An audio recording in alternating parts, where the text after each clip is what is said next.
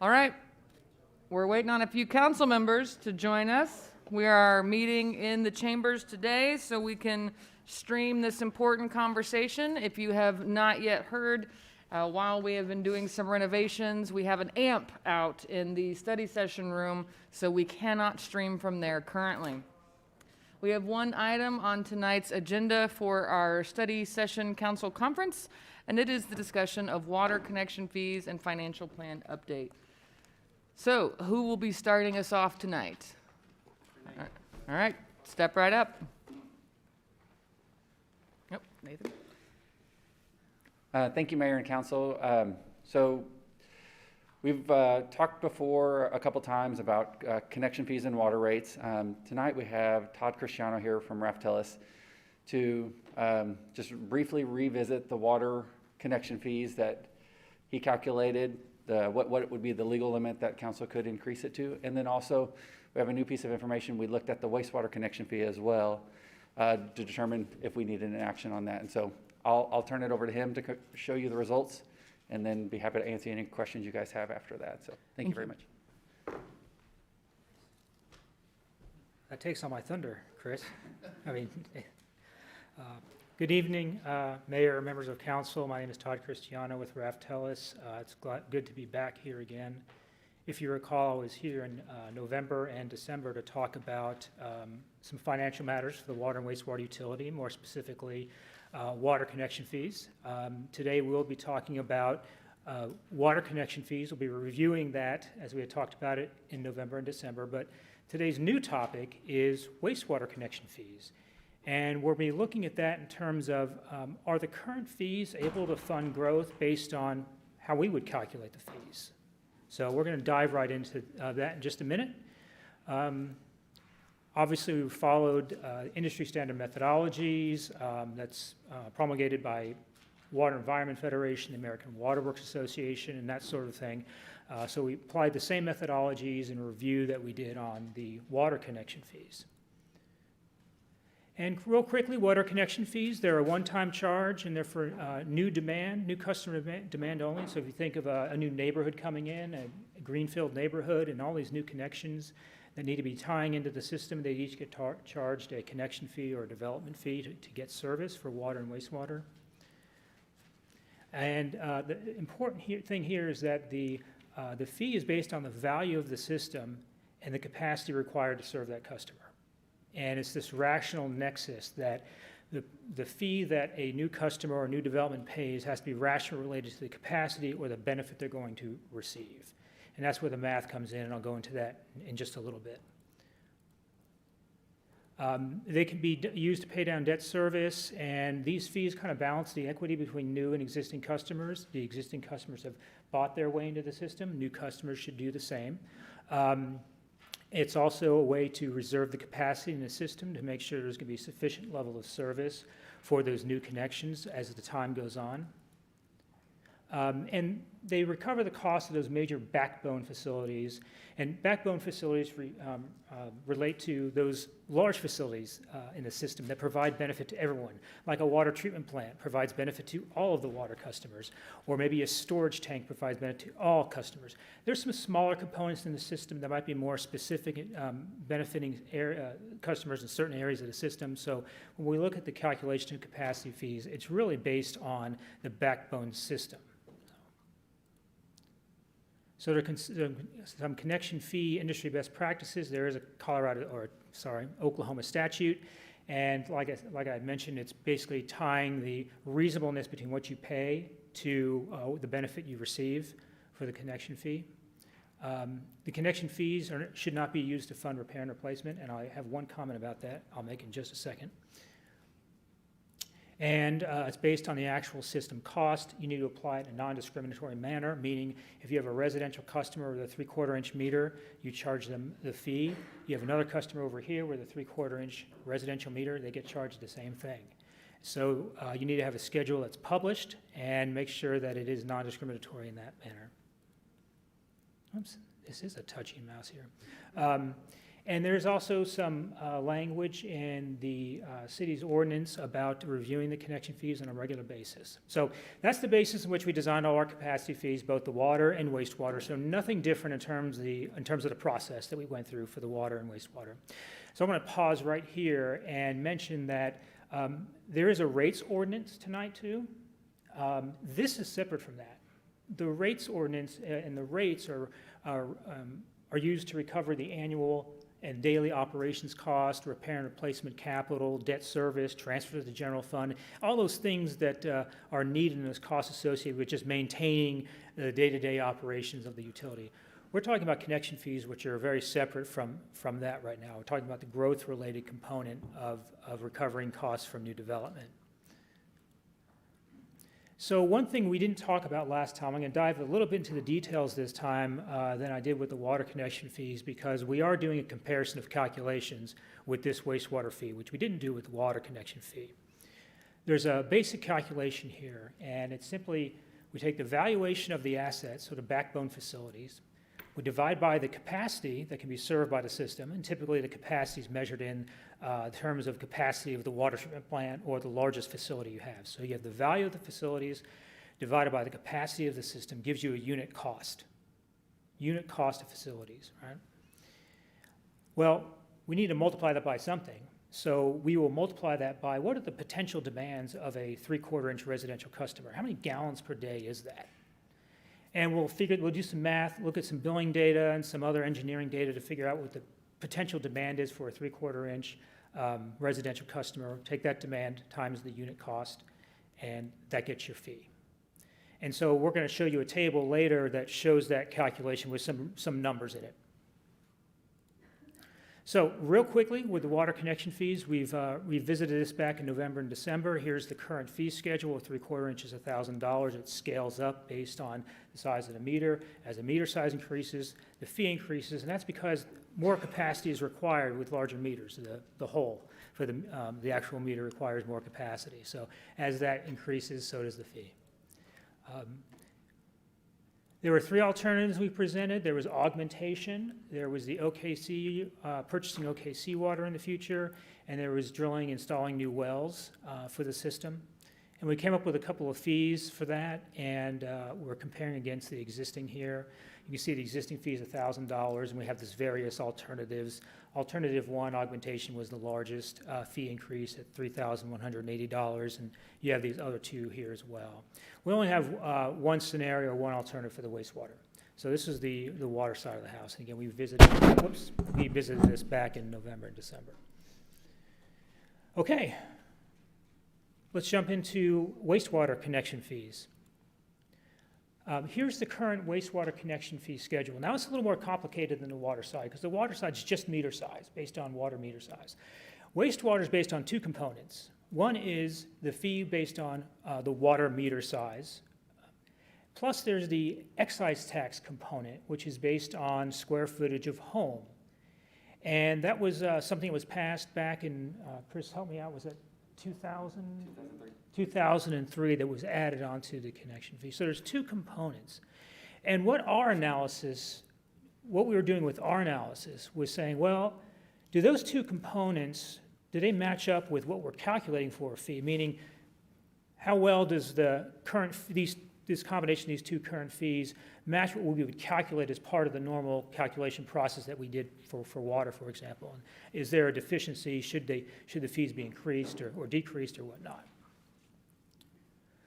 Oops. So here's what's included in the wastewater connection fee. Obviously, we look at the backbone facilities, the wastewater treatment plant. There's some large collection mains, there's force mains, there's some major lift stations, all that to convey the wastewater from the neighborhoods, from the residential homes, the commercial buildings, to the wastewater treatment plant. We also have some growth-related projects on the horizon, too. We have the North Water Reclamation Facility expansion, and we have some interceptors and recouping of some of those costs associated with that. So we have their existing assets, a few growth-related projects. That's our numerator. That's the valuation or the value of facilities that customers or new development will be buying into. So I showed you that basic calculation of A divided by B, so here it is. We've got some numbers up here. The wastewater system value is $487 million. That's based on today's replacement cost. And when I say replacement cost, we didn't do an asset management replacement evaluation going out and looking at each pump and determining the price.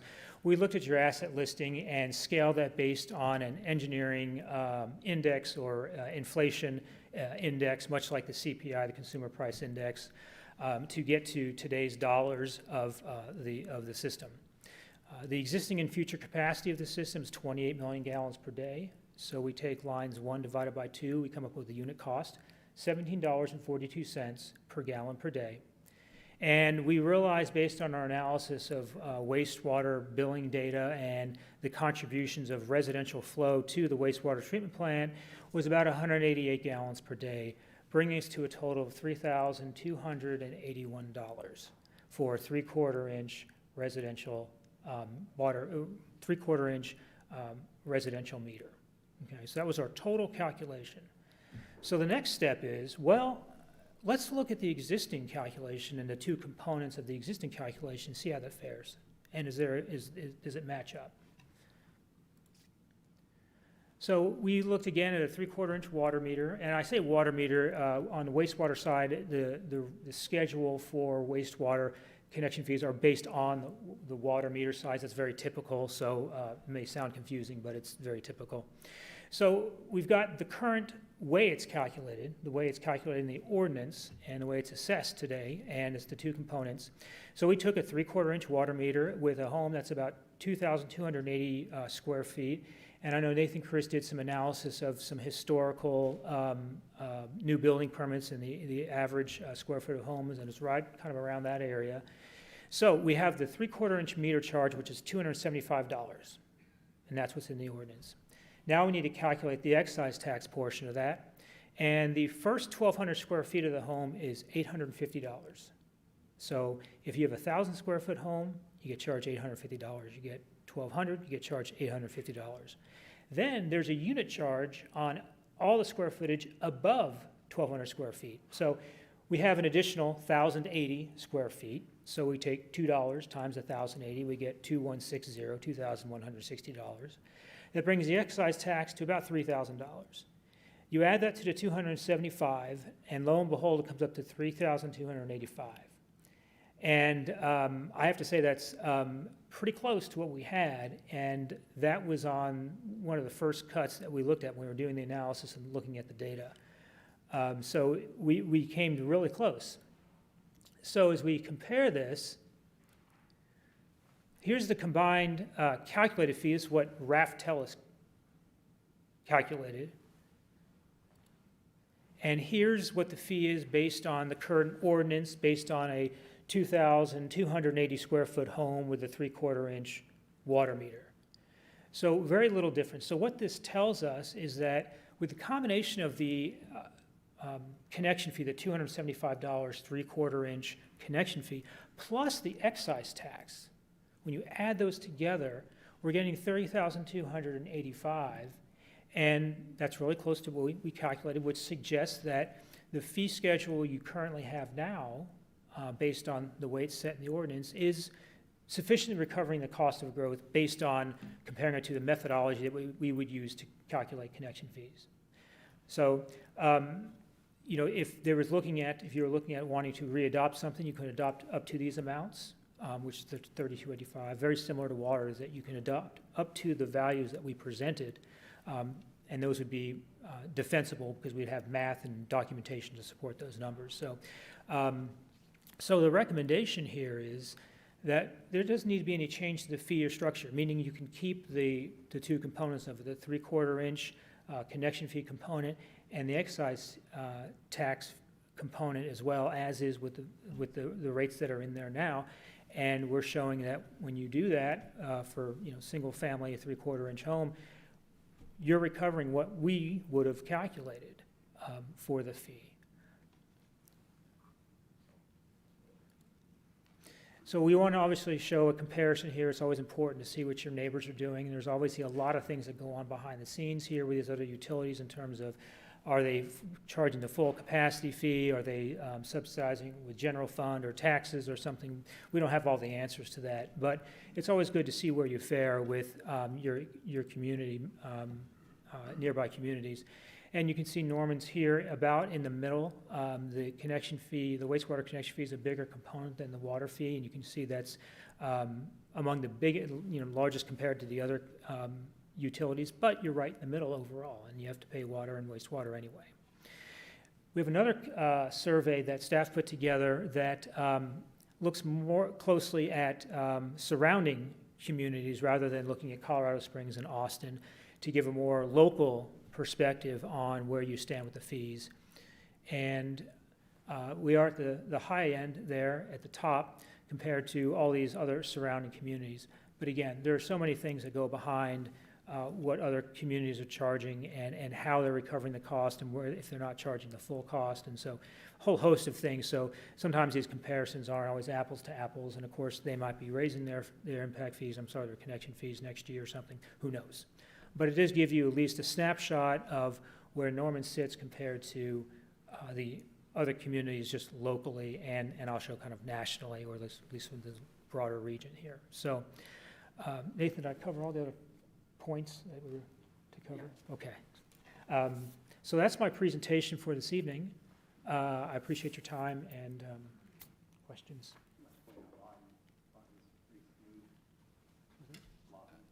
Just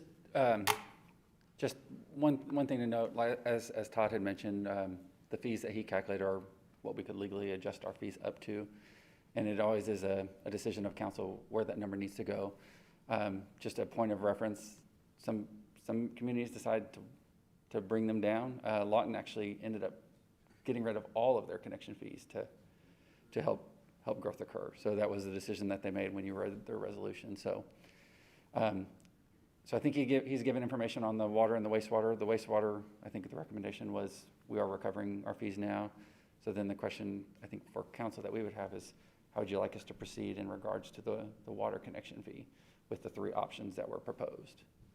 So, and with that, we're happy to answer any questions you guys might have. Thank you. Councilmember Holman.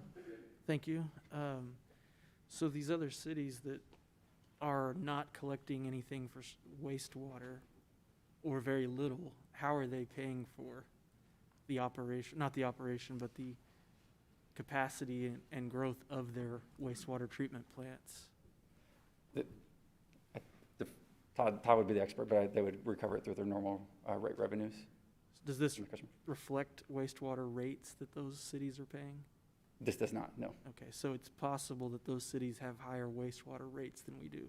Because they have no connection, their residents are paying higher prices. Yes. Okay. Interesting. And can we go back to the water suggested part?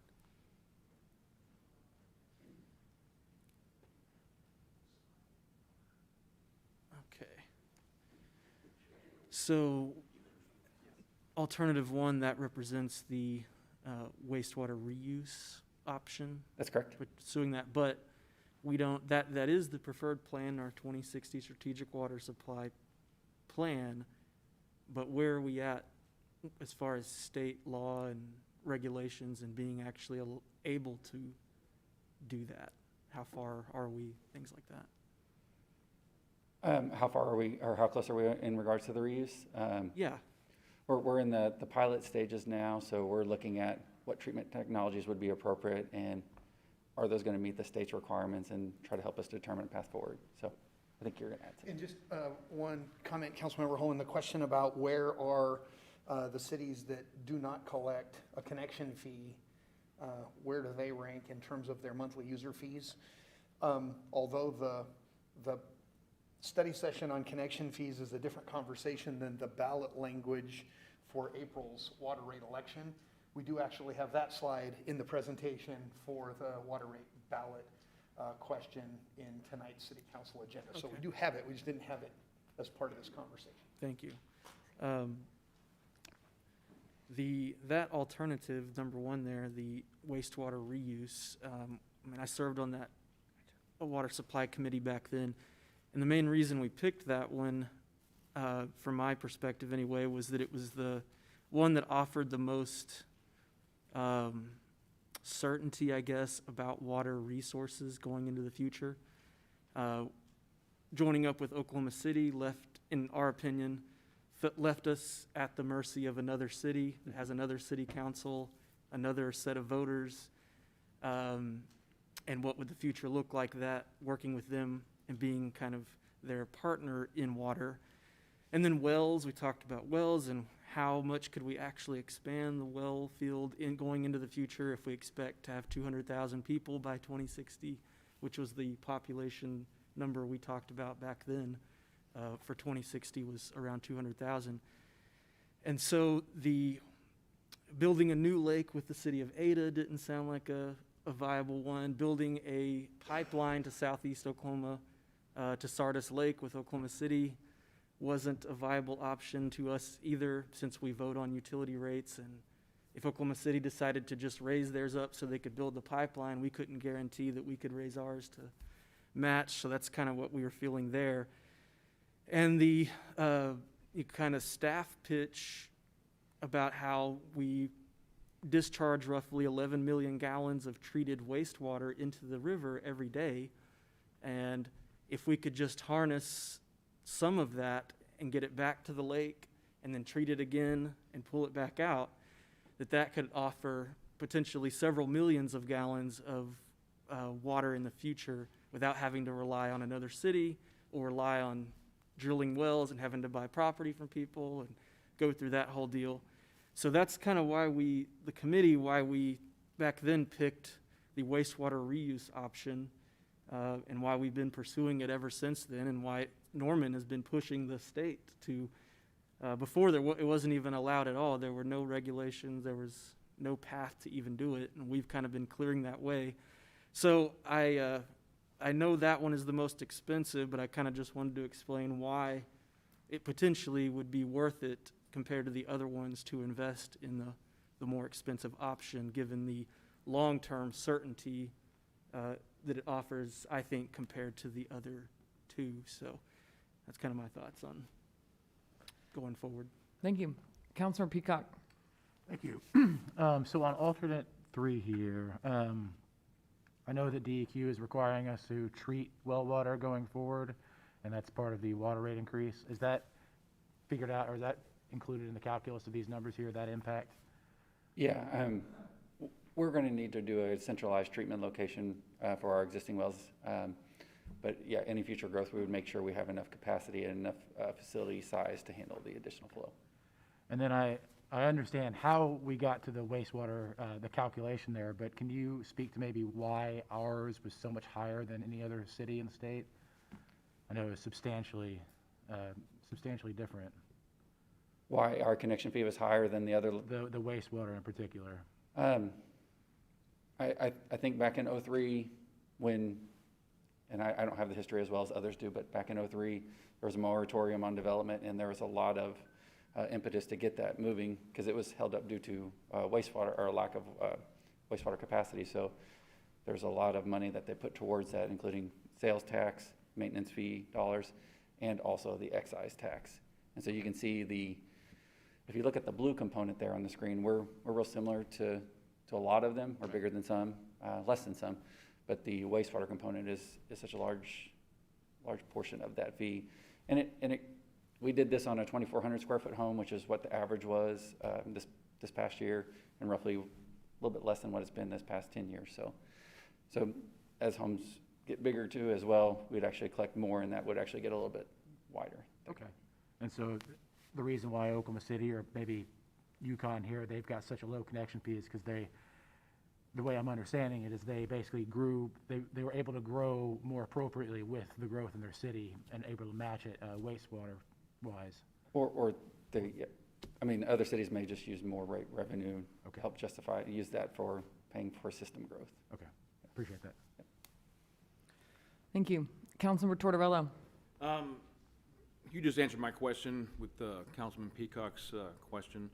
But I'm still a little wary about how we got, I know how we got here. And compared to Lawton, you said they decreased their fees, their connection fees to 0. What was the reason for that again? Was it, I don't remember the exact language from the resolution, but it was somewhere along the lines due to a depressed market. They wanted to help encourage growth. help encourage growth? Now, when we looked at these fees, when you guys looked at them also, did you look at how it might impact future growth in Norman as far as like limit growth? That wasn't part of the calculation? No. Just the infrastructure part of the, We looked at what the justifiable cost would be. I think, yeah, couldn't hear you. sorry, I think our consultant looked at what would be the cost that we could justify increasing to, but we didn't look at how that might impact our market. All right, so these current costs reflects what it would cost to upgrade and maintain our current infrastructure going forward? Not All three maintain, but it looked at what it would be for us to grow our system based on our proposed capital plan. It doesn't consider operation or maintenance. Those would be the water rates. Okay, thank you. Thank you. Councilor Foreman.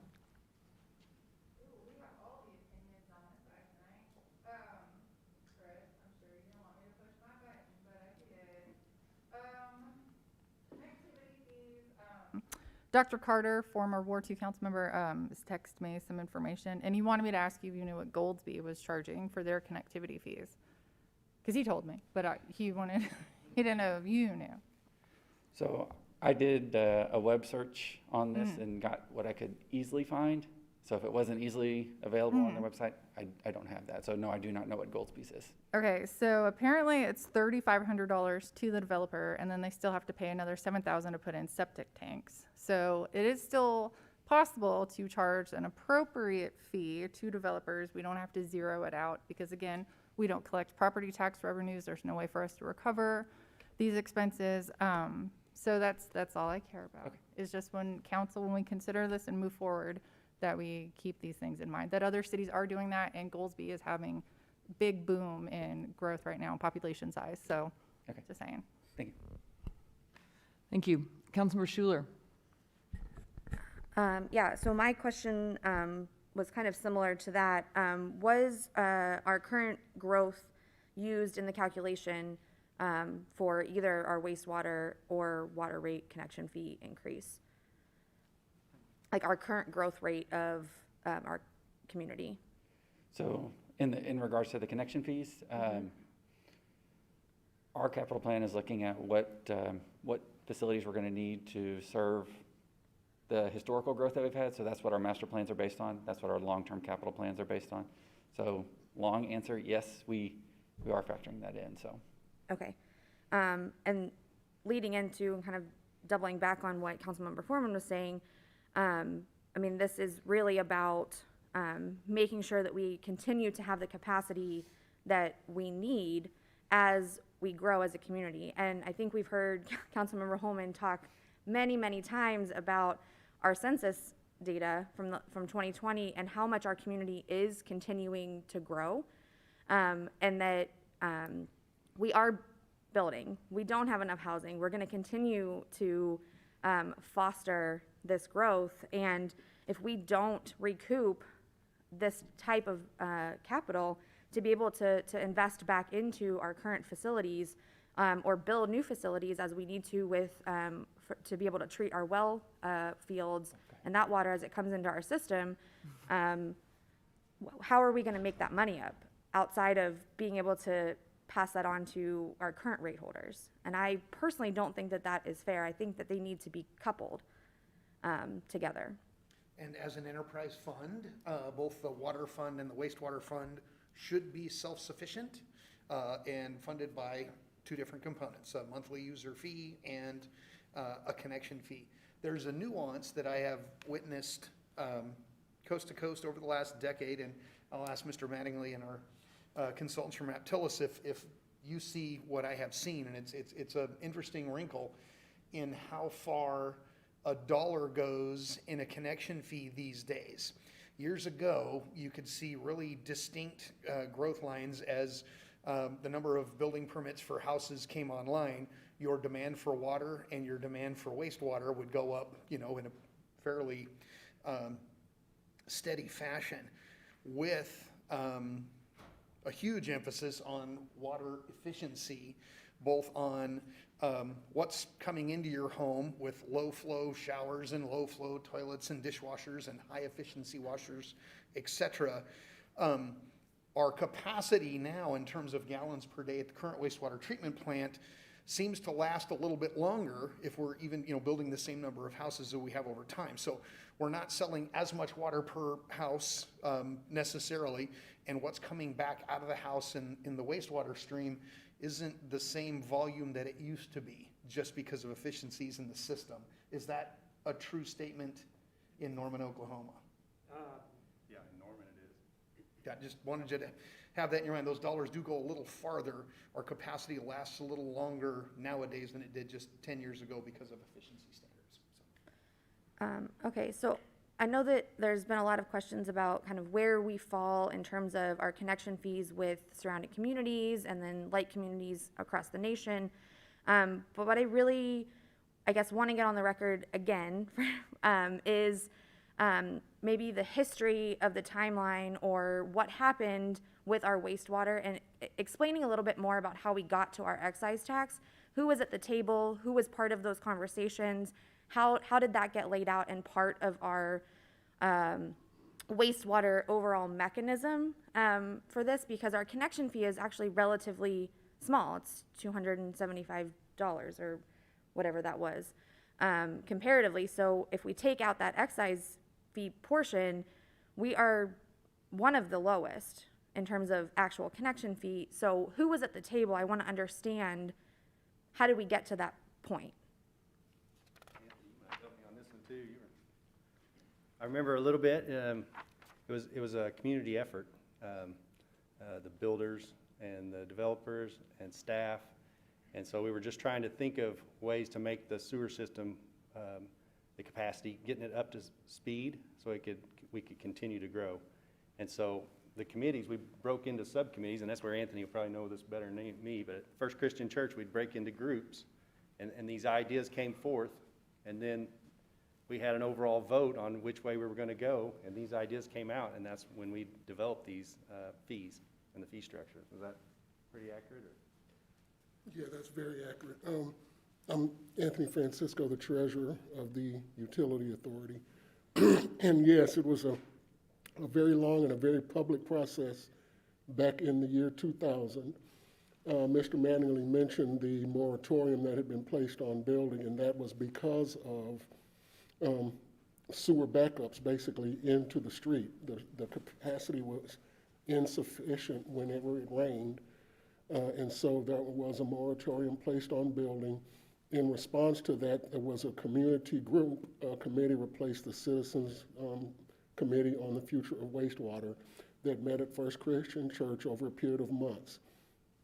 Out of that committee came the proposals that were ultimately voted on by the voters that included a 5-year sewer sales tax, and that was basically to fix the system.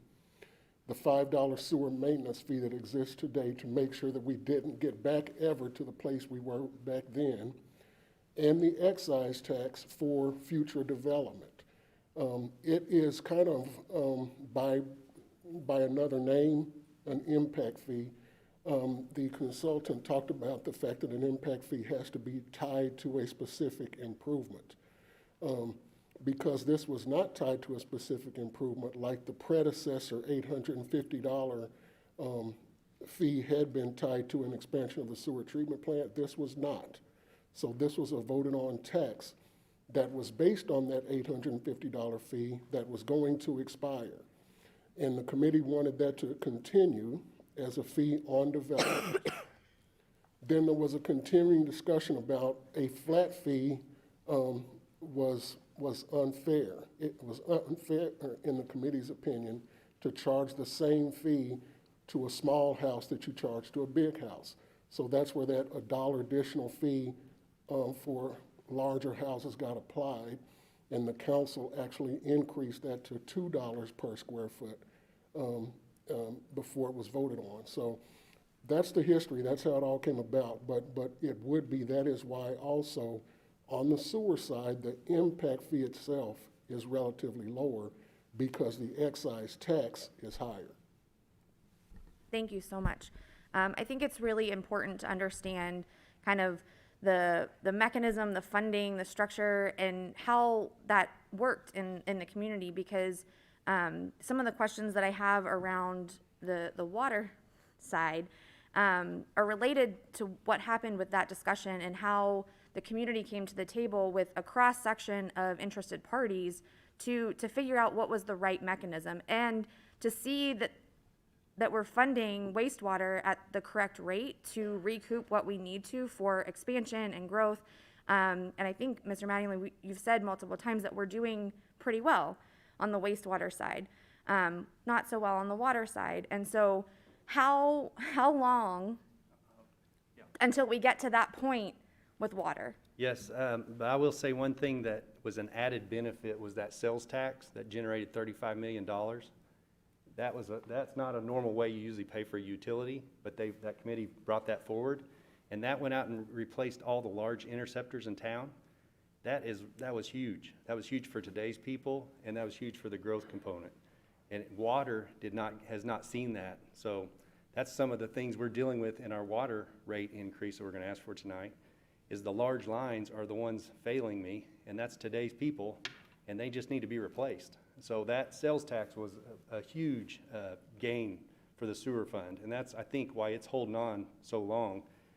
And then the growth is paying its way for any enlargement. We got the plants big enough, we can grow to the north, we can grow to the south, we're set for that. But that sales tax was crucial, and that's what water didn't get that. And then one more piece is on sewer. They did the $5 cheeseburger a month, and that started attacking the lines in the neighborhoods so that it would reduce the I&I coming into those large interceptors. We sized them all for the town, the full build out. And now the $5 a month, we're out there replacing the lines. We started with the oldest pipes first. I think we're at the 1960s or 70s vintage neighborhoods now, and we'll keep moving into the 80s. And in the 80s and 90s, we start getting into PVC pipe, which that should be better pipe. The old stuff was the Orangeburgs and the clay pipes and the metal pipe in some places, but we replaced all those, and now we're moving into the PVC, so the sewer's looking good, you're right. So, but water, not as good. Yeah, so I mean, my question is how dire is it? And, at one point you had a moratorium on building because of how much we needed to figure out how to pay for this infrastructure and the upgrade and securing our wastewater. And so where are we in terms of getting there with water? So on water, two issues. For the growth portion of water, right now we have a little bit of extra water to provide for new homes coming into town. When I first started this position, a year and a half ago, I gave a speech. I was thinking the wells, they were costing, I tallied it up about $1,500, I believe, for a connection fee. I thought was fair, and that would pay back that recent 9 wells we just drilled. So I was just trying to figure out a cost, if that's coming in the door, the $1,500, which now Reftelis went through it, and he found more in there, and he said, actually, it needs to be $2,000. So I trust his numbers better than mine. But it could be charged up to that. That will give you that ability to at least, if we have more neighborhoods coming into town, we could go drill 1, 2 wells. Those are nice ways to move that up and still have plenty of water so we can continue to grow and provide for these neighborhoods. And the reason we showed the 3 scenarios was because you asked about the lake. It's not guaranteed we're going to get to augment the lake. You talked about Oklahoma City having another council. I mean, we want to, and we're trying really hard, but Del City has a council and Midwest City has a council. They share the lake with us, and they're not into it yet. First they said no, and now we have a group that's watching over our pilot plant, and I'm trying to show them, hey, this is an opportunity for you. You might want to see this because we're going to do good things for the lake with the water that right now we're sending it to Eufaula Lake. So why not put it in our own lake? But I have to make that case, and they have to come on board. If they choose not to, they'll cut us off from being able to put that back into Lake Thunderbird. And so that's why I asked Todd, I said, okay, so we probably ought to look at, if we continue on that path, what's that cost? Wells, I know I can go drill wells in the interim, and that would still keep us enough water so we can continue to grow. Or Oklahoma City is sitting there with a 5 million gallon. I could add to that too, and I know it's expensive price per thousand, but it's sitting there ready to be used. And so we asked him, what would be the payback? Because when we built that in 1999, our people built that and paid for it, so what would be the buy-in from the new growth to buy into that? And that's where he got the little larger than $2,000 number. So we just kind of wanted to see all three of those, give them to you guys, because as you see, other councils don't always charge the full amount that you can charge. They sometimes want to promote growth in their communities. So Oklahoma City, I know their number is bigger than what they're charging. They choose not to charge that full amount, and so now that's upon us in Norman. How much do you guys want to charge? And still encourage growth and I don't know, make that team effort or, you know, the buy-in so we're all on the same page. So. Yeah. I don't really have any more questions. I think that as we consider, you know, a rate increase, and since that does need to go to a vote of the people, that's special in Norman, and it's not something that we can just do by, you know, a stroke of council. I really am very interested in what happened many years ago, in 2000, with this conversation that really was born out of having many interested parties at the table around, you know, figuring out what was the right mechanism to basically be able to, you know, have developers and that community pay what they thought was fair, and then also be able to keep our rates as low as possible for our rate holders as well. And I think it's a real balancing act, and I think that that's what we're trying to do. That's what I'm trying to do as a council member, is make sure that it's fair and equitable. And so I think that we can't uncouple these. Yes, I understand they're different funding streams and they're in kind of two different buckets, but they're part of the same conversation, and I don't want us to separate them, because I think that we go to this vote in April and we haven't talked about this. I'm concerned that our public will not be for increasing rates if they don't see something on the other side for connection fees. So I'll leave it at that. Thank you. Councilmember Lynn. Probably more of a statement. I just look at that big black line, and it's way bigger than everybody else's. Around here, we talk about growth in Goldsby. Other places, Lawton's done away with it, said for growth purposes. I'm just worried that we're going to stymie growth in Norman. And we talk about affordable housing all the time, wanting to get housing first. These fees, developers are not going to eat these fees. They're going to be passed on to the end user. So that comes out in the price of housing. We got to get this done some way. I just don't know if we're already that high compared to our surrounding cities. I don't know what we're going to do to encourage people to say, hey, come here. People are booming in other places. We've already made it difficult enough for people to build here. We turned down, we wanted some connection fees. There was 140 plus houses that could have been built in Eagle Cliff. We didn't do that. Now we're in a lawsuit about it. I know we have to do something, but tagging on these, it's restrictive to growth, I do believe. Whatever we have to do, once again, our water fees are so low compared to everybody else. I think that's where we have to aim. That's what you're going to get. When you do this, you're going to just create calamity. Why would you want to come build here if it's going to cost you $1 million more up front when you're building a housing addition? That's not just chump change. It's a lot of money to a lot of people.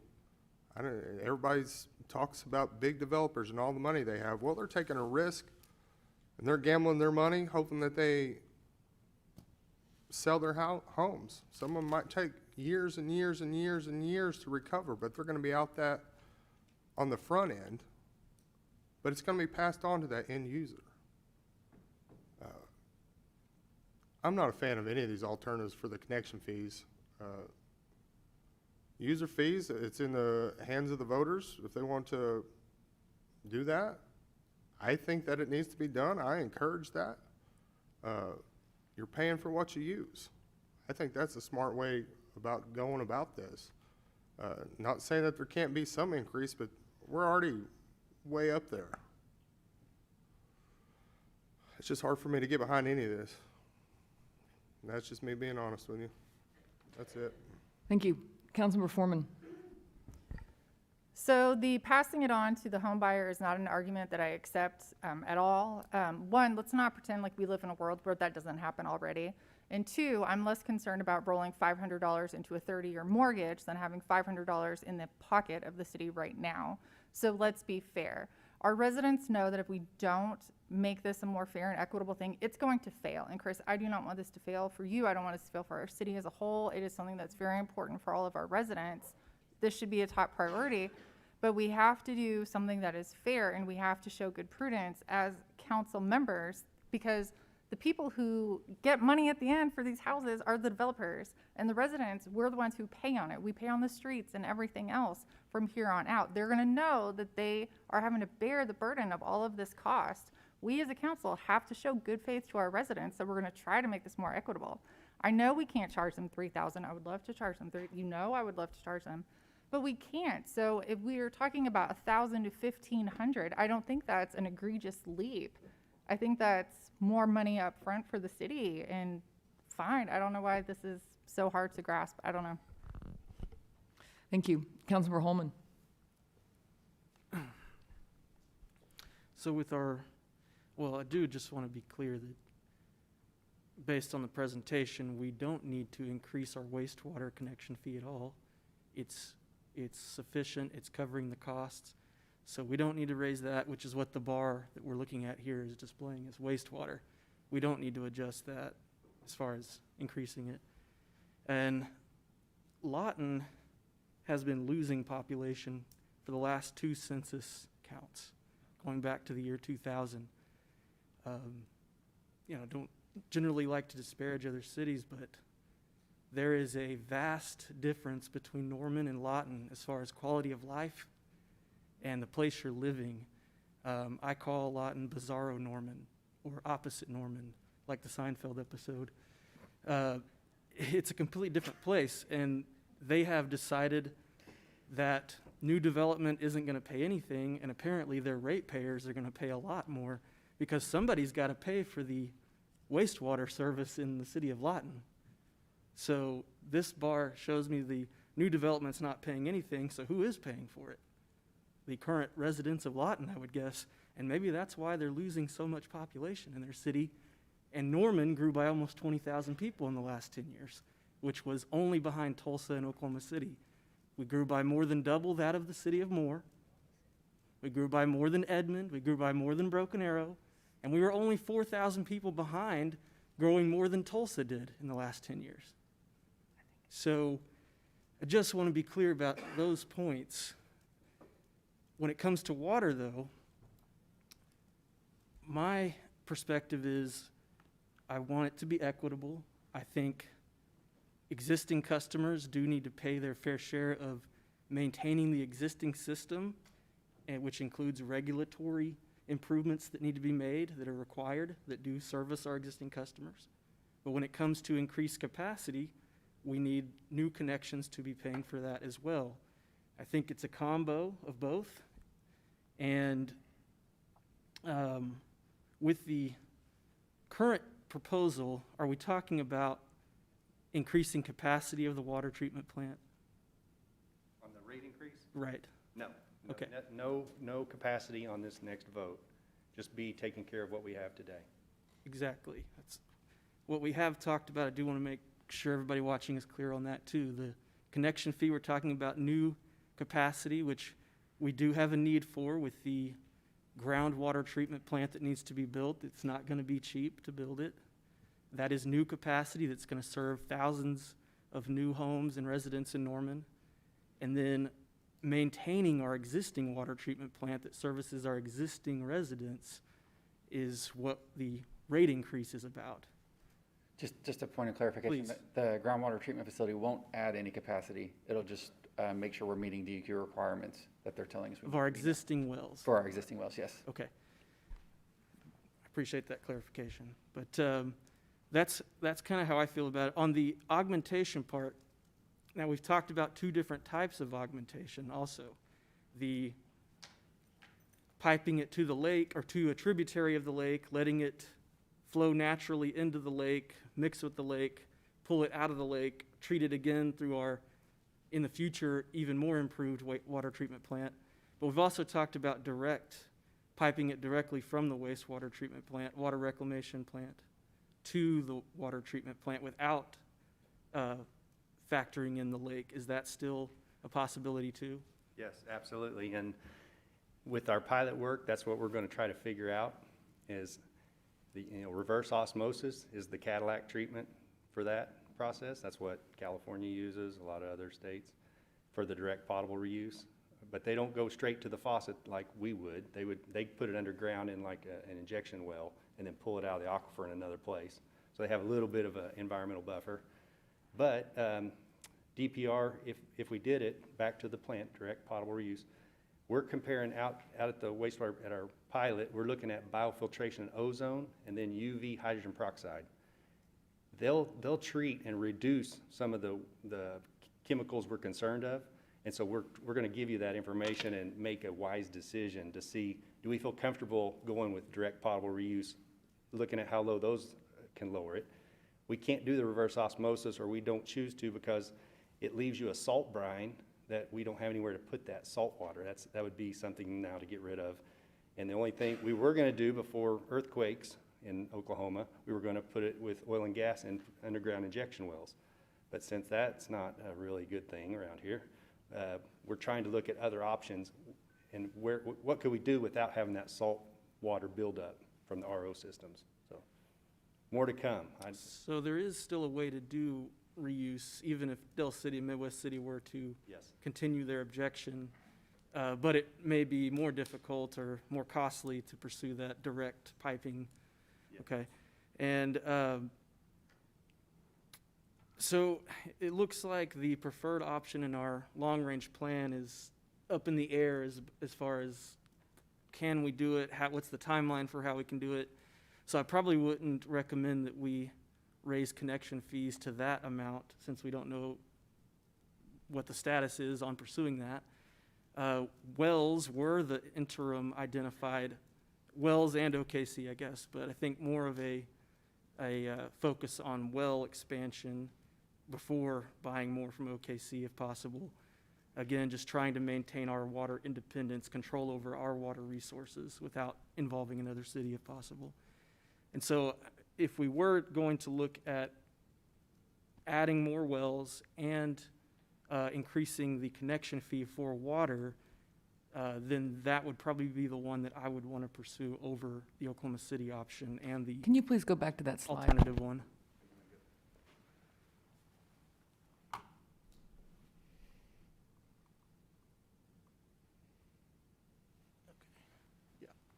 Yeah, like I said, the alternate one is I think the long-range goal still of the city, but there's other factors that are maybe beyond our control and time period. So maybe we shouldn't just jump up and raise the connection fees to that right now, since we don't know if we're going to be doing that. And then the wells part, I think for $140 more than the OKC one gives us more control over our own resource than getting it from Oklahoma City. And I know it may not be as complicated getting it from them as it may seem, but just kind of, if we can maintain control of our own stuff at all possible, would be the preference I would have. So if we were going to look at raising connection fees and we show that we do need more capacity for it right now, then that's the alternative I would want to go with, is number 3. But Chris, are you planning to add more wells this year or next year? Or? Not currently. I was hoping to make this water rate increase focus on today's needs, fixing what we have and securing that well field that we have now, because if we don't disinfect, we're in jeopardy there. And then in the future, we would have to come back for discussions to figure out where is our next growth coming, and hopefully we'd learn more, because I do want to augment that lake if we can. That's a nice, sustainable solution, but we need more information, a little more time to make a wise decision on that. And to Councilmember Holman's point, council can take this action whenever council sees fit. This isn't tied to an election date or anything, so this one is much more controllable by council, and you can tie it to actions that Mr. Mattingly may bring forward to drill more wells or advance the pilot project to the next step, or new alternatives that may present themselves. So being in that unique space in Oklahoma where all the other councils on that list, they get to control both of those at the dais, and you only get to control this one at the dais, and the other one has to go to the ballot. To Councilmember Holman's point, yeah, you can take this action whenever council deems necessary. So that's your control. And would you say, maybe for Chris, if someone builds a average size house right now, today, is the connection fee they're paying covering the cost of the capacity that we currently have, that they are needing to use? Well, based on our calculations, today's fee is not recovering the cost capacity, and that's hence the reason for the larger fees for the additional growth-related projects. Okay. Well, I'm trying to, I guess, find some balance between if we're not drilling any new wells this year, we're not adding any new capacity to the system with the treatment plant or wells or Oklahoma City, how could I justify raising the connection fee for new growth if we're not adding any new capacity right now? Is that making sense there? Yeah. Okay. I'll take it. Answer. We're supposed to review these fees ever so often and just see, are they within par? And usually the professionals are supposed to come in here and say, you could justify raising them up to this amount. And then again, it comes down to us saying, do we want to raise it up that amount? Or do we feel comfortable where they're at? And try to get everybody's input and set it where you want to put it. I mean, So it's just a decision we have to make. But So the minimum it should be, for right now, to pay for the cost of the capacity right now, the minimum would be $2,010? that would get us Oklahoma City. If then I could bump up Oklahoma City and they'd be recovering all costs for the Oklahoma City connection. And that would mean that a new house being built today would be paying the cost that it takes the city to provide that new Yes. capacity to them. Yes. Okay. Because I just want to make sure, because I don't want to raise connection fees for growth if we're not adding any capacity. But I do want to make sure that whatever the cost is of new capacity, we are recouping that through connection fees or some other way. But that's kind of where I'm trying to get here is, are we collecting our costs? And from what we've talked about for years in this discussion, many cities do not recoup the cost that they incur to provide these services. And I'm definitely someone that believes that the government is not in the business of providing services to make a profit off of them. They're there to provide these services even if they lose money sometimes. So there is some consideration to that, I think, that has to be given. We provide a lot of services that don't make any profit. The fire department doesn't make any money. Police writing tickets doesn't make enough revenue to cover the cost of operating the police department. So that is something I want to consider too. But I do agree, I don't think our current residents should have to pay more for new development just so we can have more growth. That shouldn't be on current residents' backs. And at the same time, I don't want new people coming to Norman to have to pay a really high admission fee at the same time. So finding that balance, I think others have mentioned as well, I think is what we've got to try to identify here where that is. I appreciate the information, Chris. Thank you.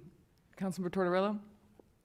Look, I'm just looking at this from a common sense point of view that, we need to make this fair, and we can't put this on the back of the developers. I mean, look, in Norman, they bring the water, they bring the sewer in Norman. Comparing them to Goldsby, I mean, it's all private wells and septic tanks out there, and their fees may be a little higher or on par with Norman, but they have no infrastructure. I mean, that's the truth. They have no infrastructure, so they're paying for the infrastructure. I think this game we're playing about picking winners and losers and pitting people against developers in the city, it's not a way to do this. I don't think the people would like to see that. All we're doing is putting a sign up that says Norman is not open for new development. If we want to bring in affordable housing, jobs, tax base, you know, that sales tax revenue that's so important to us. We need to keep the barrier low. Right now, we have the highest fees, connection fees in all the metro areas, all right? Excluding Goldsby, because I said they have no infrastructure. We don't want to put that out there to say, don't come to Norman. We don't want developers here. I mean, we can make this up with new housing. If we keep the barrier low, the connection fee low or moderate, I see a need for an increase, but not this much when we have the highest connection fees in the metro area. Look at the multiplication effect. You know, we have more people move here and more houses, more rooftops, that generates more sales tax revenue. I think that we need to go back and look at this and just keep the fact out, this is not between us versus them. It shouldn't be that way, and I hear that a lot, that, you know, developers make the money in the end, but they're also putting up their own capital, all right? But they're doing sidewalks, they're doing parks, and don't forget, they are bringing water here in Norman and in Moore and Edmond and Oklahoma City to these developments. So it's not like they're not doing their work. So I just want us to go back and look at just be realistic with this, and keep in mind that, you know, we want to grow, and the projections will show us growing. But we don't want that sign out there saying, hey, don't come to Norman because, you know, these fees are just gonna, you know, it's too much. And we should look at all factors. Connection fees will be passed on to the consumer. That's how it works, okay? So no matter what you charge the developer, at the end, the consumers are gonna pay for it. If they wanna live in Norman, they're gonna pay for it. I'm just saying we shouldn't have a high barrier and put out the vibe that we just don't want developers to come here because they're making money. That's not the truth. We're all making money. We want jobs to come to Norman. The more people we live and have and build houses for in Norman, the more businesses will come back to Norman, which means, again, the bottom line, sales tax revenue generation. We want as many people here. So I'm just cautious that, you know, we're having this conversation that we look at this on a level playing field and be fair and not pit developers against the city of Norman. I think that's a bad play. All right, thanks. Thank you. Councilmember Peacock? Yeah, so kind of along those same lines, you know, I understand that we do need to keep up with demand and we do need to recoup those costs, but in today's environment, when we're able to collect sales tax from online purchases, rooftops have effectively become, you know, revenue centers. And for me, the question kind of comes down to, you know, do we value the $1,000 increase on a connection fee, the one-time fee, or do we value the, you know, the sustained sales tax collections over the life of that property? So I just, you know, I agree that something needs to be done, but there needs to be a balance, and I just want to make sure that we are not doing anything that's going to disincentivize growth. Again, there needs to be a balance. Just want to make everybody cognizant of that fact and that we are fully aware of it going forward. Thank you. Councilmember Schuler? I kind of wanted to talk a little bit about what Councilmember Holman was talking about in terms of thinking about what we're doing with building capacity, and if we are, and thinking about how we raise connection fees in coordination with building capacity. And I understand where his logic is coming from with that, but I also want to make note that we've been charging this same connection fee for the current capacity that we are producing, and it is not paying for the capacity that we currently are operating under. Is that what I heard you say? Like, it's not, we can't, I'm trying to understand, like, I'm trying to reconcile this in my brain of, if we raise the rate, are we raising it because we're building capacity, or is us charging this connection fee or this impact fee not allowing us to build capacity because we're not recouping enough currently as we expand with new houses? I can't remember the exact year. 15 or 16 is when we raised to this $1,000 mark. So this, before that, it was lower, 550. It was a lot lower. I can't remember what we went from, but we stepped it up into 2-year when we looked at our connection fees for water. And so probably back then it wasn't terribly off. I'd have to do some calculations, but Today, with Todd's calculations, it's not keeping up. But another thing it's worth mentioning is, as far as our total capacity for Norman, one of the reasons it's gotten tighter is really not because of growth using it up. It's because we've had some unfortunate, we've lost wells. I always tell the story when I started at the water plant in 2005, we had 31 wells. Arsenic rule came out, we lost 16 wells, we had 15 wells. Today, we got it back to 31, now we're at 41. So that was 2005 to now 22. In 17 years, we've only gained 10 wells. The lake, the firm yield of the lake has gone down on us. When they started studying, and we need more water in the lake, so that supply is going down. So we've just had some unfortunate luck, I'd say, on that. It wasn't that we grew so big we used up all that supply we had. We just had new calculations show the lake won't supply that, and we lost wells due to rules, quality rules. So I don't know where I'm going with that, but No, yeah, that's sharing really, that. that's helpful for me to understand in terms of like how we think about what we're charging the connection fee for and how we're building capacity in the future, and where that money is really gonna go towards. So that was helpful. And I think another thing that I wanna say is, just because we're having a discussion about what is the right balance to strike with how much we're going to put on the rate holders and how much we're going to charge in, impact fees or connection fees, doesn't mean that we are anti-growth or anti-development or anti-business or any of those things people want to paint. It's because we want to do our due diligence, and because we want to be sustainable. We want to think about growth in a constructive way. We want to protect our most valuable resource in this capacity, which is water. And I think having a robust discussion about this this is where we do that, in a public forum with people that need to have a seat at the table. And it is our job to protect our residents from that, and to ask everyone to pay their fair share. And so I don't think that this really should be a conversation of pitting, one entity against another. It really is about what is going to be the best for all parties involved. And so I really don't like to have this conversation around, us versus them, and to say that, to perpetuate this narrative that Norman is anti-development. I think that statement needs to die. And what we're trying to do here is, I think, make it fair, make it reasonable and equitable. And I think we need to start working together and not against each other for this type of thing. Thank you. Councilmember Hall? I think this has been a really interesting and informative discussion that we continue to add to as we come back and visit this over and over again, and I couldn't agree more.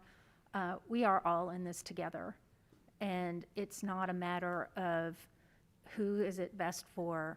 We are trying to do our job in taking care of our most precious resource and how to serve our community, and I think that's what we're here for. And so what I heard loud and clear was that today's fee does not cover the cost of the capacity. And that is from an expert that we have asked to come in and do this analysis and, trust their recommendation. So I do think it is about balance. And I think we do have to face the fact that we have been unsuccessful at convincing of our community of a need for a stormwater utility. We've been unsuccessful at, convincing our community of all of these needs. And so we're getting ready to talk later about a water increase rate that I think we all are in favor of and understand the need for it, because we can't keep doing what we're doing without raising it. And I think this is the same conversation. So, did I hear you say that the last time this fee was raised in 2015? Yeah, I'm bad on memory, but it's 15, 16, 17, somewhere in there. We did a two-stage. 16, and then we did it again in 17, Okay. I believe. 15 and 16. And the water rate increase was in 15. 15. Yep. So that does appear that there was some action, I don't know directly related or not, but They we weren't had- related, but it was kind of like, again, we were trying to build team and say, hey, we'll kind of maybe up Yeah. our connection fees at the same time, and let's go out and maybe up our water rates. So it was kind of the, everybody pitch in Right. concept.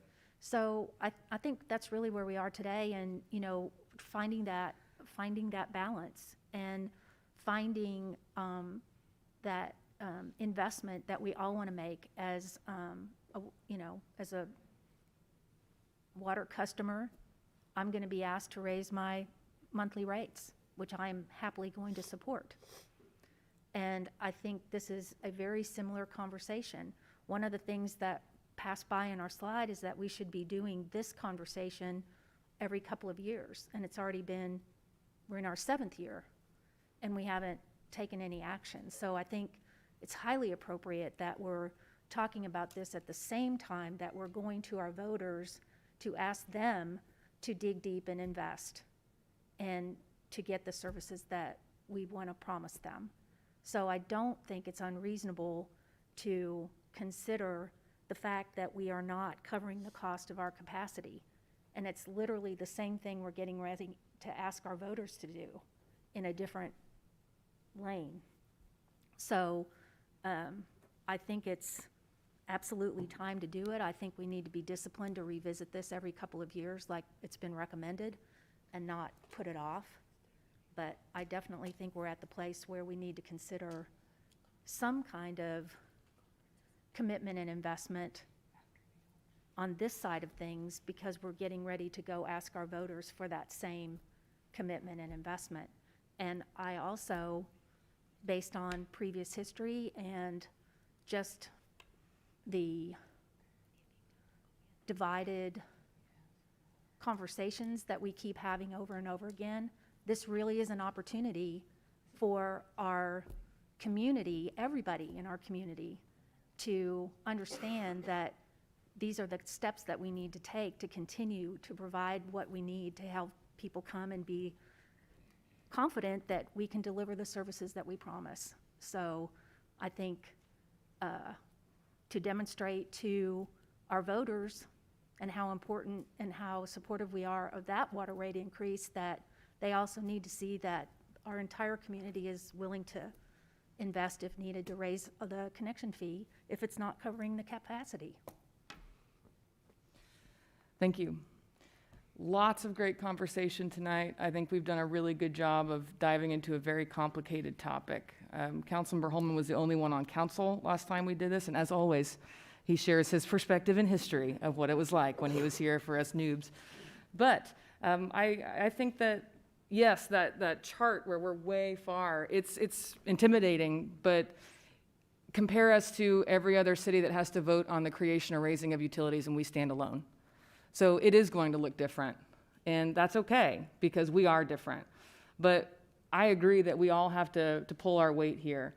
And I also love Councilmember Holman's point that it's hard to jump to any of these proposed augmentations when we're not making that augmentation now. But as we've just covered, and as Councilmember Hall just said again, we are not covering the cost of new development currently. I am not going to ask residents to pay for an increase when we're not asking everyone to pay for an increase. So it seems like that seems to be the direction we are moving in. However, we do not have to make a decision tonight, and we're certainly not going to make one in 15 minutes before this next council meeting. So we do have study session opportunities available in February. What I would like to do with staff is ask for a public meeting, not for us, but for residents to understand how unique we are, so we can educate them and also continue to get feedback as elected representatives before we have this again in front of us at a study session in February. I'm currently looking at February 22nd. Hopefully that will give us time perhaps on a Monday to have this kind of opportunity to again work with our residents, show them how unique we are, and continue to get feedback also from our developers, because we're all in this together. We are certainly not anti-growth, but I think you could argue we are smart growth and responsible growth in the city of Norman. Councilmember Studley. Would it be possible, whenever you guys come back in February, that we add not only just the connection fees, but what does it look like for those consumers in those other cities? Like, what is Lawton paying on their water bill compared to what somebody is paying on their water bill, those kinds of things. So I would like to see, because it all, when you put it together, matters. I'll steal my own thunder, but it's my last slide of the night, tonight, when I show, it's a lot of the same cities, and we're right now the lowest, actually. Okay. So, and Very we're gonna move to second lowest, 14 cents behind Ponca City. So we have very affordable roads, and that's for your water, sewer, trash, the full package. Thank you. And that is something that needs to be pointed out for sure. We need to look at the holistic approach to how we pay for water in our community. So let's keep diving into it. Councilmember Hall, did you have something else to add? I'm sorry, I just had a question that I forgot to ask that I think may inform the next step here. Sure.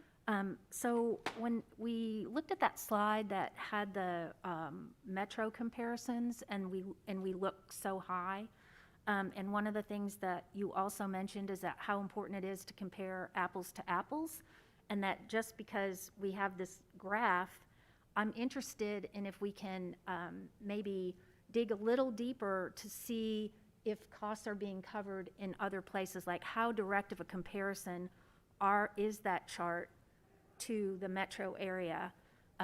Because at least what I heard was it's possible that we're not comparing apples to apples, and there may be other, other ways they're recouping costs. Does that make sense? I think, look at my graphs tonight, I'll show those, and you'll see Okay. if we're low on connection fee, the other cities, they're getting it somewhere. So you can see where you fit. You're either Okay. getting it in the connection fee, in the base fee, or the per unit cost. Okay. And everyone's different. Thank you. So it isn't apples and apples. Yeah. Okay. Thank you. All right, great conversation tonight again. I appreciate everyone's perspective and civil dialogue for a very complicated topic. We will continue this on February 22nd. Stay tuned for the announcement of opportunities to educate the public on this continued conversation. Study session is adjourned. I will see you in 10 minutes.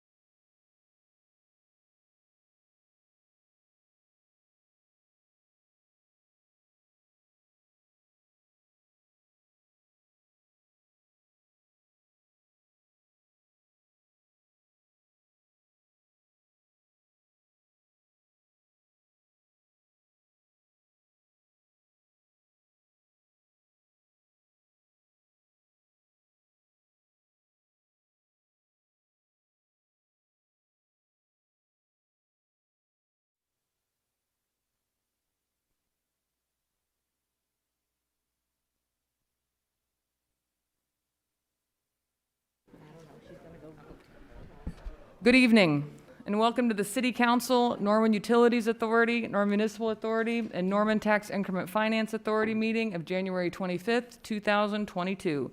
Madam Clerk, will you please call the roll? Councilmember Studley? Here. Councilmember Schuler? Here. Councilmember Lynn? Here. Councilmember Hall? Here.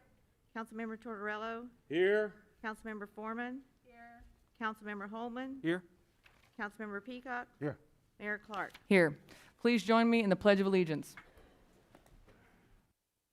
I pledge allegiance to the flag of the United States of America and to the republic for which it stands, one nation, under God, indivisible, with liberty and justice for all.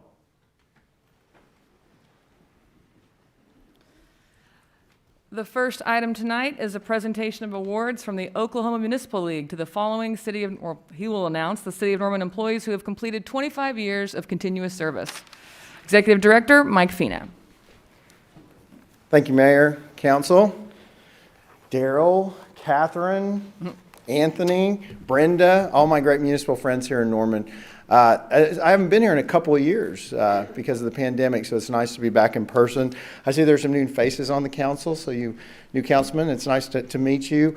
Just know that you have a lot of resources at the Municipal League to just help you do your job the best you can through our legal services, our inquiry service, our legislative service, our training, and the list goes on. So please use that, and I see a lot of our friends that serve on our boards, the mayor, Lee. Thank you for your service, not only here in Norman, but statewide. Norman is a voice and a force for all municipalities, so I just appreciate everything that you guys do. So tonight I'm here to present 25-year service awards. Those of you who have heard me before, you've heard this, but since we have some new faces on the council and there's always new folks in the gallery, I don't like to use the term municipal employee. I like to use the term municipal professional because when someone gives 25 years of their life to a career, that's a professional. And so I just encourage you as you talk to our great municipal professional here that you embrace that term as well. So I want to tell you something really cool. I've done this for 5 years where I get to travel the state and hand out these 25-year service awards, and I'm on a pretty good hot streak with this. That it doesn't matter what size city or which community I've been to, I always get to hand out one of these to either a police officer or a firefighter. And it just shows how dedicated our public safety professionals are to our municipalities and keeping our community safe and our families safe. And I think that deserves some accolades when you give that much of yourself to your community. So if you guys would help me just thank our public safety officials.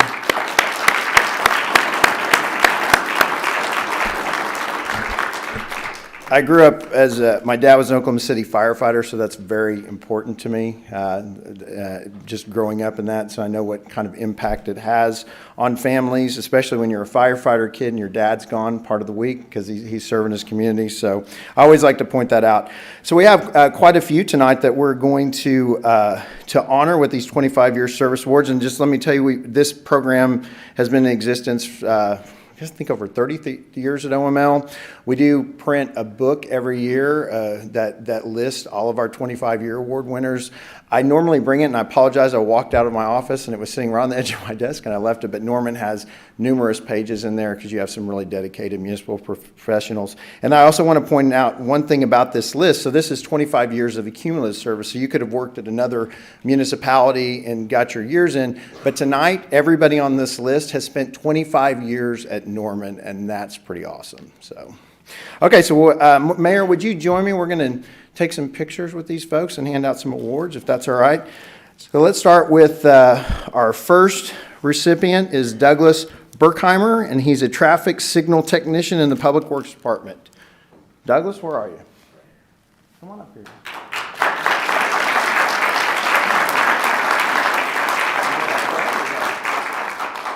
There's your certificate, and then we got this great pin for you. Why don't I put you in the middle? Okay. Congratulations.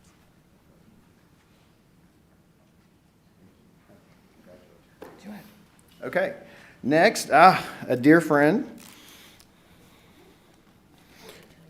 Do what now? Oh, would that be easier? I think I can see. Oh my God, Norman is so bad. I've been in a lot of city halls. I've never seen that happen, ladies and gentlemen. That's pretty impressive. So now let's bring up a friend. I'm saying my friend Anthony Francisco. Where are you, Anthony? There you are.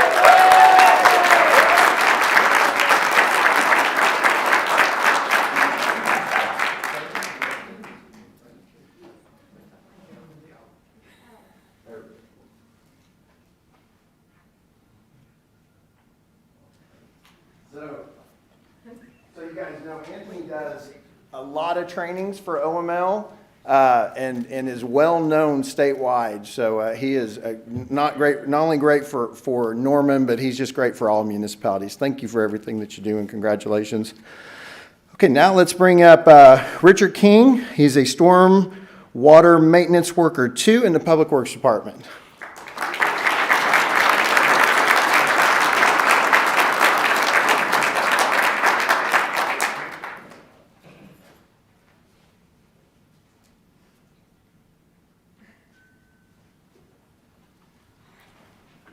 Oh, this next one's special to me too. Also, let's bring up the Chief, Travis King from the Norman Fire Department.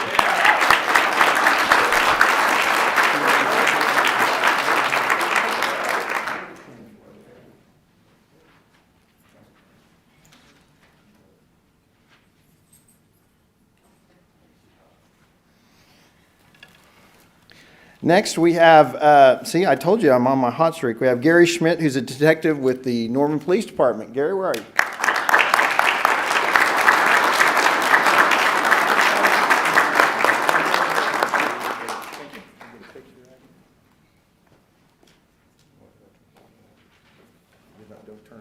Yeah.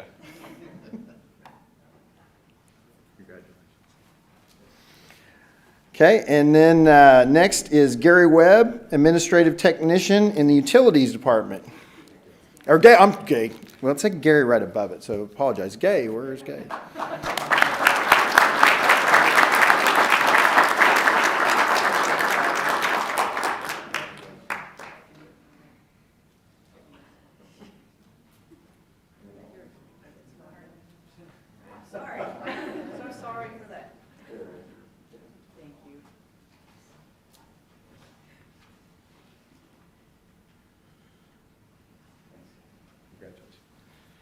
And then finally, we have Matt White.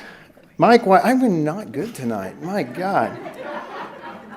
There's a mayor, Matt White, and my mind went right to there. You're in Norman, honey. I'm in Norman, not El Reno, right? Mike White, Fleet Programs Manager in the Public Works Department. I can remember Mike. I mean, that's not...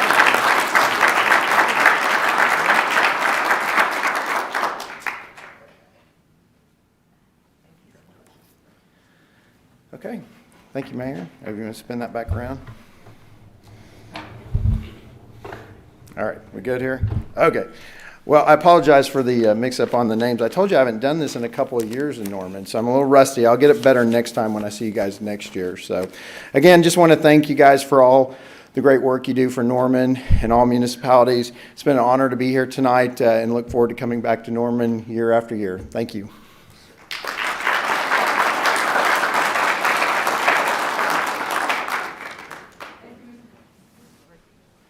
Thank you, Mr. Fina, for joining us in person tonight, but there are some employees celebrating that were unable to join us, and we want to make sure that they get recognized as well. We have Miles Cotton, a construction inspector from the Public Works Department. Jacqueline Crumrine, Training and Development Manager for the Human Resources Department. Sergeant Joel Formby, an SRO with the Norman Police Department. Patrick Goldsby, Streets Division Crew Chief with the Public Works Department. Homer Harvey, the Fire Driver Engineer with the Fire Department. Shane Rains, Fire Driver Engineer with the Fire Department. V. Sanitfan, Fleet Mechanic 2, Public Works Department. Keith Scott, Fire Driver Engineer, Fire Department. Gerald Small, Park Maintenance Heavy Equipment Operator, Parks and Recreation. And Jonathan Stamper, Firefighter for the Fire Department. Let's give them a round of applause as well.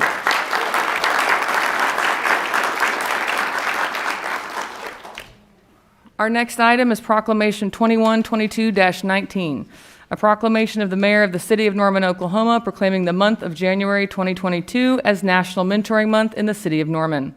I need a motion to acknowledge receipt of the proclamation. So moved. Second. Thank you. The motion on the floor is to acknowledge receipt of the proclamation. Council members, you may cast your votes.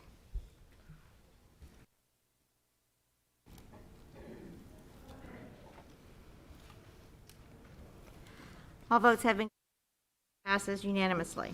Thank you. A proclamation of the Mayor of City of Norman, Oklahoma, proclaiming the month of January 2022 as National Mentoring Month in the City of Norman. Whereas January 2022 marks the 20th anniversary of National Mentoring Month, which honors volunteer mentors who support young people and all people by showing up for them every day and demonstrating their commitment to helping them thrive.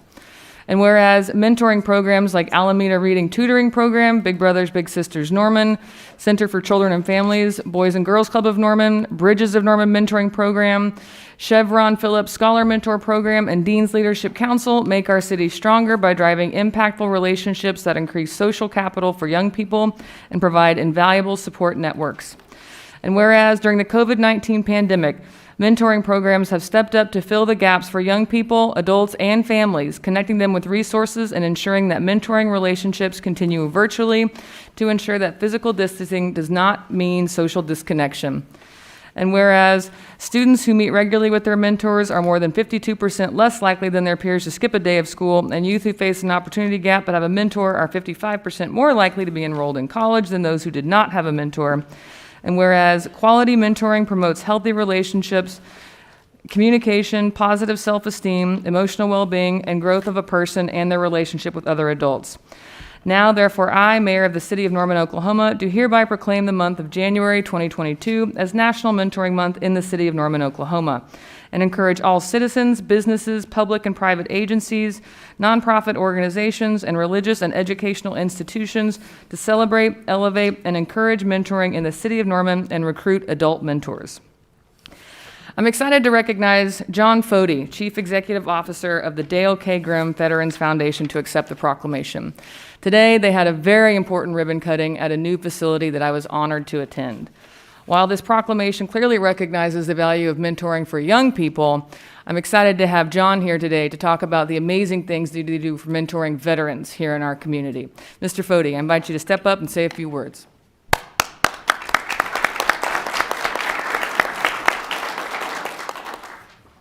I'll take my mask off and forgive my face. I did just get done with a dental procedure at the VA. And so I can't feel anything on the left side of my face. So if it starts to droop, just give me kind of one of these, you know.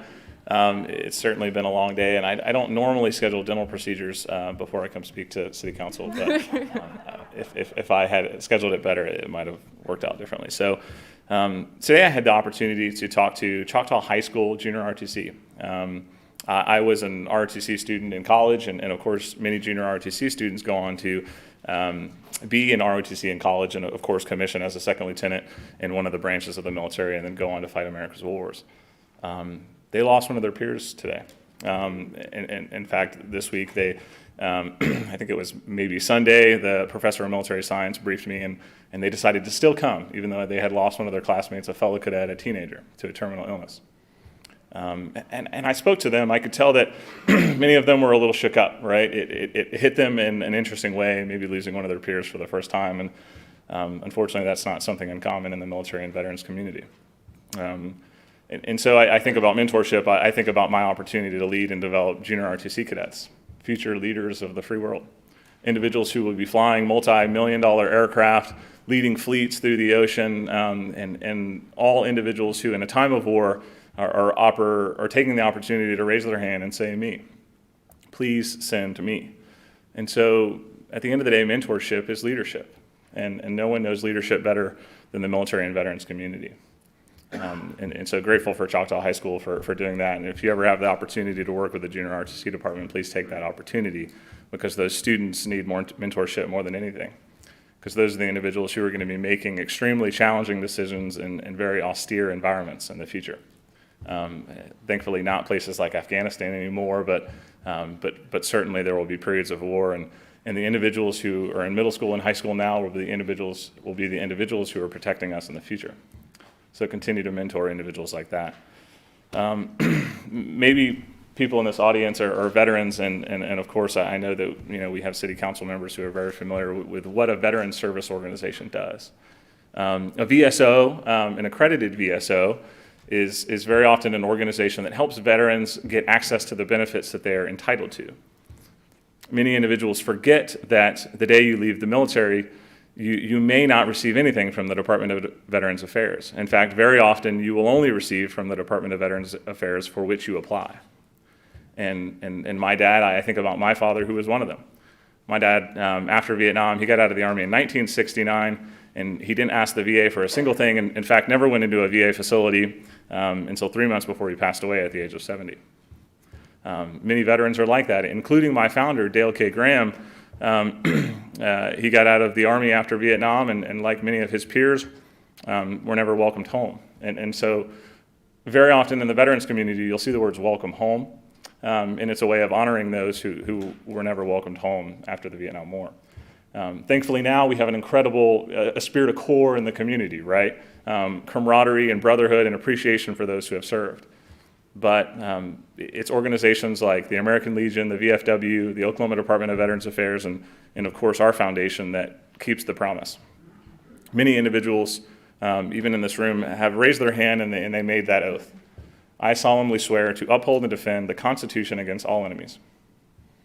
And it's an incredibly powerful oath and one that carries you throughout your entire career. And you sign the dotted line, right? There's literally a signature that you do when you make an oath, whether it be for enlistment or commission.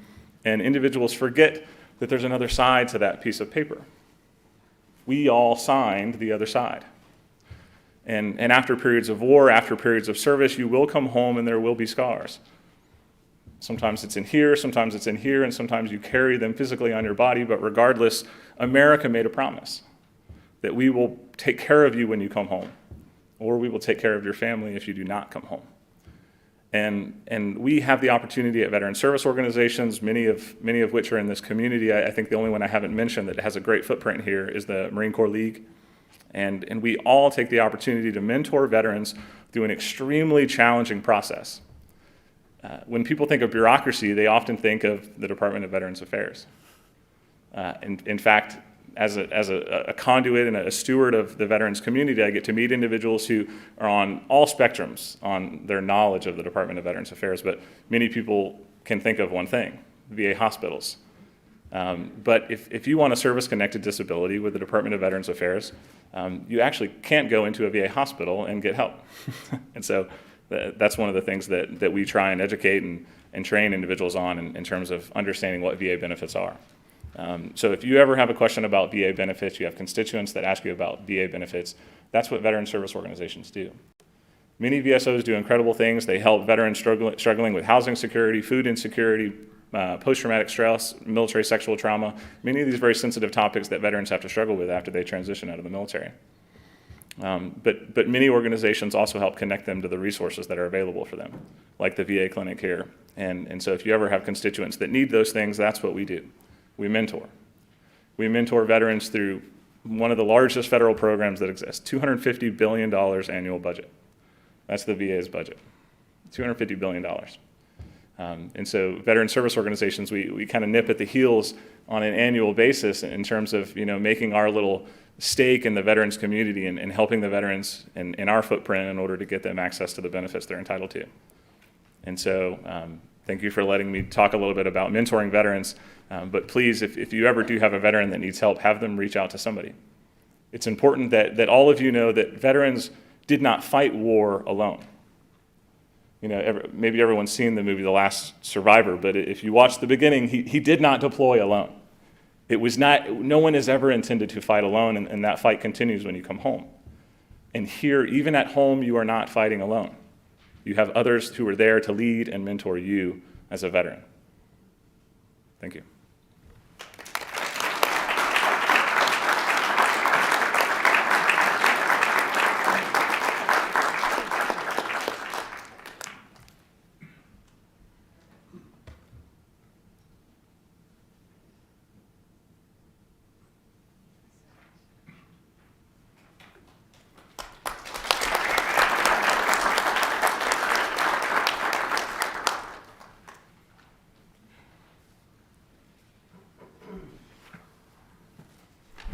I know that the Dale Graham Veterans Foundation could always use excellent volunteers. So make sure that if you're looking for a way to give back to those that have given to you, that is an excellent way to do it. And they have a brand new facility in which to do it. So be sure to check that out. Thank you again for joining us this evening. Now for council announcements. Ward 1, Councilmember Studley. I want to say quickly thank you for that presentation. And I understand what you said because I work for a dentist, so if you're numb, I completely get it. He's leaving. Anyways, so I wanted to first bring up about the Alameda widening project that's on our consent docket tonight. I'm just really excited that this is coming to fruition. It was voted on back in 2012. And so once that gets started and the lights installed and everything is complete, it's just a much needed improvement for those living in that area between Ward 1 and 6. The next thing that I'm going to talk about, I am reading this word for word because if I don't, I will get emotional. So if many of you know me, that's how I am. It is what it is. Last week was a trying week for Norman. There are 2 incidences in particular that I'd like to address. First, there was a special needs student who was beaten while at school last week. Norman Public Schools needs to apologize to the student as well as the parent, AJ. Far beyond this modest gesture, however, Norman Public Schools needs to make a long overdue change regarding their treatment of special needs children, children of color, and children of lower income families. Last week's incident is not an anomaly. If you recall, many of the stories heard at the 2020 budget meeting over 2 separate nights related to SROs in Norman Public Schools. I have spoken with AJ about her son's mistreatment several times over the past year, and I have also shared with her my own experiences as a parent of a marginalized student at Norman Public Schools. My experience led me to take my child out of Norman Public Schools at the end of 2019. It was one of the best decisions I've ever made for my child. Many other parents and children have been crying out about these issues for years, but no one listened. But I hope Norman Public Schools admin is starting to hear the cries of this community. They must recognize that there is a problem. They must stop gaslighting parents who raise concern, and they must provide the necessary care for their most marginalized students. Of course, we do have a vote coming up for these school board superintendents, so please keep these issues in mind whenever you consider your vote. Next, I want to talk about the shooting that happened at the warming shelter. On Thursday of last week, around 6 p.m., one homeless person shot and killed another homeless person. I would like to recognize the restraint that Norman Police Department showed during this incident, and I would also like to thank the city for opening the shelter back up at 7:30 p.m., as Thursday was the coldest day and night of the week. However, I am extremely frustrated that this even happened. For months, our business owners in this area have been asking for help with the growing crowd behind the shelter. I know myself and other council members have proposed various solutions to this problem. For instance, most recently, we proposed either keeping the warming shelter open 24/7 or setting up a safely enclosed seating area to help keep some control of the crowd as they gather. We already pay rent on the building, so there would be no additional cost for the space. And we had people willing to volunteer supplies and time, but I was told no, that it was too expensive to pay for the extra security guards. So instead of doing something to help both the local businesses and our homeless community, we did nothing. Sure, we've been looking at other building options, and we have been waiting on yet another study of our homeless situation, but we didn't have to wait to address the issues outside of the warming shelter, and we certainly didn't have to wait on yet another study to tell us that we needed a 24-hour shelter in Norman. I have said it before, and will say it again. The city can make things happen quickly when they make them a priority. Last week, if you will recall, we were able to find $27,000 in the budget in the general fund to cover the cost of tasers for the police. We made it a priority, and we could make it happen. Solutions for the problems with the night shelter should have been pursued with the same urgency before it came to this, before one of our citizens was killed. I hope we now recognize the high stakes of not taking action and can now work together to quickly come to humane, caring, and housing-first resolutions to this issue. Lastly, I want to talk about our friend that was killed, James Pennington, who we all know in the serving community of Norman as Brad. He was a nice guy, always friendly and gracious when taking meals. He recently spoke to one of our community advocates about sobriety. Another community advocate fondly remembers Brad chatting with him while adding food to the pantry. I just want to take a moment and read to you guys the tribute of his memorial that his parents have written, because these people are humans. They live in our city. Yes, they're homeless, but they're going through issues, and they deserve our help. James Bradley, Brad Pennington, was born on May 8th, 1976, in Norman, Oklahoma. He was a bright and beautiful curly-headed, red-headed boy who loved his family, OU football, and his children. He was christened and Baptist in the United Methodist Church and was active in his church youth groups growing up. His parents remember Brad as an inquisitive and curious child who took care of his ivy plant that he named Charlie for years. He loved the family and pets beyond measure and took special care of our elderly and sick pets in his apartment, and always taking in stray animals and cats to care for. He was wacky and funny and always entertaining. Brad had a love of history and justice and was a keen follower of political issues, always advocating for those who were marginalized and forgotten in this world. Even as Brad struggled with his own personal problems, he maintained his interest in social justice and always encouraged others to fight for justice. But more than anything else, Brad loved his kids.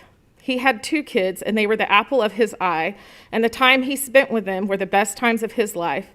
Having great times at Andy Alligator's, going to the movies, playing video games for hours and hours, and daydreaming about trips to Disneyland were so important to him, and this is when he was at his happiest. We know Brad struggled to find his path in this world, but he fought hard for his kids and family. We hope his spirit is at rest now, and our family takes comfort in knowing his struggles are at an end, and he is being cared for by his loving family in heaven. Thank you. Thank you. Ward 2, Councilmember Schuler.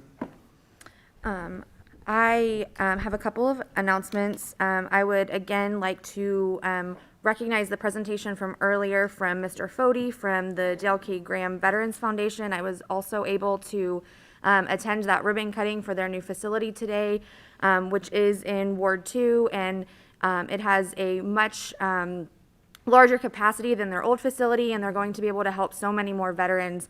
So to them, I would just like to say welcome home to Ward 2. We're really proud to have you here. Secondly, I have made inquiry about the Imhof Road Bridge project, which I know is a hot topic in Ward 2, but also for Ward 4. I know that it has been a long time, and it is causing a lot of grief for the residents down in that area and others that come to our city. I have been assured that we are on schedule. We're moving forward. They're getting lots of work done. The target date is March 15th, and so I'm counting down. That's 49 days. And so every day I'm, more hopeful that, we're going to get that open. Third, I would like to recognize the study session that we just had previous to this meeting about connection fees and slightly about water rate increase that we will be talking about later tonight and putting on the ballot for April. So we had a pretty robust conversation about that, and if you are interested, I would encourage you to go watch what we talked about, and then also planning to have public hearing and kind of public discussion about this later on in February, so please keep that in mind. And then lastly, we are 2 weeks from Election Day, and so I just encourage everyone to get out the vote in 2 weeks on February 8th. Thank you. Thank you. Ward 3, Councilmember Lynn. Good evening. I also want to talk about elections. If you didn't know, they're here. They're coming up on us in 2 weeks. If you hadn't been able to tell by signs and mailers and people knocking on your doors, it's out in full force. I would like to thank the Transcript, the FOP, the Norman League of Women Voters, the Chamber, yes. How could I forget the Chamber? And I think there were some other groups that I do not know the name of them that there have been some candidate interactions with. That's what we're all about, getting people out, getting involved, people that are willing and wanting to serve. If you love what you have up here, go vote for them. If you think that you need a change, go find one of those candidates and vote for change. I would like to give a shout out to our Norman Police Department and their professionalism, the way that they handled the situation recently with the shooting. I do find it a shame that one of our council members up here have insinuated that our men and women in uniform are terrorists by calling the Fraternal Order of Police a terrorist organization, and then trying to even involve themselves into that investigation. It's just ridiculous. With that being said, we support you, Norman Police. Not all of us have that attitude about you. We think you're great. We appreciate your service. And we'd love to have you in our community. I think we need more of you. I hope that we can find some funding for you, add some more positions, get you the equipment that you need. Other than that, I wouldn't hold your breath for an apology from that council member. That's it. Thank you. Ward 4, Councilmember Hall. So, excuse me, I'm going to also pile on about the magic day of February 8th, 2022. It's your day to use your voice by using your vote. So please be engaged, be informed. Councilmember Lynn just mentioned all of the opportunities that have been presented to you to get to know the candidates. Most of these are still available online to go back and review. They were recorded. Have a voting plan, make sure you know what you're doing, and by all means, don't sit this one out and go vote. The only other thing I want to comment on tonight is the incident that occurred on Thursday. My heart is heavy for the loss of life by gun violence of one of our own that occurred on Thursday evening. I have reached out and listened to how this is affecting our unhoused neighbors, our downtown business owners and employees who were there, and our community at large. I want to remind everyone that this case is continuing to be under investigation and that all of us here are committed to understanding what happened, how it happened, and if possible, why it happened. I remain disturbed by how much misinformation is being circulated still. Our words matter. The facts matter. I also want to commend our city staff, our security guards, and our case managers that operate our emergency shelter for the work that they do every single day to provide not only shelter for the night, but hope to find a path out of homelessness. On a chaotic Thursday night, surrounded by fear and sadness, the shelter was open and able to provide a haven for those who needed a place to rest their heads. And to our police officers and first responders at the scene, our appreciation for preventing any further loss of life, and our gratitude to you that none of you were injured as you put yourself in harm's way. Thank you, Councilmember. Ward 5, Councilmember Tortorello.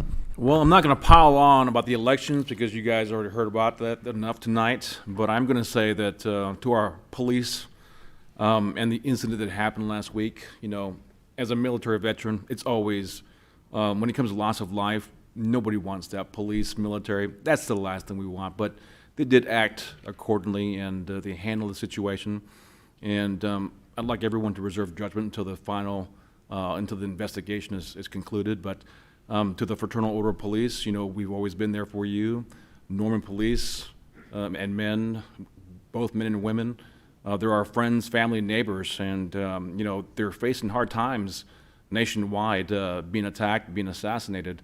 I think we've had 22 deaths since the year began. And, you know, that's a bad thing nationwide. But here in Norman, you know, we're a small community, and we support each other. That's why I decided to stay here and raise a family. There's no better place in the world I'd rather be. But when it comes to the police, we have to, you know, remember, and police, fire, EMT, they're all in the same boat.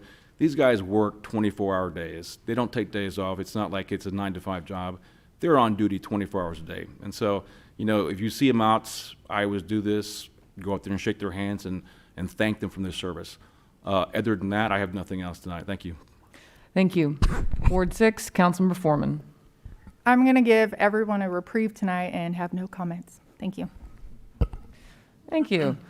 Ward 7, Councilmember Holman. I can't add much more than my colleagues have about the incident that took place, other than the business I run is just 2 blocks from there. I'm right by there almost every day and very familiar with the area, and I just want everybody to be thinking about the people, the families that are impacted, the businesses around there that have to live with this, knowing that this happened in their backyard.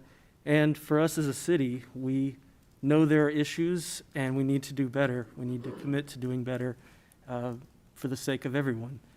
So on a different note, Thursday we have the Community Planning and Transportation Committee meeting at 4 p.m. here at City Hall.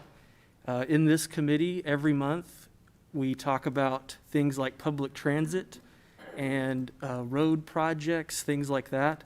So if the public transit system, the bus system, is something you're interested in, if you're interested in how many people ride it per day, per week, per year, what the funding for it is, what our future plans and projects are for it, the CPTC committee is the place where you can find out about all that information.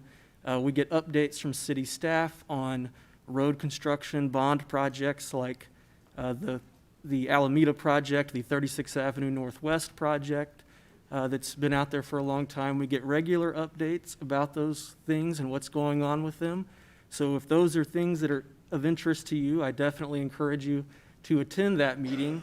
Or when our system is back up and running, you can catch them all on YouTube and watch anytime. So if you have any comments, questions, concerns about public transit or road projects, feel free to contact me as the chair of the committee or your council member directly, and we'll make sure that those questions, comments, suggestions, other things are addressed in the committee. Also want to share some excitement that Norman Music Festival posted their lineup today, which sort of officially means that everything as of right now is a go for it to come back after a 2-year hiatus. So as of right now, things are looking good. The way things are being planned, it's going to happen. And so I'm very excited to get that back and going again downtown Norman. Especially, like I said, after 2 years of it being gone. And so also want to encourage the residents of Ward 7 to get out and vote in a couple weeks. You don't have a city council election, but you do have a mayoral election on the ballot. And it's very important that you research the candidates and figure out which one best fits what you believe in, the direction the city should go. So no city council election in Ward 7, but very important mayoral election that everybody should take an interest in and participate. And then also just want to mention that in regard to the proposed water rate increase that we'll be discussing later tonight, it would be the first one in over 7 years. And I do plan to have a couple ward meetings, specific Ward 7 meetings, leading up to the April election for that to discuss with residents what the changes are, how we got to this point, and so on, and answer any other questions. So just stay tuned for some dates I'll be coming out with for when we might be able to do that. That's all I got. Thank you. Thank you. Ward 8, Councilor Peacock. Thank you. Yeah, much like Councilmember alluded to, Norman Music Fest being back is a huge impact on our city. It's part of something that's known as the experience economy, and that includes everything from Norman Music Fest to OU football, Jazz in June, Medieval Fair, all the great and wonderful events that we have across this community. Those are a massive driver for sales tax in this town as people come to shop locally and eat at restaurants, and fill up their cars with gas, stay at hotels. So I, for one, am extremely proud and thankful to have that event coming back to our town. I also wanted to say thank you to Mr. Foti. I believe he's left now, but just wanted to say thank you to him for his powerful words and for his commitment to veterans. Their old location was in Ward 8, and as sad as I am to see them leave Ward 8, I'm excited to see them continue the great work they do in Ward 2, and I know that Councilmember Schuler is very lucky to have them. So, thank you. Thank you. Just a few announcements on my end. I will second Councilor Holman and Councilor Hall's comments about the very tragic shooting that we've had in our community. We are certainly not immune to tragedies like that, but I am very proud of the police department and how it didn't result in a second fatality. So well done on that. And let's continue to talk about how we can stop gun violence generally in our communities. Nobody wants to see that. And again, I'm very proud of Norman PD handled that. But speaking of Norman PD, I'm surprised no one mentioned it. There you go. Yeah, the annual chili supper benefit. Man, I look forward to that every year. Maybe I'm just a big chili fan. I don't know. But it's drive-through again. It'll be at Norman High off the Berry entrance. It'll be 32-ounce portions for a minimum $5 donation, 5:30 to 8 p.m. So if you look for any excuse to benefit your community and not have to cook, this is it. So make sure that you participate in that, and all benefits go towards the Christmas store of Cleveland County. Speaking of supporting the local economy through this experiential type thing, Valentine's Day is coming up, ladies and gentlemen, so make the reservations at a local restaurant, perhaps at a local B&B, perhaps a hotel. Everyone needs a break. So you can get it right here in Norman at our own local businesses. And I guess I didn't realize there was an election coming up. Kidding. Yeah. So, but all even wards, even years. And yes, I am excited to run for a second term. But regardless of who you vote for, get out and vote. I think it's important that we see a rise in the involvement in local government. I get it that the federal government and the state government get all the fanfare. But as all of you know that are here, the decisions we make on the second and fourth Tuesday directly impact your life way faster than decisions made at the state and federal level. So get engaged, but please stay engaged. It is so much easier to represent your community when you have residents that show up and speak up. So I encourage you to keep doing that. All right, we will now move on to the consent docket.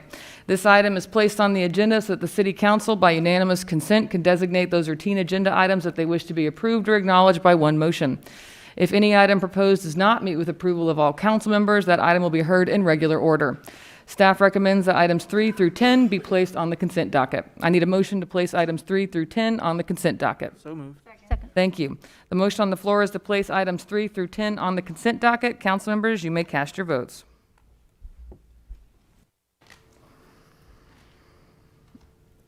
All votes have been cast unanimously. Thank you. Item 3, receipt of the Finance Director's Investment Report as of December 31st, 2021. Item 4, monthly departmental reports for the month of December 2021. Item 5, declaration of surplus and/or obsolete equipment and materials and authorizing the sale or disposal thereof. Item 6, final site development plan. Young Family Athletic Complex. In case you didn't know, we call that the YFAC around here. A planned unit development located 525 feet east of 24th Avenue Northwest and south of Rock Creek Road. Item 7, bid, contract, and associated bonds with Silver Star Construction Company Incorporated in the amount of $3,616,910.70 for the Alameda Street Widening Construction Project from Ridge Lake Boulevard to 48th Avenue Southeast. Resolution 2122-66, granting tax exempt status and budget transfer as outlined in the staff report. Item 8, change order number 4 to contract 2021-35 with Flint Co. LLC, increasing the contract amount by $93,249.12 for a revised contract amount of $8,983,752.96 and adding 41 calendar days for the North Base Complex Project Phase 1 and budget appropriations as outlined in the staff report. Item 9, contract 2122-91 with H.W. Lochner Incorporated in the amount of $61,400 to provide consultant services for the Bridge Maintenance Program Site Discovery Project and budget transfer as outlined in the staff report. Item 10, Resolution 2122-82, appropriating $83,778 from the capital fund balance to adjust the local share deposit payment to the Oklahoma Department of Transportation for the Constitution Street Multimodal Path Project between Jenkins Avenue and Classen Boulevard. I need a motion to approve the consent docket. Motion to approve. Second. Thank you. The motion on the floor is to approve the consent docket. Council members, you may cast your votes.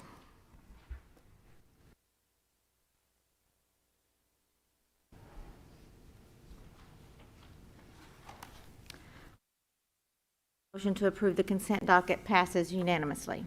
Thank you. We have several items off of consent. First one, item 11, Resolution 2122-57, amending the Norman 2025 Land Use and Transportation Plan to remove part of the northwest quarter of Section 29, Township 9 North, Range 2 west of the East Indian Meridian, Cleveland County, from the institutional designation and place the same in the mixed-use designation. This is the Norman Regional Health System Porter Campus. I'll entertain a motion to adopt or reject the land use plan amendment. So moved. Second. Thank you. Is there a representative for the applicant to make a presentation?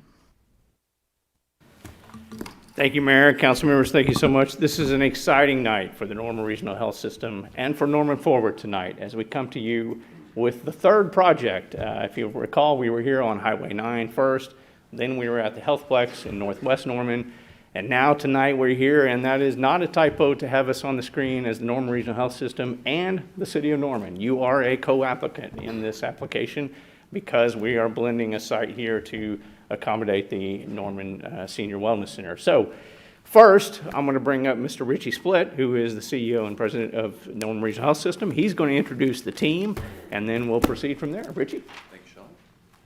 Madam Mayor, Council, City staff, thank you all for this opportunity. And Sean is right. It's an exciting night to be here. This journey, a long journey, has led us to this point, and a point of pride for our organization, and I hope for the city in the Norman Forward project and this transformation that we are going to pursue. So with that, John Manfredo, our Chief Operating Officer, is with me tonight. Paula Price, our Vice President of Strategy and Growth, is joining us virtually. And I'm also proud to see a few of our Norman Regional Hospital Authority trustees are here tonight as well in a show of support and encouragement for this plan overall. So I thought I would run through what is Inspire Health, just to remind you all. It's been a while since I've stood here and shared that with all of you, so I'll do that. Quick reminder that our mission is to be the leader in health and wellness care in our communities, and this plan, the Porter Health Village transformation, is certainly a part of that health and wellness service and commitment to our community. Also, no need to remind you of this, but we are a public trust serving to the benefit of the residents of our community, and we are proud to do that. 76 years in the making, and we're excited to do that for the next 76 plus as well. Our health system, with nearly 4,000 healers, 4,000 employees, strong, and more than 350 physicians caring for our loved ones and those who are seeking our services. Right here in this community, you can imagine the economic impact that we have in the community, not to mention that social fabric support of health and wellness again. So I'm very proud of all of our healers, and just want to take a moment to say thank you to the healers of Norman Regional Health System who are in our emergency rooms, in the hospitals, caring for those seeking health and wellness services, and I'm really proud of them. It's been a tireless and courageous fight for the past 2 years, and they've done a remarkably good job, and I really appreciate their commitment to our patients. So Inspire Health, it is a bold and transformational plan for our health system. It modernizes the way we're delivering care. It transforms bricks and mortar, and it adds a number of services as well. But we're going to talk about bricks and mortar in particular tonight. It's a $280 million investment in the health and wellness of our community. It's a significant investment. It's an important investment. Again, it modernizes the way in which we're delivering care to our patients and our community. There are 5 projects. These are those 5 projects. We're going to focus on the Porter Health Village and behavioral health tonight, but we're going to run through quickly the Healthplex expansion, our ambulatory care and cancer care addition as well, the freestanding emergency department that we call Norman Regional 9, and then the Porter Health Village. This is an image, a picture of the Healthplex, a beautiful facility. We're really proud of that facility and the care that's provided there. We are adding on to that facility. Everything that you see on the screen here, this image in blue on the right side of the screen, is existing today. That picture I showed you just a moment ago is everything in blue. Everything you see in purple is the addition. That's 1 million square feet added to the Healthplex campus. And so I thought it would be helpful tonight to put into context what is 1 million square feet in terms of construction. So this is the Gigafactory Tesla's building in Austin, Texas. It's just under 2 million square feet. Our addition, let me go back, sorry about that. Our addition is roughly 1/2 of the gigafactory. If we bring that closer to home and we see the convention center in downtown Oklahoma City, that's 500,000 square feet of space in that convention center. And when you add into that space the Omni Hotel, they're just over 1 million square feet with the hotel and the convention center. We have 1 million square feet that we're adding to the Healthplex alone. Bringing it closer to home still, the Amazon Fulfillment Center that's been built out by Will Rogers World Airport is 1 million square feet. If you want to drive by and see these things, you can do that and get a context or a concept of what that means. And bringing it even closer still, this is the Palace on the Prairie, and you see there the Owen Field. That's roughly 57,000 square feet. So how many Owen Fields will fit into the Healthplex expansion? You might be surprised to know that it's 18 Owen Fields equals about 1 million square feet. So that's what we are adding on to the Healthplex itself. You see the mountains of dirt. It's significant, and I just wanted to provide some context for that addition and expansion. This is the main drive that we will be building. It's a circular drive similar to an airport, easy access, pickup, drop off. The circular drive on the left side of the screen is a parking structure. And then again, to the right, behind there is the ambulatory center, and the hospital new bed tower be off to the right.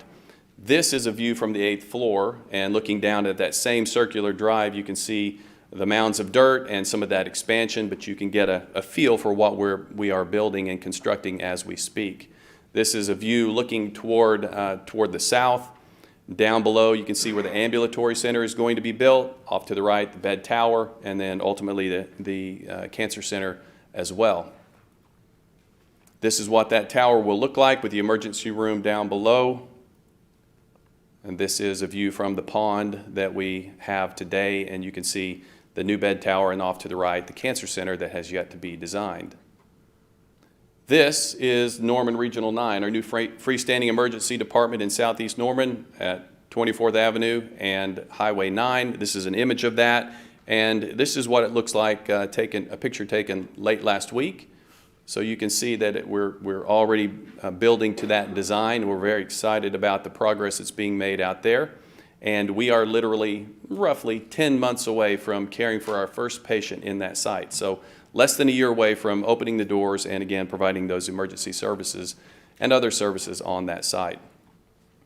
And then moving to the Porter Health Village, and this is that exciting part of the Norman Forward project and our Porter Health Village concept, with behavioral health being a part of that. Very exciting, coming together. This is an image of the 48-bed adult psych facility that we are building. So this is reminiscent of the Art Deco look that was once along Porter Avenue. We're going to reflect the new streetscape design and reflect that back to the community as well in the design of this building, and you'll see that same similar look, if you will, in the Senior Wellness Center. And that is an image of the Senior Wellness Center or Adult Wellness Center that you'll hear about a little bit later, both facilities being on that campus. This is an aerial view of what that campus will look like long term. Screen right is Robinson Street, Porter Avenue running along the left side or the top side of the screen. So you can see there the Adult Wellness Center, and the Behavioral Health Center next to it, and then a federally qualified health center on the southwest corner. So all of that is an overview of how we are transforming our health system, and with the ultimate goal of bringing us all to a healthier place. And again, I'm very excited about how far we've come and what we are proposing tonight for that final vote. And we'll turn it back over to Sean Rieger at this point. Thank you, Mr. Split. Thank you very much. And I wish I could show football fields. That is awesome to show all that. That's pretty cool that we're doing that much. So I'm going to take you through the very rudimentary parts of this as we normally do on zonings. We don't typically have that grand vision. It's incredible that we do on this project, but you do need to know exactly what you're being asked to vote on tonight in terms of zoning and plating, and so I want to quickly show you that, and then the Norman Wellness Center, the Senior Wellness Center will come up and present that. So this is the aerial of the site that you see right there. It's been there obviously a very long time, 75 years. You see the complex, as you can see, all those iterations of buildings. It's always kind of neat to see as an architect all the different add-ons all over this building on North Porter. So that's the existing site. This is the proposed site plan. This is a PUD that you're seeing tonight in front of you, so the site plan comes with it. And with the site plan, we have lots of developments that we go through in terms of access and utilities and all of those measures. And so also the site plan carries forward in terms of the building layout. So first of all, how we got here tonight is there was first an MOU, a memorandum of understanding between you and the Norman Regional Health System. That was signed back on August 10th of 2021. Then in December, just about a month ago, you approved the purchase and sale agreement. That is the exchange of land between the two entities, and that was approved last month. That purchase agreement and the MOU contemplated this, why we're here tonight, for you to do the zoning and the plating approval so that we can move forward with that land exchange. So they're both co-applicants, you and the Norman Regional Health System, and we will take this site and basically mesh it and take it apart and reconfigure it to where you will own part of it and the Norman Regional Health System will own the other part, and I'll show you that in just a moment. There's 4 items on your agenda tonight. One is a rezoning to take this campus to a PUD, planned unit development. The second is a land use amendment to take it to mixed use. The third is a preliminary plat, just as you see very typically on Tuesday nights. And the fourth is a vacation of existing easements and right-of-way throughout this campus. Let me take you through that. On the left is the existing zoning, and that may look odd to show you an R1 zoning over a hospital, but it is not uncommon. In the city zoning parlance, it is often that you will see churches, medical, things like that are oftentimes shown on special use sites of R1. So that is accurate. That is an R1 site. I think it's very hard for anybody to imagine that this is single-family housing on this site, but that's what it's currently zoned with special use for a hospital. So the plan is to take this to a PUD, planned unit development, and we'll show you that in just a moment. On the right, the existing 2025 is institutional. We're really very slightly changing that. As you will see in the site plan, it mostly is still institutional, but we're changing it to mixed use because we do see some possibilities here for mixed use and maybe even some residential components. So the 2025 plan will be changed to mixed use. All right, let me go back. So this is the site plans of existing. On the left, the aerial, of course, and on the right is the proposed layout for the campus. And this has gone through a great deal of work. I want to make sure you're aware of that to kind of demonstrate the amount of work that the Norman Regional Health System has put into this and the Senior Wellness Center. We have weekly meetings every Tuesday, and we canceled the one today, which I was happy to do because we've done it every week for a long time, and I think we've mostly figured things out. But that is the extent of effort that's gone through this. The engineering staff with SMC, all of these folks have put a tremendous amount of effort in to get to that site plan on the right. So a huge effort for many, many months now has gone into this. This is the site plan, and this is the land exchange. So on the left, you see the Norman Regional Health System, and on the right, lower right, the red outline is the Senior Wellness Center. So that will be the land swap. When we're all said and done, there is a mishmash of ownership on this site, and we talked through all that on the purchase and sale agreement, so I don't want to get back into the details of that, but it's just a sort of a mishmash of ownership over 75 years, and so we're going to clean all that up and make it very clear that the City of Norman owns the lower right part of that, and the Norman Regional Health System owns the remainder of it. That will be the land swap. Here's the proposed uses. Mr. Split kind of talked you through some of those, but on the upper left, you're at the very top part, you see the existing MSTAT. And if we just go down the left side, you will see the existing Norman Regional Hospital North Tower, where there's already a building there, the emergency room center. Then there will be a plan for a new Norman Regional Health System building in the middle. If I can use my pointer here, right in the middle. This mouse is difficult tonight, so right there. Then the education building, which I was in just last week and has been a great component for the city to have functions and events there, that will remain. Then if we go down across the bottom, these are the 3 buildings that you will really see first in the phasing. On the lower right is the Senior Wellness Center. That will be the first that you will see come out of the ground. To the left of it is the Behavioral Health Center, and you saw Mr. Split's renderings of these projects. And then left of that is Variety Healthcare. Then if we go up the right side, these are really projects that are simply speculative at this point, but we have to show a site plan for the entire preliminary plat when we do this. So we have shown a site plan of what we imagine probably could happen here. And the upper 2 buildings you see on the right are mixed use. Where we do think there's a possibility of mixed-use buildings that we've come to try to get to, and with residential and mixed-use components on the first floor, we think there's a possibility for that. And then the proposed office right here, just above the Senior Wellness Center.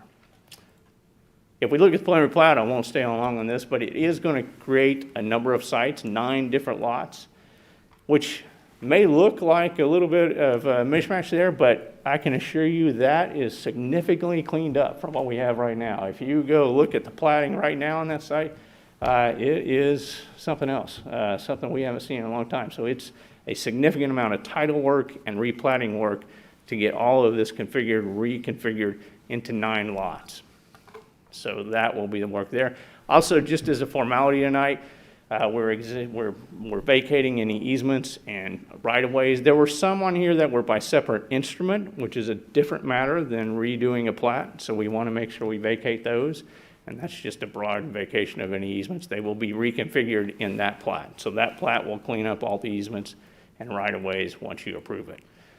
Staff reports are clean. I don't need to read all this verbiage, but basically the staff approves it from a preliminary plat standpoint. We don't get recommendations anymore on zoning, so we don't have those recommendations. But the preliminary plat has been recommended for approval to your night.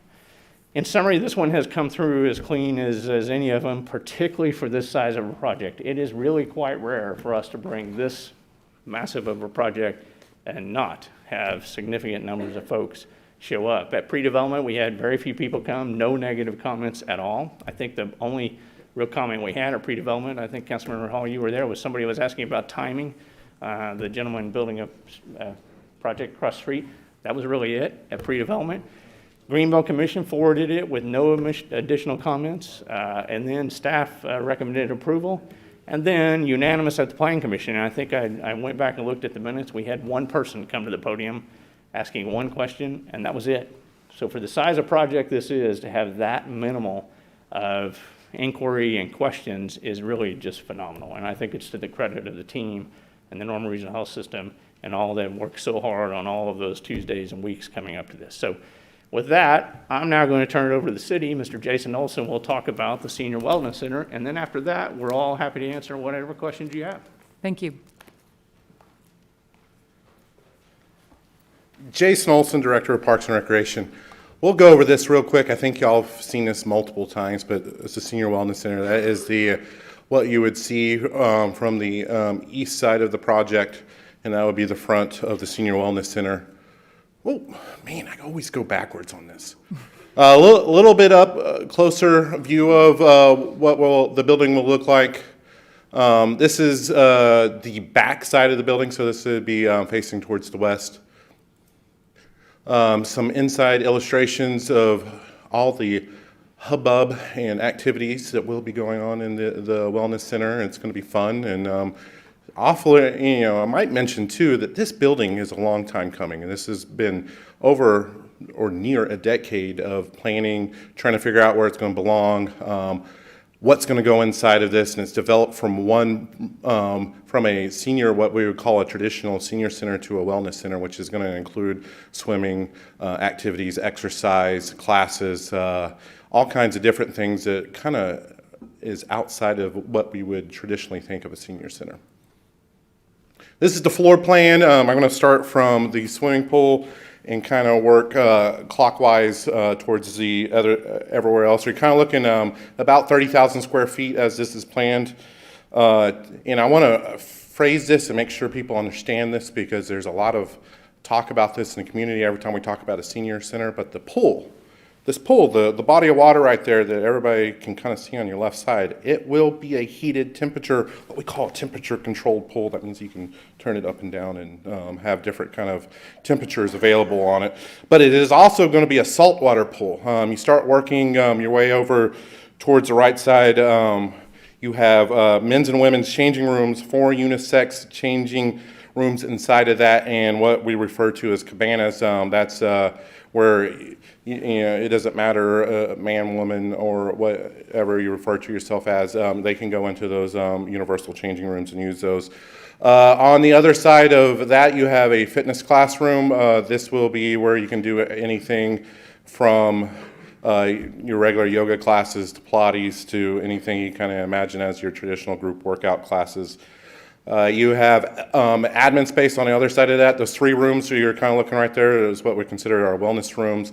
Those can be anything from private mental health to vaccinations to regular doctor visits to anything, manicure, pedicures, all can happen inside those wellness rooms, physical therapy.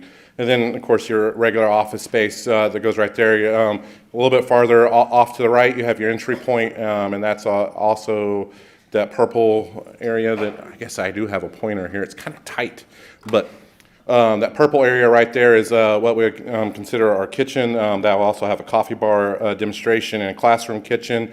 Working farther to your right, you have your multi-purpose room right there. We kind of originally, if y'all remember, our first plan had 2 multi-purpose rooms. We took out one of them, made it a stage over there, and made the multi-purpose room just a bit larger so we can have larger events. So you can divide that in 2. We have a wet and dry craft area up there on the upper side. Large restrooms, or excuse me, I'll make sure I'm doing that. Yeah, you have restrooms right there with, it's kind of far away for me to see, but restrooms, and then working off into your game room area, and then a little lounge area that you can go in and out of. We'll also have a outdoor patio area that you can do your indoor, outdoor, and connect to some green space. This large kind of yellow area right here is our open fitness area. You have a walking track, which is our indoor walking track, which was the most important thing that, when we did a survey with our seniors. Up here, as it's presented right now, that's outdoor pickleball courts. If y'all remember, in December, we did come to you for a design change where we worked with our architect to kind of work on a multi-indoor space where you can play pickleball, basketball, and everything that else you can do in an indoor area. Going the wrong way again. We did work with, had a senior ad hoc committee today and talked a little bit more about this. This would be what is being designed. This is just a concept right now, but senior ad hoc committee did approve this concept, and this is the gym area. So you would have a full basketball court with 3 pickleball areas, and then your storage area and restrooms that, if we do find funding for that later down the road. Here's a site plan, this site specific for the Senior Wellness Center. The main building right here, and possibility of a multi-purpose gymnasium. Right now, if that multi-purpose gymnasium does not get built, you'll be looking at 3 outdoor pickleball courts. And I can turn it back over to Mr. Reader. Thank you, Jason. So the whole team is here tonight, the Norman Regional Hospital leadership, City of Norman, of course, the engineers for the project. So we're happy to answer any questions you have, and with that, we would turn it back to you. Thank you very much. Thank you. Councilmember Hall. Well, first of all, I'd like to just make a comment that the Inspire Health Plan has been one of the dominating issues that I've been able to learn about ever since I was appointed to council in 2019. It was literally the first study session that I went to. And it's really exciting that in the pandemic world, I've lost all sense of timing, but to have basically talked about the concept of the Inspire Health Plan in 2019, and now it's 2022, and we're very close to putting a shovel in the ground for our Norman Forward project. It's exciting to me that we've been able to continue to move this project along, because this is a very complex project that we're looking at tonight. The second thing I wanted to say is I just wanted to extend a thank you to Mr. Richie Split and to Mr. Jason Olson for making themselves available and sharing their time with me to kind of walk through where we are tonight. So I really appreciate the time that you took to do that with me. And so mostly I just want to ask a few questions, mostly because this is the feedback I've been getting from the neighbors. And so I think this is a great opportunity to expand a little bit on what is actually the concept and what you're hoping to do over time.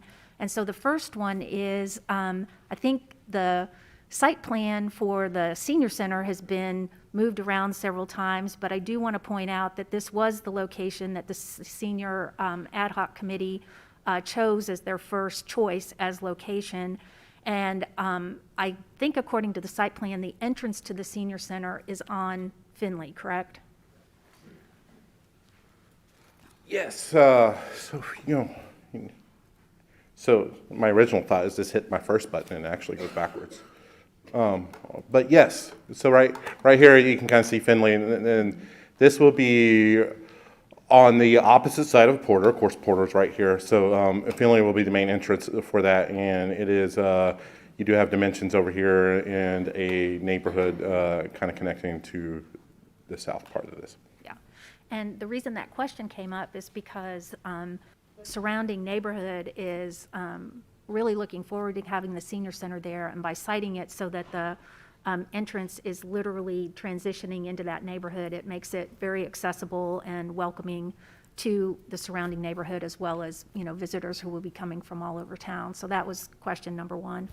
Then the other question I have received really multiple times is the concept for the Porter campus is really a health village concept. So, Mr. Split, if you don't mind, just sharing a little bit about where we are with variety care, that's an important piece that's coming forward.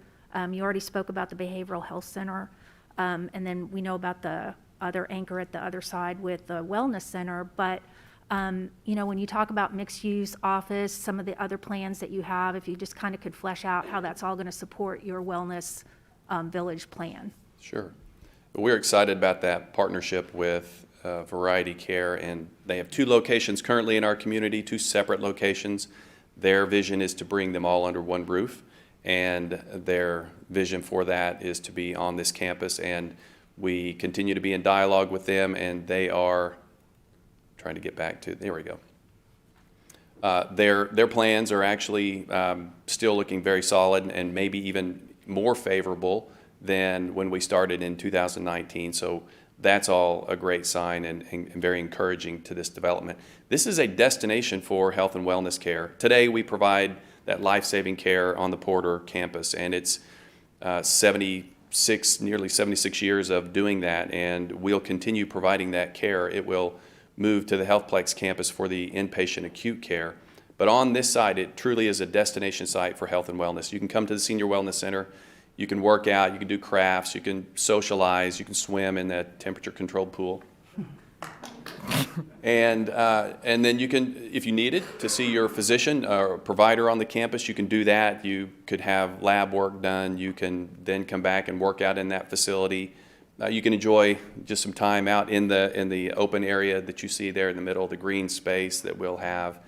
It'll be very accessible to the community, connecting Finley to Porter right through the campus in a very deliberate road that would allow people to pass safely through and to various destinations. So it is a destination for health and wellness, and it's really that focus on making a difference before we get sick in preventative health and access to care that will continue to occur on this site, just in a different way. And I think maybe one of the biggest excitements for me is the addition of 28 adult psych beds on this campus. We provide 20 adult beds today. We're adding 28 more with the ability to expand in the future as well. So again, a destination for health and wellness. And the education center, you were Absolutely. planning on keeping that there, and that's already been a wonderful community asset, and will continue to be able to be available to people to have community activities. And so we're keeping that. We're keeping the MSAT station will stay. It is. And I think there's a plan for urgent care possibly in the future. We're still exploring what that looks like, but yes, we have the Northwest Tower. And then in this image, you can see a building that connects the education center and that Northwest Tower. And that's a future growth opportunity for us as well. So yes, we're exploring what services would be on that site. And then the other thing I think that has gotten everyone's attention is a significant amount of green space that you have created really from the very beginning of your design process, which has changed some over time, but you have stayed committed to that interior green space. And I know there's going to be integrated into that walking trails with the senior center, and provide a place for not only anyone visiting, but also for the neighborhood to make use of as well. That's correct. And I failed to mention the public art. That's a commitment of ours as well. We want to see happen on that site. We don't know where, but it will be there as well on that site. So we're just very excited about this and this design and the input that was received to get to this point. And it's going to be really exceptional, really nice. Thank you, I appreciate that. I have one more question. I'm not sure if you want to take this one or if somebody else wants to take it, but this has also come up because, you know, we also always have concerns, especially in Core Norman, about stormwater mitigation, pervious versus impervious surfaces, et cetera. And so, you know, at first when it's mentioned in the, I think this is a Mr. Rieger question. Thank you, Mr. Split. So at first, it kind of gets your attention that written into the PUD is 90%, allow for 90% impervious surfaces. And I know you have a stormwater mitigation plan, but if you would flip up that slide of the comparison with the current, okay. So I think that's a really dramatic slide because really you pretty much have 100% or over 100%, if that's possible, of impervious surface. So you're actually going down. Roughly, actually, we think it's about 90% of impervious on existing. So we're roughly, the PUD, you're right, does describe up to 90%. I do want to always, that's always a point we have to discuss, and I'm going to have Terry come in here in just a second. But when we write PUDs, we tend to write them just like zoning ordinances where we put a maximum. The site plan, though, the benefit you get in a PUD is the site plan controls as well. So oftentimes they are different numbers from what you see in a site plan versus what's in the PUD. Because just like in typical straight zoning, we would call it, the straight zoning category may allow for a much higher percentage of impervious, but it's not actually built that way with lower. That's the concept here. So this does have the allowance for similar impervious. The site plan, though, is showing significantly less. And I might ask Terry, just to summarize, there has been pretty significant engineering on stormwater here because of some underground issues and some things like that. So I want you to summarize. And I just would comment that understanding from our conversation with Mr. Split is that, you know, currently you are really committed to that interior green space. So I think that's important for everyone to know, too. And we are. My name's Terry Haynes with SMC Consulting Engineers. Thanks again for having us out tonight. And yes, as you've already pointed out, Councilman, the amount of impervious area that's being added to the site. And one of the very first questions that we posed to city staff, the professional staff, and my opportunity to thank them for all of their input and making sure that we are following the city standards and guidance. One of the very first questions was, do we have any flooding issues today coming off of that almost 90% impervious area? And so they researched the records, did not find any significant events in the history. There is an existing underground detention facility. A lot of folks don't know about that. It's in the upper right-hand side, directly east of the MSTAT, under that parking lot. And so that is a big part of our stormwater mitigation plan, as well as creating these pervious areas throughout the entire site. So special attention is given at this stage and will be given in future stages as we develop the site and do what you see there. Thank you. Thank you. That's all the questions I have. Okay, I actually have a few questions. I know that there is a bus stop on Robinson on the north side of the road. Are we putting one closer to the senior center? That's probably a city question.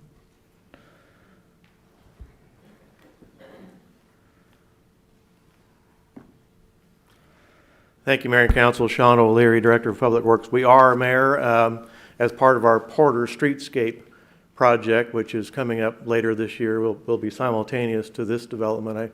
Probably more with the senior center. It'll be right across the street, right there at Johnson, or where the existing road matches the new road. Okay, great, thank you. You bet. And then in terms of the public art, I know that since we have a Norman Forward project there, as a reminder, 1% of every budget goes towards a public art project, and I know that Norman Arts Council is working on that. Are you doing a separate one? And if so, are they going to work together? In addition, council may recall early in the pandemic, the desire on the part of the council to recognize the efforts of our medical service providers. And council provided $50,000 to recognize those efforts. And we met and we talked a lot about how can we impact in a long lasting way the recognition of the service by almost 4,000 employees with Norman Regional and others. And we thought, we could throw a party and it's done and gone, and, maybe nobody remembers, or everybody gets a $25 gift certificate for, Whataburger. We thought, wouldn't it be more lasting to incorporate that $50,000 into a component of a piece that will remember this point in history and the efforts we witnessed of our healthcare providers in a way that our grandchildren will be able to recognize, and we do believe they will be writing books about this period in history in the future. So we've got an additional bucket of money, $50,000, that we will be including, and we don't know what it looks like yet, but the ability to use that money to recognize the efforts of our first responders and our healthcare providers in part of that. So this is going to be heavily arted up for Norman. Awesome, thank you. And final question, if you didn't know that when a council member is done with their service, they get a bench. It's like our gold watch. You get to put it at any park in Norman, of which we have over 60 city parks. The Health Village is part of a municipal authority next to a senior wellness center that is part of a Norman Forward, obviously, city initiative.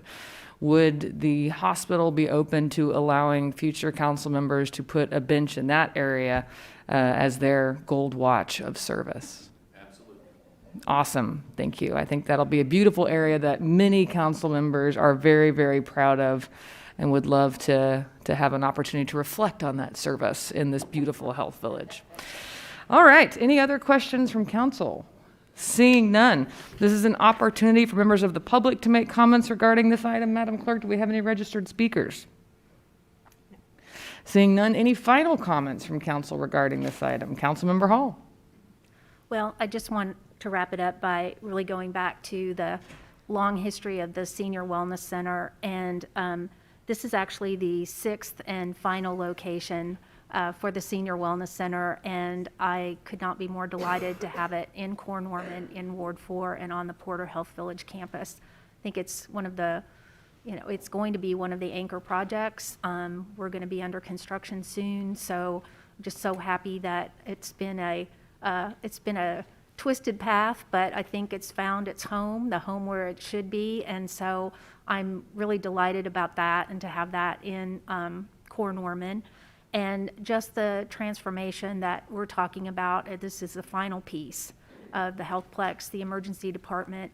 And, I think we all remember how it took a little time to get used to the idea that we were going to look to the future and address our health and wellness needs to the future. And that made some hard decisions for our Porter campus. But I think, what we see tonight is all of the planning and the visioning that has been going on for the last few years. And here we are now to this final piece of being able to reimagine what the Porter campus is going to look like, and that it is going to be a vibrant part of our community. It's going to be a vibrant part of the Porter Corridor project that has been a long time in coming too. So I am grateful that we've gotten to this point and appreciate all the work that's gone into this, and has my full support.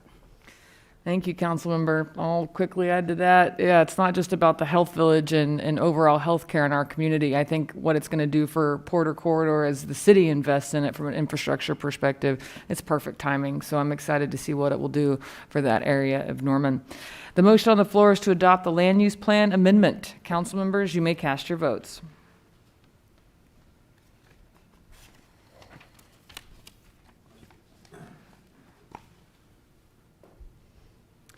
All votes have been cast, and the land use plan amendment passes unanimously. Thank you. Item 12, Ordinance 2122-29, upon second and final reading to remove part of Norman Regional Health System Porter Campus from the R1 Single Family Dwelling District, the C3 Intensive Commercial District, and the O1 Office Institutional District. It was certainly a puzzle. And place same in the PUD, Plan Unit Development District. I'll entertain a motion to adopt or reject the ordinance on second reading, section by section. So moved. Thank you. This is a companion item to the previous item. Are there any further questions from council regarding this item? Seeing none. Are there any further public comments regarding this item, Madam Clerk? Seeing none. Are there any final comments from council regarding this item? Seeing none. The motion on the floor is to adopt the ordinance on second reading. Council members, you may cast your votes. Did y'all miss me?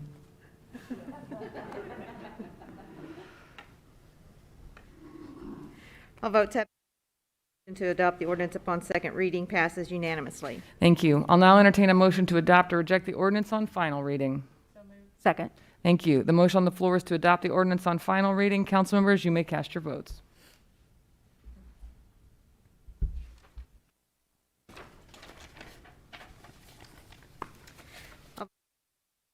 Motion to adopt the ordinance on final reading passes unanimously. Thank you. Item 13, ordinance 2122-30 upon second and final reading, closing certain public interest in an alley and rights-of-way located at the Norman Regional Health System Porter campus site. I'll entertain a motion to adopt or reject the ordinance on second reading, section by section. So moved. Second. Thank you. This is a companion item to the previous item. Are there any further questions from council regarding this item? Seeing none, are there any further public comments regarding this item, Madam Clerk? Seeing none, are there any final comments from council? Seeing none, the motion on the floor is to adopt the ordinance on second reading. Council members, you may cast your votes. All votes have been cast. Adopt the ordinance upon second reading passes unanimously. Thank you. I'll now entertain a motion to adopt or reject the ordinance on final reading. Second. Thank you. The motion on the floor is to adopt the ordinance on final reading. Council members, you may cast your votes.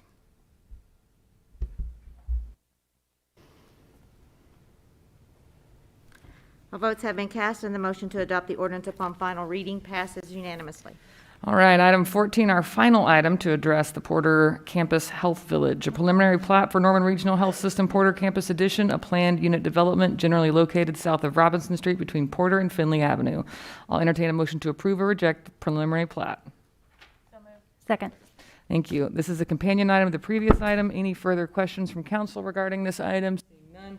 Any further public comments regarding this item, Madam Clerk? Seeing none. Any final comments from council regarding this item? Seeing none. The motion on the floor is to approve the preliminary plat. Council members, you may cast your votes. All votes have been cast, and the motion to approve the preliminary plat passes unanimously. Thank you. I'll clap. There you go. All right, item 15, resolution 2122-31, amending the Norman 2025 land use and transportation plan so as to remove property located at 1025 Southbury Road from the low-density residential designation and office designation and place the same in the commercial designation. The applicant has requested to postpone items 15 and 16 until February 22nd, 2022. I will entertain a motion to postpone and recognize the applicant to make a brief statement before council votes on the postponement. I motion that we postpone it until February 22nd. So moved, or second. All right, we have a second. I'll recognize Mr. Rieger as the representative for the applicant to make his postponement only at this time. Understood. Thank you, Mayor. You know, I practiced architecture for 5 years before I went to law school, and I've done zoning for 22. And I've often found in both of those careers, which I've enjoyed tremendously, that when you put people together, you can find a solution when they'll work together. You can get there. It takes a lot of effort, takes a lot of time, it takes a big commitment. This applicant has tried to do that on this project repeatedly. I don't think it's a debate significantly that these two homes on the corner of Berry and Lindsay have lived their life. I think it's reached the point that there must be a transition now to something else on the corner of Berry and Lindsay. I really haven't heard a lot of debate about that. I haven't heard a lot of people tell us that we want those two house structures to stay just like they are there on the corner of Berry and Lindsay. So what do? We've asked for a postponement tonight because of how we got here. This applicant has tried extensively to meet the middle. That's what we do. When we face controversy, we try to meet the middle. We try to compromise. We try to get there. This applicant, through repeated reiterations of the site plan, got there. at the Planning Commission. And the Planning Commission recognized that. And they said in a vote to 5-1, and I think the council members were present for that vote, they said some wonderful things about how the applicant had done that. They said, Commissioner Williford, I do think developer is listening to your neighborhood concerns. Commissioner Beck, an architect himself, said pleased with the response the developers have given.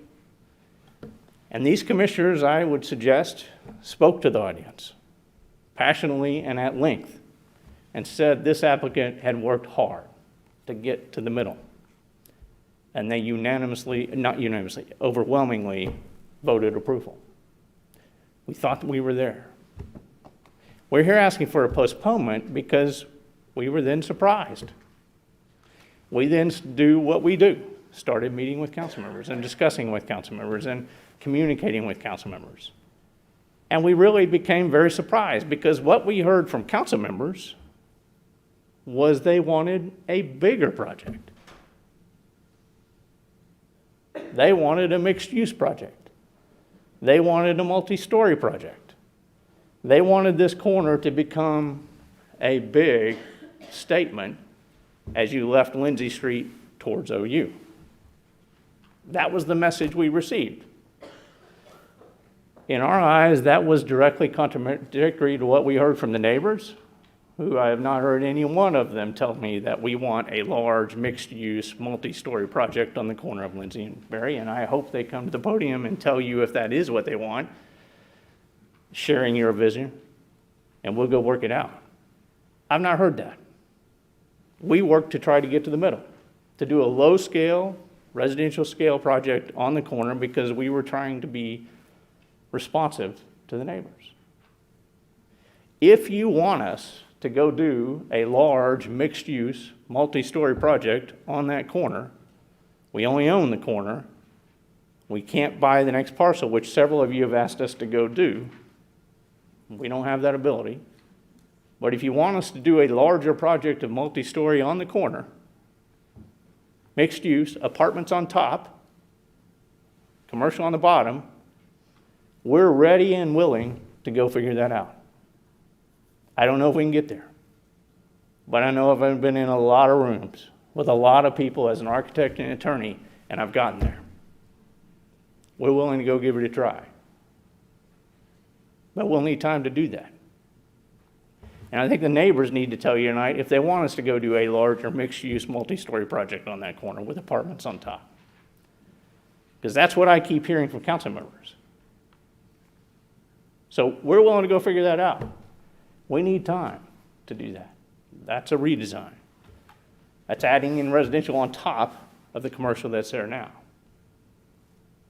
We'll go figure it out. Rick McKinney's ready to go figure that out to the extent we can. To the extent we can make it work, parking and everything else.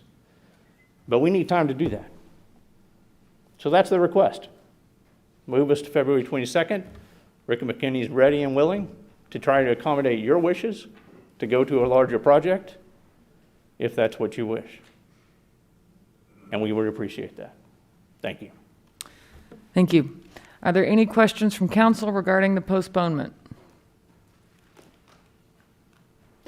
Seeing none, this is an opportunity for members of the public to make comments regarding the postponement. Are there any public comments? Okay, not to the postponement. Are there any? Okay.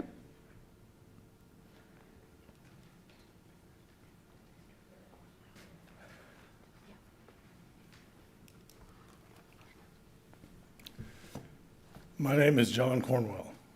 I was here last week, excuse me. And the neighborhood has shown up this evening because we thought this was going to be the end. There's no need to postpone this any further. This project under this architect has been going on for 2 years. But this project has been going on in the neighborhood since 2015. It is time to quit moving the little strip mall around the lot and decide. We hear from the applicant that the neighbors haven't provided input. We did. We provided input at the pre-development meeting, and not one single thing was addressed. So I don't want to hear any more of this. We just want this to be over. Let Mr. Rieger make his presentation. We'll make a presentation based on publicly available material, and then you can decide. Thank you. Thank you. Are there any final comments from council? Oh, my apologies.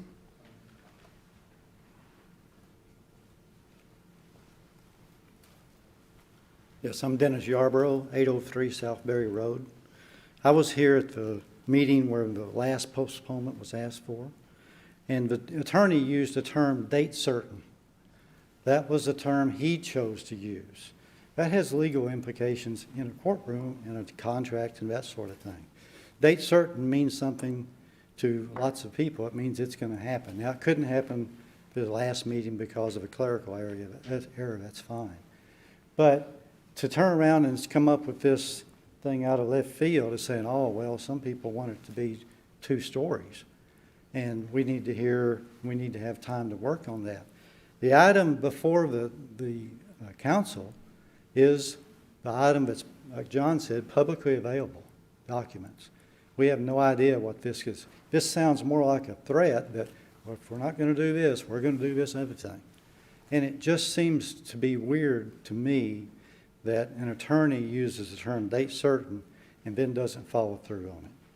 So I think, you know, if he used it mistakenly, it's one of the few mistakes I've ever seen Mr. Rieger make.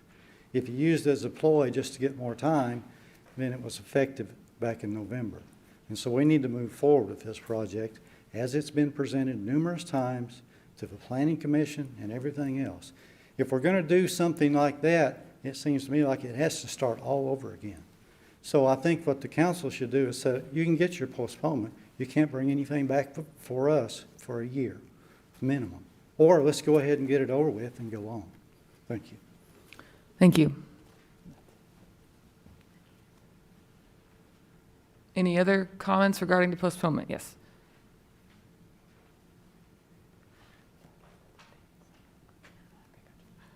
I'm Susan Meyer, and I want you to know that the extra camera is for me, because I found a new passion explaining to people and boards about zoning.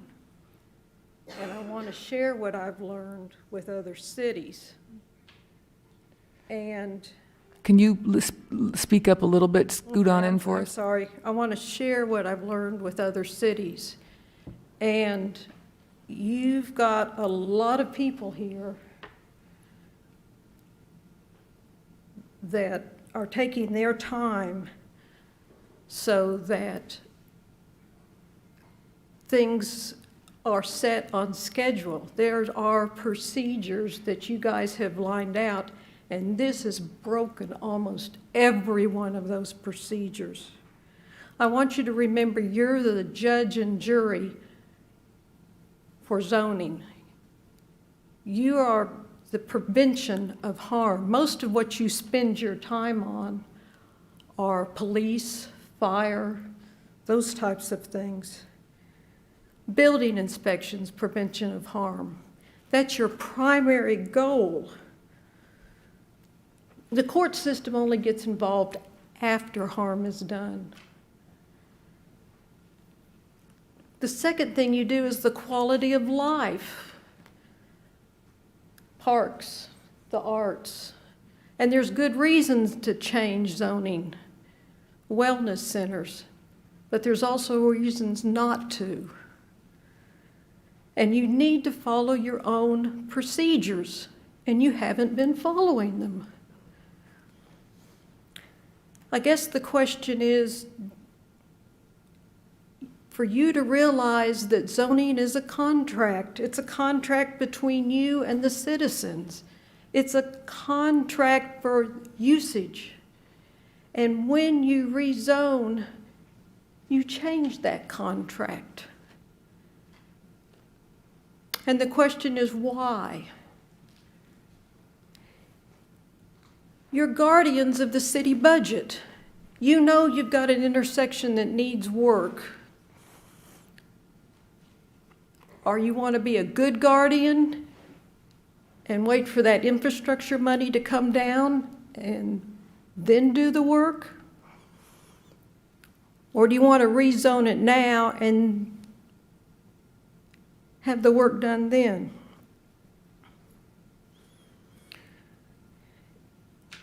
This vote's going to show all of us how well you follow the written procedures you're supposed to follow.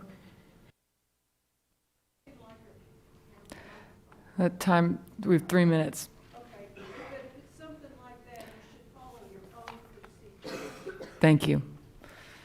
Are there any other public comments? Come on down. And just a reminder, this is for postponement only, and 3 minutes. I'm Dave Nairns at 902 Cary Drive in Ward 4, and I would urge you to vote in opposition to postponing.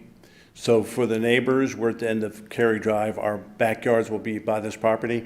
For 6.5 years, this is the plan we've been looking at. This is the first we've heard of a multi-purpose with apartments. Are you kidding me? Never even heard about this. You need to vote on this tonight, decide yay or nay, and then if you turn it down, they can come up with a whole new plan with apartment buildings. That's even worse to have those in our backyard. So I would urge you to oppose postponement, vote on what's been presented. As neighbors, we've been dealing with for 5.5 years now, since July 2015. So I would urge you to oppose postponement and vote on what has been presented. And if they want to present something else later on, do it all over again, because this is a completely different plan. 2-story buildings with apartments. We in the neighborhood hadn't even heard anything about this at all. So I would urge you to oppose postponement. Thank you.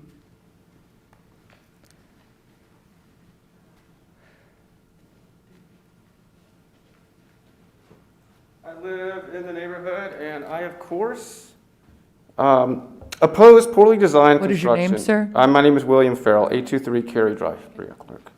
I, of course, oppose poorly designed construction anywhere on Lindsay Street, and actually, in my opinion, all of Lindsay Street needs a facelift, and it's exciting to see this happening in small steps. First, it's great to see the progression in the update of the street configurations, turn lanes and bike lanes, and it's even more exciting to see many of the less than spectacular mini malls that already exist get torn down and perhaps even updated.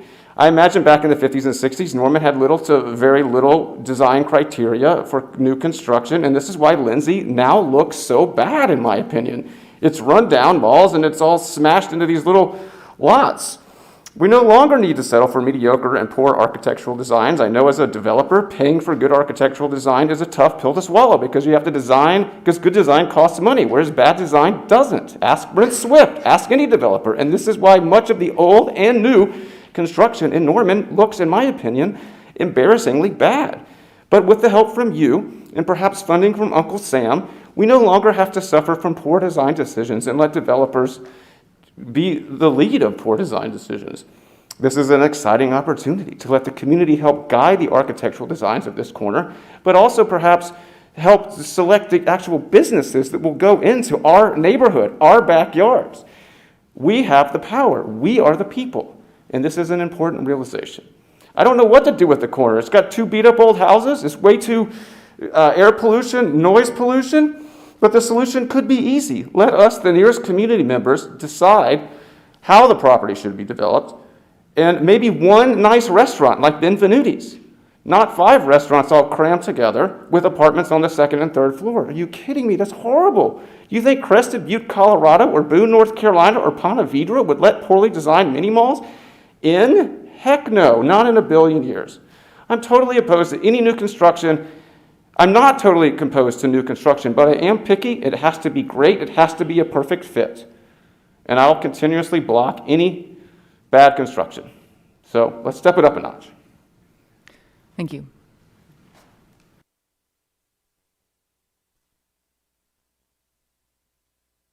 Alamedaville, 905 Cary Drive. I would like to know if any of our previous objections are on file. Okay, that helps. What I'm going to put this briefly. I think that all major objections to this project have already been voiced and well represented by my neighbors. So I will keep this short. We saw a presentation by Sooner Traditions attorney, which painted it as a project of beautification. Only right now. Sorry? The postponement only right now. Well, If you postpone, we can't argue that it doesn't give I understand, but those are the rules. We're speaking about the postponement currently. How many times can this be postponed?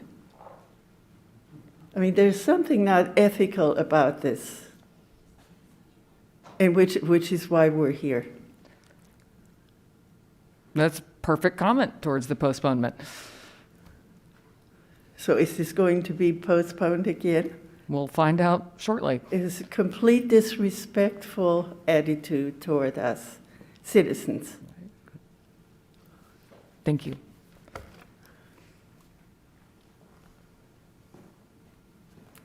Good evening. My name is Elise Osis. I live at 1128 West Brook Street. I oppose the postponement. We, the residents of the neighborhood, can't hire a lawyer. We only can take our Tuesday evening to come down here. John has been very helpful in keeping us updated, but to come every, getting these emails every Tuesday, come this week, oh, never mind, it got canceled. So it's taking time out of our lives. We have busy lives, we have children, we have jobs. We would prefer we not postpone this evening. Thank you.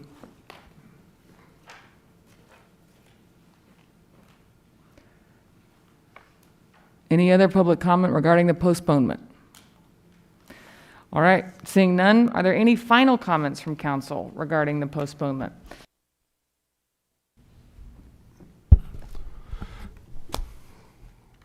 Well, we're sticking to the postponement, but I would just like to say that I appreciate the fervor from the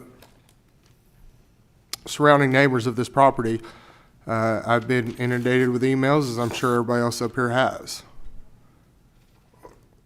When you say you want to pick something, what goes in there, you have that opportunity. Buy that property. Own that property. You're wanting us to use the arm of the government to deny somebody else property rights. You have that opportunity. That's first and foremost, buy that property. They own that property. If they're able to do something with that, they should be able to do that. It is surrounded by other commercial businesses. Oh, all right. Councilmember Lynn, please keep it to the postponement as well. So I would like them to have the opportunity to go back, if we can have a look at this and maybe figure out something that works for everybody, but just wanting to deny them and use the arm of the government to do that, I cannot get behind that. So. Thank you. Councilmember Tortorello. We have two choices here. We either grant the postponement as requested, or the alternative is that they come back again and start over, or sue the city. I think that we owe it to the citizens and the council and Norman to allow this postponement to go forward, because there was discussion tonight that what if we do this? What if we make it a mixed-use property? And so that changed the conversation tonight, and it's not fair to the citizens here who presented without knowing what was being discussed tonight. And this allows the applicant and the citizens to have further discussion. I mean, if we're going to be open about this, let's be transparent and have that conversation. But I believe the only way to do that is to have a postponement. It makes sense. That's the only way we can go forward. And I see no other way. And I don't want the city to be sued again. And if they start over again, we're going to be right at the same spot. So thanks. Thank you. Councilor Studley. I would like to say that this is also the first time I have heard about a multi-use, mixed-use apartment complex. I've never heard of that, and I'm on council. So I'm not sure who the council person or people are that you spoke to regarding this, but I'm not sure if they actually spoke to the people of the neighborhood or actually are involved in that ward that this affects. So I don't think it's fair for a counselor to set up here and talk about that council is requesting for him to do this when not all of council is requesting it. And this is the first time that I've ever heard of that. And I think that it is a complete disrespect to these community members that are here tonight to constantly be changing this and not having any information for us to provide that you've apparently talked to other council members about. That information should have been shared with the rest of us so that we could share it with the neighborhood. But this is the first time that I've heard of it. So I feel like you're just continuing to change things just to continue to postpone, and it doesn't make sense to me. So I don't agree with the postponement. Thank you. Thank you. Councilmember Schuler. I will not steal Councilmember Hall's thunder, and she has a lot to say about this as the council member from the ward. But I would just like to say that this affects Ward 2 just as much as it affects Ward 4. And I know from my constituents and the residents of Ward 2 have been overwhelmingly invested in what has been happening, and it has been something that I have been hearing since I stepped foot on council 9 months ago. And so this has been a long, drawn-out process for me, and I know that it has been worse for the residents. 6 years, 6.5 years of different projects, this project being 2 years. And so I think at this point, I am not in favor of moving forward with a postponement tonight. I think that we need to make a decision. We've had time to, figure this out, and I don't think that any good faith has really been put forward from the applicant on behalf of our residents, and they've made some good points about how they feel stymied and just drug along through this process. So I will leave it at that, and that is where what I have heard from Ward 2. Thank you. Councilmember Foreman. So we keep hearing property rights, property rights, property rights, and maybe some people on council don't understand that property rights applies to more than just the applicant, but also the residents that it affects and the neighbors. And that is something that we should always consider as council members. This is not a commercial area. This is a residential neighborhood that we're talking about dropping a commercial business in. And so we should very much take into consideration the residents as well when we vote. Thank you. I'll simply add, before I turn it over to Councilmember Hall, that I too am in interest of being respectful of our residents' time, and we can't keep dragging this out. And I do think if the plan is so different than what was initially proposed, then it should go back to Planning Commission and start over. Councilmember Hall.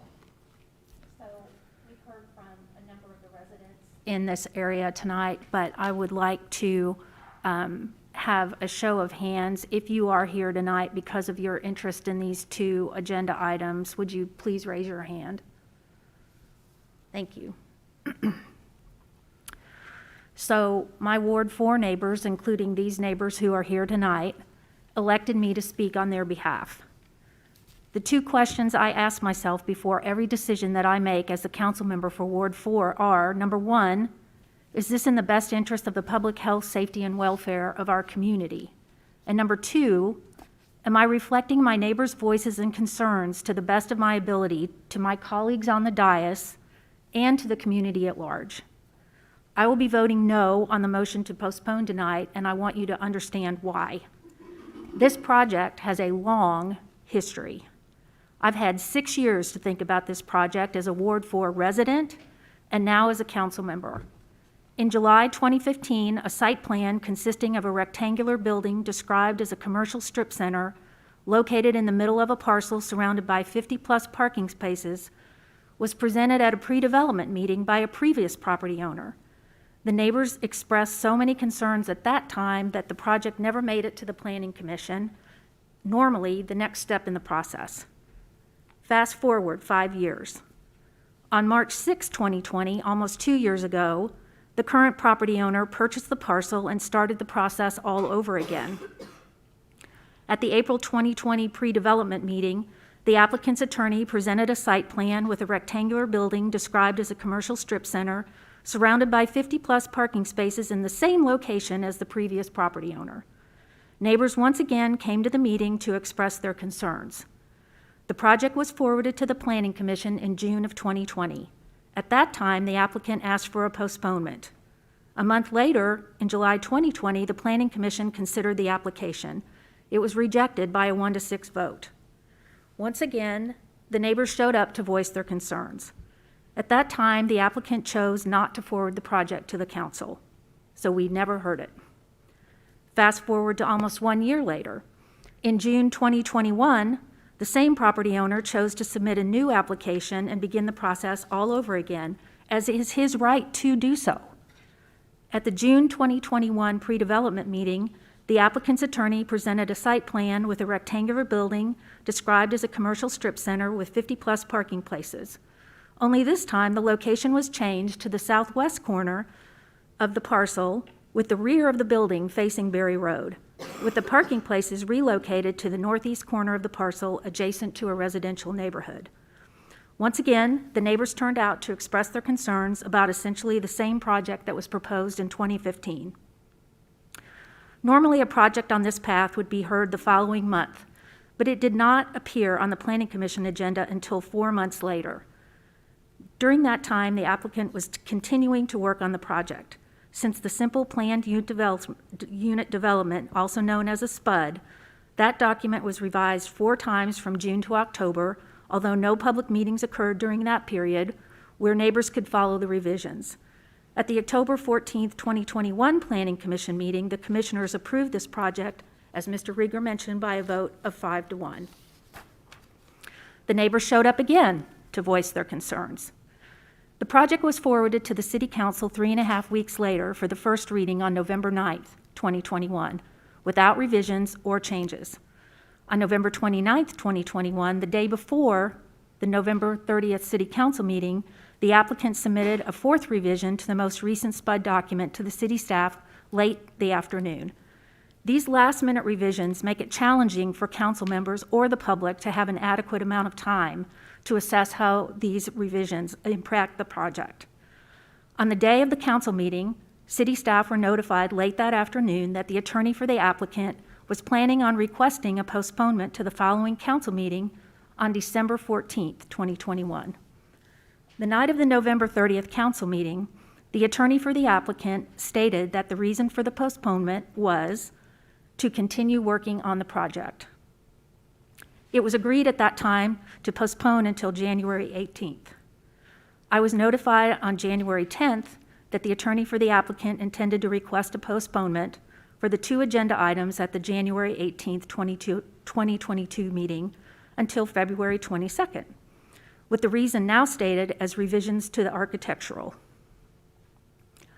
As of last week, that postponement was 3 city council meetings in the future, or a total of 12 weeks or 3 months since the November 30th meeting. To complicate matters further, at the meeting a week ago, because of a technical error posting the incorrect title for one of the 2 agenda items concerning this project, the council had no choice other than to approve postponing the 2 agenda items until tonight. So as of tonight, the applicant has had 8 weeks to continue working on the project when they originally indicated they only needed 2. There is no policy that requires the City Council to approve a request to postpone. The first time, it is often approved as a courtesy to the applicant. So the first postponement was approved unanimously by the Council on November 30th.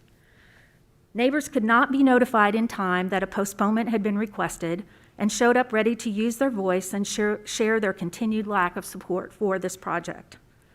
So, here we are. The last time the SPUD was revised was on November 29th, 2021, the day before our November 30th council meeting. 8 weeks later, the same document is attached to our agenda item tonight. So while requesting to continue to work on the project or revise the architectural in that amount of time, there has been nothing new added for us to review tonight. Unless there are exhibits that are added to the SPUD document and the written language revised to support those exhibits, all the changes to architectural are not binding. So, as I said last week, after almost 2 years, 2 separate applications, multiple delays controlled by the applicant, countless public meetings, feedback solicited from planning commissioners and council members, as well as neighbors prepared to show up 11 separate times at a scheduled public meeting, including tonight. What we have seen to date are incremental changes to what is essentially the same commercial strip center introduced in 2015 to my Ward 4 constituents and neighbors, as well as neighbors on the west side of Berry Road who are in Ward 2. These are neighbors who will be impacted the most and have stayed engaged against all odds. Objections to a project would normally require residents to attend a pre-development meeting, a planning commission meeting, and a city council meeting over a period of several months. That's 3 meetings. This is public meeting number 11 over a 6-year period. So based on what I have seen since early spring of 2020, there is no information being provided that would convince me that another postponement is needed or necessary. The current applicant has had 2 years to continue working on the project. Thank you. The motion on the floor is to postpone items 15 and 16 until February 22nd, 2022. Council members, you may cast your votes.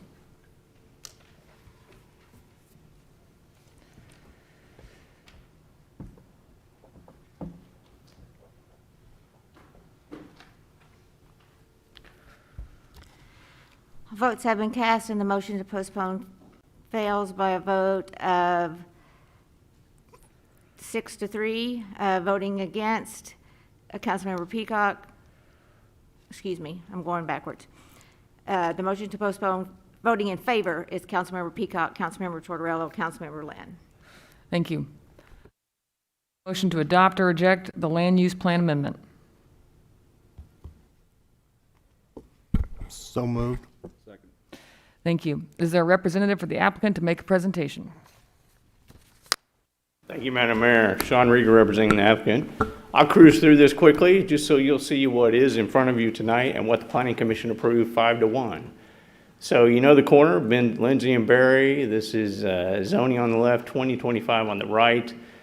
Would be basically to emulate the property on the south, so to basically make all 4 corners commercial.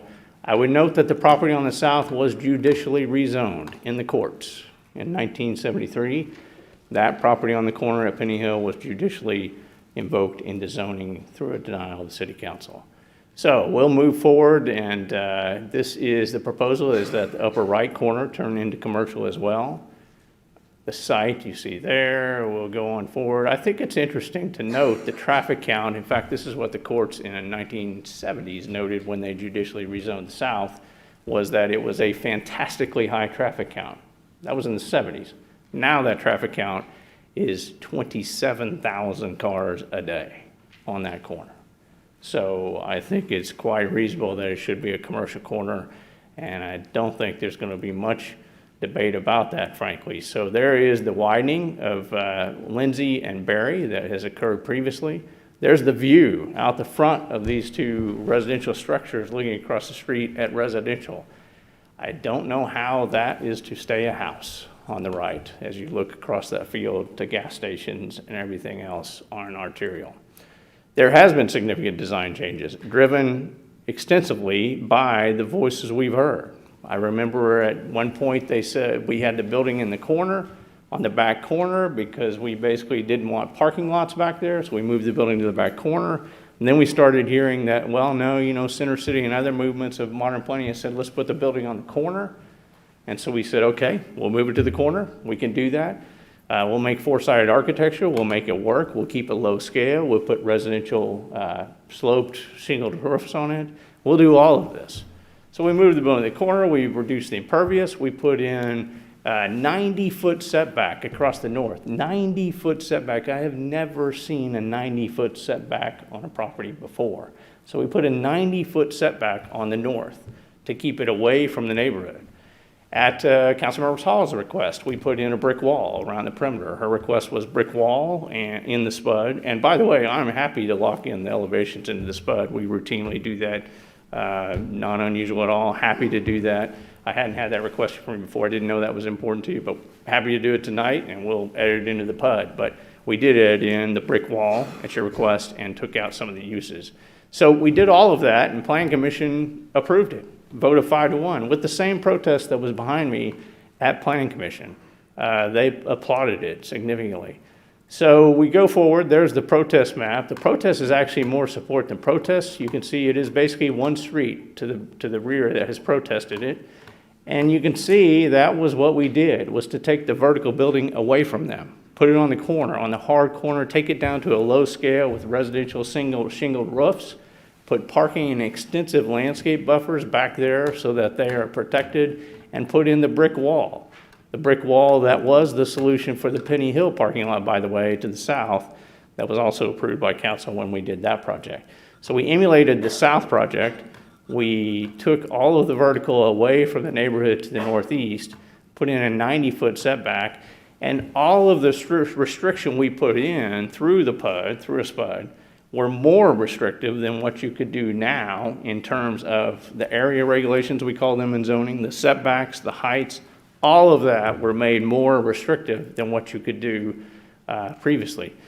So actually we adopted C1 uses, which when you look at your adopted zoning code, C1 by your code is said for the convenience of people of adjacent residential, because these shops and stores may be an integral part of the neighborhood, closely associated with residential. These are the uses we adopted. More restrictive requirements for light, air, open space, etc. So we chose your district and then further restricted it from that. So that's your words, not ours, as to what C1 zoning is supposed to be part of a neighborhood, adjacent to a neighborhood. And so that's what we proposed. And indeed, we removed, at Councilmember's request, we removed some uses that the Councilmember asked us to remove that were not necessary. We did that. And if you look at C1 around the city, there is many situations where there is C1 next to residential. Right up the road on Berry Road, 1 mile away on the same street is C1 next to R1.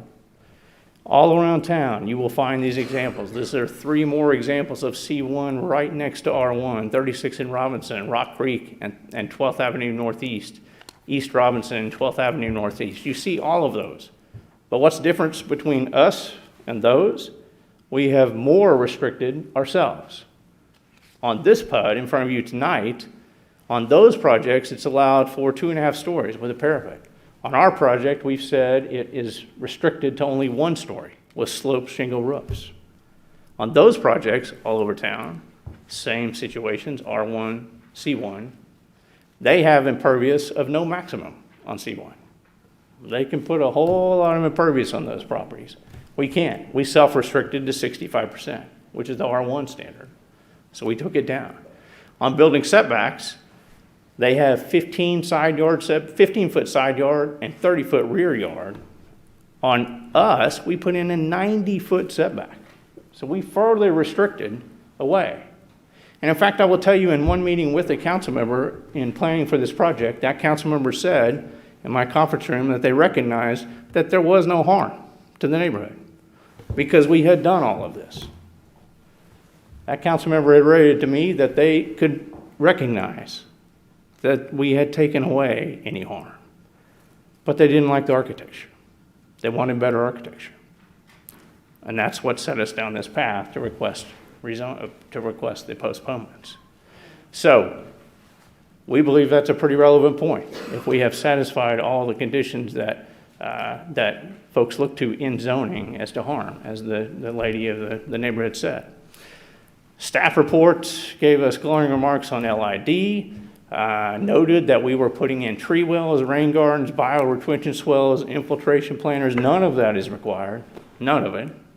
But in this one, the applicant has voluntarily provided it. Open space, 65%. Traffic and access, we actually took away 3 access points on Berry Road to put only 1 in on the farthest northern point, and on the lower right side, we put in only 1 right in, right out, so that we could be as minimal impact as possible on traffic. That's a reduction of the impact right now on traffic. As to full cutoff lighting, there's no requirement for that right now. We put in full cutoff lighting, photometric plans adopted, so there would be no light spillover, no light pollution of any kind. The brick wall, I should mention, was to make sure there was no noise pollution. Brick wall around the perimeter is a really good solution to block that, light, noise, all of that. In the site plan context, this was intentional. We took the building up front so that it lined up with the commercial across the street, lined up with the commercial to the south that was judicially rezoned, and then we just had the brick wall and the parking lot all around the perimeter to make sure that we've been as accommodating as possible to the neighborhood. I think it is important to note that they pretty clearly told you they did not want multi-story mixed use. That's what I heard tonight. So if they don't want multi-story mixed use, and they don't want a commercial strip center, I don't know what they want. But if there's no harm from this one, it's something that must be considered. Site plan you see, this is the architectural, which we're happy to put in as a locked-in point of the SPUD. This is Rick McKinney's work. These were the renderings. And again, the motivation was to do something low scale, something residential, something with shingled roofs, something that if you looked at the transition point from the commercial on Lindsay over to the neighborhood, it would be a careful blend. It would be a careful rise into that neighborhood. Very sensitive to make sure we had done that. And I think that's why we had very high marks from planning commissioners when they voted 5-1 yes, that you've done your work. You've done it properly. You've accommodated those concerns. And those are the views as you come around Lindsay Street and Berry. Very important, I think, is that your staff reports, your written reports from your words, have said that the intention of the Lindsay Street project, the words out of the report of the streetscape project was created to help spark redevelopment of West Lindsay Street in this general area. This was your goal. This was your adopted policy vision to spark new development. Here it is. We're simply fulfilling that. Planning Commission was where we thought we had hit the mark. We came out of this hearing, same protest that night, all the same protest, all of the same voices. Planning Commissioner spoke to the audience directly and voted it in. And they're a tough body. Let me tell you what, they hold us to the fire. Planning Commission is not an easy sell. They're good. That's all they do is look at development work. They don't look at police and fire and other issues. They look at development work night in and night out every month. And they had extremely high marks for this project. Commissioner Jaloxy said, I like what I see in this project. And he actually questioned us quite a bit in that hearing as to empty storefronts and things like that. And he seemed to come to significant comfort, that he liked what he saw and it made sense. And he seemed to suggest that the re-spark of development was important on Lindsay. Commissioner Williford, I do think this is a good use for the property. I do think developer is listening to your neighbor concerns. I do like the changes. Commissioner Beck, very tough vote. Commissioner Dave holds us to the fire often. I love Dave Beck, but he's not an easy vote. He often says, you got to do better, Sean. Not unusual for him to tell us that. He liked it. He said he was pleased with the response the developers have given. New development spurs redevelopment, was Commissioner Beck's words. And with that, the commissioners voted Planning Commission recommendation of approval 5-1. The one vote made no comments. I have no idea what Commissioner Behan thought as to her vote. No vote. She did not express an opinion. So the 5 that did gave us glowing remarks. We were interested in this, actually. This was Mr. Brent Swift. I think he was mentioned earlier. Brent Swift, we had no idea, was interested in this project. There is no business connection. He has no part of this project at all. But we had heard that he was interested and thought it was a pretty good project. We thought we'll ask him, see what he says. Well, he wrote us that letter. He wrote you that letter. Let me correct myself. He wrote you that letter. Dear Mayor and City Council members, as a resident of Ward 4 and as a developer of projects throughout Norman's core, I am in support of the proposed rezoning and development for the corner of Berry Road and Lindsay Street. This intersection is the gateway to our city to those visiting the University of Oklahoma. This project will bring new life to this corner that is desperately needed. I also believe the proposed site plan allows for a gentle transition from the busy commercial nature west of the site with the calmer residential aspect to the east of the site. We appreciate Mr. Swift's remarks and thank him for submitting that. I think everybody respects Mr. Swift and his work throughout Central Norman and what he's done. And he came to the table to say, good job. So this isn't going away. I'm sure you're going to vote it down tonight. But it's not going away. This will go forward in whatever venue and whatever form it comes with.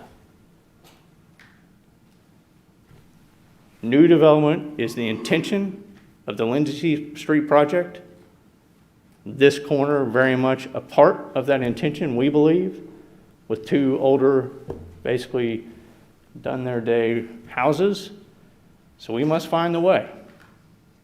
We'll keep at it. We'll keep at it in whatever method and forum we have to do, but we will find that way.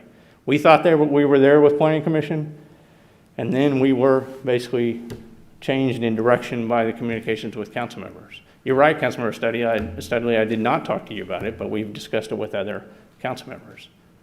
So we still hope for your vote tonight. I don't know what else we can do beyond what we have done in trying to create a low-scale transition into the neighborhood, which is what we thought was the middle ground. So I'm happy to answer questions. I hope you'll vote for this because we want to have it right too. And the planning commissioners thought we did. But if you want us to keep working on it again, we will. Thank you very much. Thank you. Are there any questions from council regarding this item? Councilmember Hall. Is the applicant present with us tonight? He is not. Thank you. I have some questions for Ms. Hudson. Is she still here? Yep, she's in the hallway. Okay. She's coming in. Oh, she can't? Oh, gosh. Might be a little difficulty here. Okay, well. She'll give her a college test. Let's see, I'll try to make. She feels better than she sounds. Okay. I'll try to make these in yes or no form. I'll just shake my head. Oh, gosh. No, this is not good. Okay. I think you can nod on this one, or, okay. So does a SPUD ordinance require the applicant to commit to the site plan as an exhibit in the SPUD document? The site plan that's submitted as part of the SPUD, yes, that is how the site plan as it's laid out on the site plan should appear. Okay. If there's a discrepancy in the written if there's a discrepancy in the written description and the attached site plan, does the language prevail or the site plan prevail? The language would prevail. Okay. Let's see. Okay, I think this is a yes or no. Does a SPUD ordinance require the applicant to build the structure as depicted in the renderings, for example, that are shown tonight, if it's not included as an exhibit in the SPUD document? They are not. Okay. So as of tonight, the rendering has not been included as a revision to the site plan, at least on what is on the agenda? Correct. Okay. Let's see.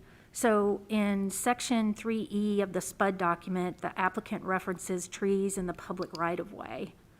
Does the status of street trees, who determines the status of the street tree? Is it the applicant or city staff? Tell me where that is again. Section 3E, I think. Let me double check and make sure.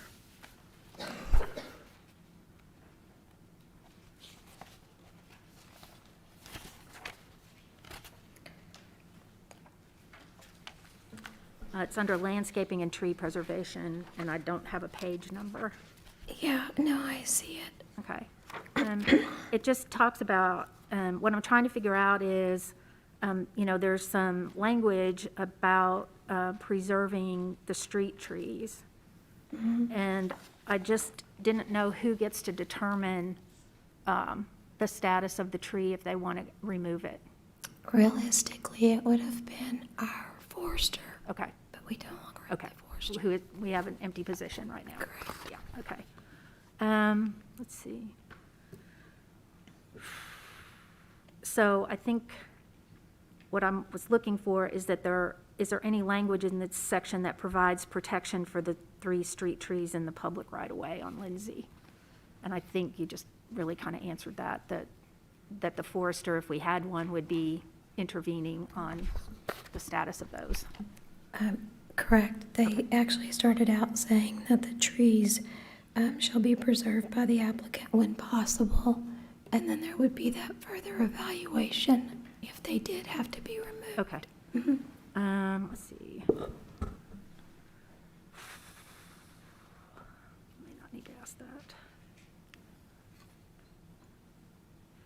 So, one of the things that I was interested in is that the current site plan depicts 50-plus parking places. And since it is a SPUD, obviously they can put whatever they want to on the site plan. But we also just were successful in passing parking minimums. So there's really no requirement now for that many. I mean, there might have been in the past, but even though it's a SPUD, they can include what they want. So I suppose the applicant could choose to remove parking places from the site plan if they chose to. They could. Okay. There's nothing on the part of the city insisting that they have 50-plus parking places. No, they had said that they would comply with the Okay. ordinances as amended from time to time. Okay. And then really my final set of questions really gets to the heart of the examples of potential LIDs, the low-impact development, or the BMPs, the best management practices that may be utilized as depicted in Exhibit D. So again, this relates to language versus site plan. So if you look at, this didn't reproduce very well, but there's a site plan that includes possible BMPs and LIDs, but the language actually says that they may be utilized. So that means they're not held to all of those things. It would be whatever they might want to do. The document itself, the SPUD, says that the applicant will utilize low-impact development. So at whatever level those techniques are approved by city staff, they would be using those. So they do say that they will utilize low-impact development and best management practices. Well, it says will, and then if you go down a sentence, it says example of potential LIDs and BMPs that may be utilized on the property. So is that a conflict, or maybe it's not? Well, for me, reading it as staff, I would say that the applicant will utilize low-impact development, and that these are some of the examples that they may use. Okay, okay. So are there any other steps in the permitting process that would require the applicant to use those methods, any of those methods? Or is what they say what will move forward? Is there anything else on the process of actually doing building permits and that sort of thing that would hold them accountable for the stormwater management piece? Does that make sense? Oh, if I'm understanding what you're asking, that would be part of the plan review. Okay. When it comes through, Public Works Engineering would be reviewing that. So there would be another review process? Right. Okay. I'm not going to make you talk anymore. Thank you. And then only other comment that I want to make is Mr. Rieger showed a slide about the support map, and I think that's actually relevant. This has come up before when we talk about these kind of zoning cases. So in 2020, there was 17.8% support within the notification area. I actually think there was one later.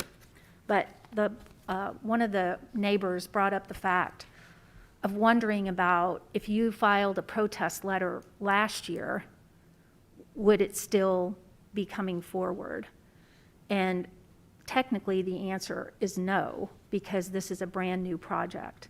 And I think this is part of where some of the confusion has come in on the part of the neighbors, because you were notified, legally notified last year, and many of you submitted a protest letter. And I know at the beginning of this process, again, it was hard to understand that this, because the project looked so similar, you thought you'd already done what you needed to do. And so there is a lower protest within the notification area, but I've also had many neighbors just say, I didn't understand that I had to do it all over again. I already protested this once. And I'd also like to point out that the support, the 17.8% support, is interesting. So you have the corner, which is Penny Hill Subs, a business, a property owner and a business that support this project. You have a project or a parcel to the north, and that letter of support from the property owner to the north is owned by an employee of the applicant, and that property was purchased in May 2020. So you would presume that they would be supportive of the project. This large parcel here also has a letter of support from, and this is the address is 1104 West Lindsay. It's from the applicant himself. He purchased this property on June 18th, 2021. There has been a Sooner Tradition sign, for sale sign posted on the property ever since. So that is the support that the project has received. And maintaining the large trees is a worthy goal, but it doesn't mention the 11 trees that have already been removed from that parcel. So that's all the questions I have for now. Thank you. Any other questions from council regarding this item? All right, seeing none, this is an opportunity for members of the public to make comments regarding this item. Madam Clerk, are there any speakers registered? Yes, we have several. We'll start with John Cornwell. No. Do we need to clarify? He'll get 15 minutes. Well, I think we need to clarify if he's representing several people.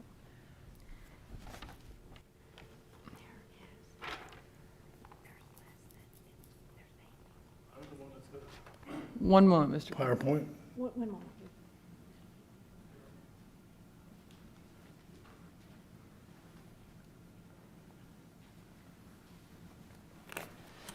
Okay, so with issues like this, we tend to limit it to 30 minutes for, 30 minutes against. It's my understanding that this is different from the Eagle Cliff situation because they had an actual POA where they could point to someone who was going to represent the clients. I don't think that neighborhoods should be treated differently because they have POAs and HOAs. And so it's my understanding that Mr. Cornwell, through his neighbors, is going to be granted 15 minutes to give his presentation. We will not go past the 30-minute limit, which also applied to Eagle Cliff. So we'll go in the order here, and if you feel the need to defer your request to allow another neighbor to speak against, then we can do that, but we will stay to 30 minutes. Thank you. Mr. Cornwell.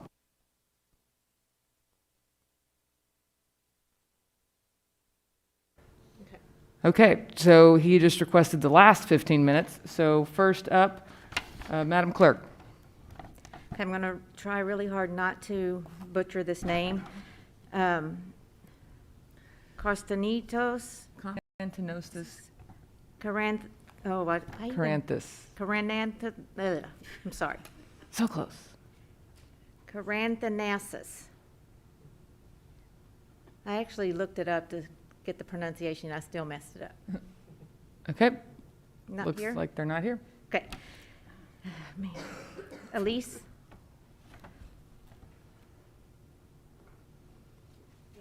So, thank you, Mayor. My name's Elise Osis. I live at 1128 West Brook Street. And I think you do get a sense that the neighborhood is pretty upset about this plan. I want Norman to think about, the kind of development we want in Norman. And as one of my neighbors pointed out, when you make a change to a zoning, you can't go back on that. And when you put down an impervious surface, it's really hard to jackhammer that up. So when you are looking at 50 parking spaces within close proximity to Imhof Creek, I really want you to think about that as, is this something that you would feel have on your conscience? In terms of what the neighborhood wants, in terms of the site plan, what about something like the Library Bar and Grill, the Earth? There's lots of great small residential type businesses in town that we all enjoy and would like to go to. I would just point out that there is a brand new large strip center on the corner of Classen and Lindsay. It's called Classen Landing. There's many individual, open, available rentals in that place. There are only 3 that are actually being rented. There's Magic Noodle, Kung Fu Tea, and a Goodwill donation center. So my point being, there are plenty of commercial buildings available in our city and in close proximity to Central Norman. We do not need another one very close to our neighbors and to Imhof Creek. I also really question the traffic flow. I live on the corner of West Brooks and Berry Road, and I often hear the screech of tires and accidents at that intersection. People turning left onto Berry Road from West Brooks. I just see that as being a very dangerous intersection with a parking lot with cars entering and exiting. So please vote no. Thank you. David Narens?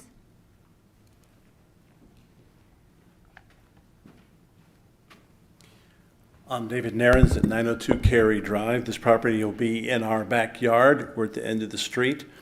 It would be easy to characterize this as a bunch of neighbors not wanting a strip mall in their backyard, and that's true. We don't. The applicant owns the property. This is America. He can do whatever he wants with this property. Absolutely.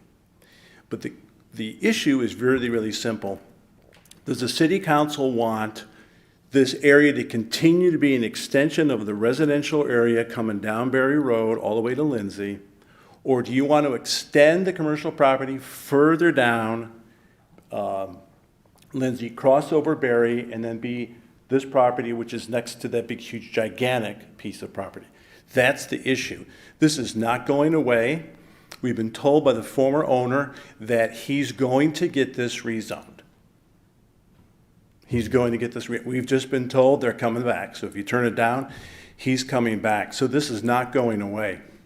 So the issue really is, do you as a city want this to be part of the residential area, or do you want this to be an extension of the business area? If that's what you want, then you would approve this, and I'm sure it'd probably be a nice building, extending the commercial property. If you want this to continue to be part of the neighborhood, now whoever owns the huge property right next to that, I guess someday is going to build a gigantic house of some kind. So that is still residential. So that really is the issue. I speak in opposition to rezoning. Thank you. Michelle Narens?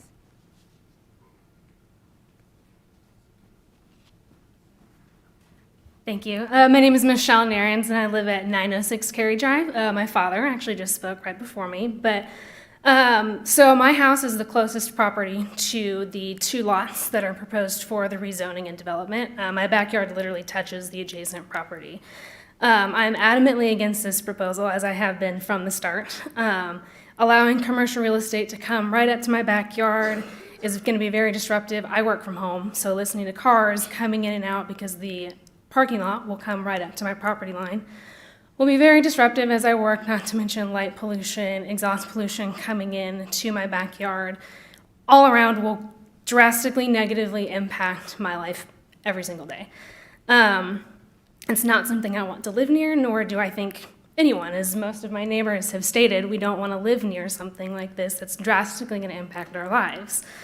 The people who have spoken and will continue to speak during our 30 minutes are the members of our community who actually live here. So the reality is we're the ones that every day are going to have to tolerate the disruptions to our homes and our streets should this be approved. We're the ones whose voices have to matter. And I believe you do believe that. Our voices have to matter because at the end of the day, we're the ones that will have to live with the consequences of the actions that are taken should this be approved. We have chosen to live in this neighborhood because it is a rich community with quiet and safe neighborhoods, and adding commercial real estate to this section is going to do nothing to enhance what our neighborhood stands for and what we have spent our lives building it up to be and spent our lives choosing to live in this area. I know my neighbors love this community, as do I. I've lived in Norman my entire life, and I grew up on that street right next door at 902 Cary Drive, which is why we're fighting so hard to protect it. So rezoning this area really doesn't do anything to show us that, you know, they care about the community and the people who actually live here in this area. If you improve this project, it essentially means you're changing the landscape of how my neighborhood is going to function because you're taking it from residential and you're commercializing it by giving businesses encroaching into our homes. So I would just like to say thank you for listening and to please reject the proposal in order to protect myself and my neighbors' homes and futures. Thank you. Alex Stein?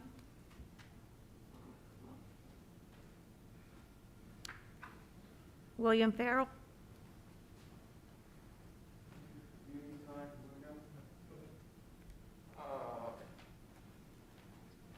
William Farrell, I live at 823 Cary Drive. You guys, I grew up in Atlanta, and I just went back home, and it is a cluster muster, okay? You can't get anywhere.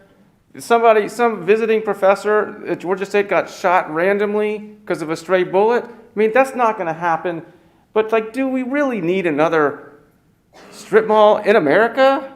Like, I know that somebody bought the property, and it is their right to develop it. I own property out of state, and I like to make the money off of it. But I just wonder, like, especially on Lindsay, do we need another strip mall? It looks good. It looks pretty good, I gotta say. But I just feel like Lindsay needs a reboot. And I guess this is like the start of the reboot, maybe? But maybe it needs to start further back towards the interstate. Just be careful, you guys, when you want to build a 3-story, and I know this isn't it, but like I heard it already, the 3-story with the little malls at the bottom. I mean, there's plenty of empty units over there on campus. It didn't work over there. Just be careful when you build those little high-rises because the traffic comes and the people move in and the neighborhoods change. So I don't know what to do with the corner. It's ugly and it needs to be fixed, but I think we just need to think about it. That's all. Thank you. Gabrielle Mandeville?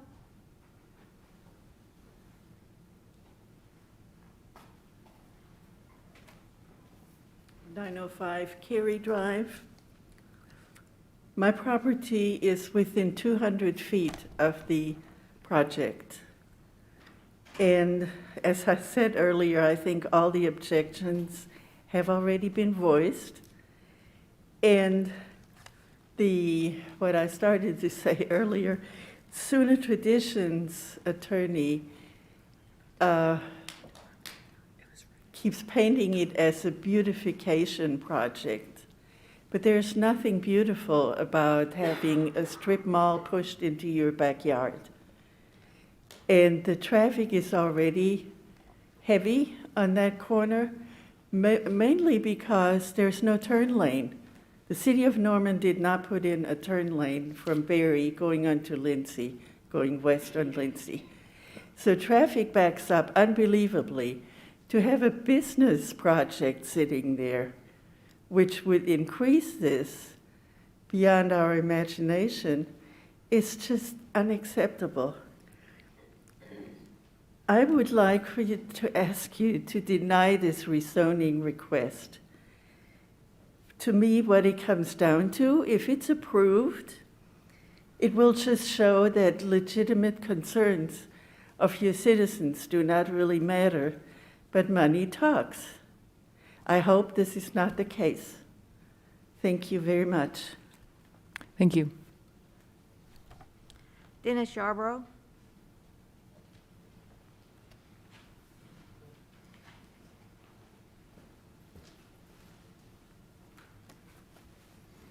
Yeah, I'm still Dennis Yarborough, 803 Berry Road. I was a retired professional engineer in Little Rock when we retired and came to Norman and invested our retirement dollars here.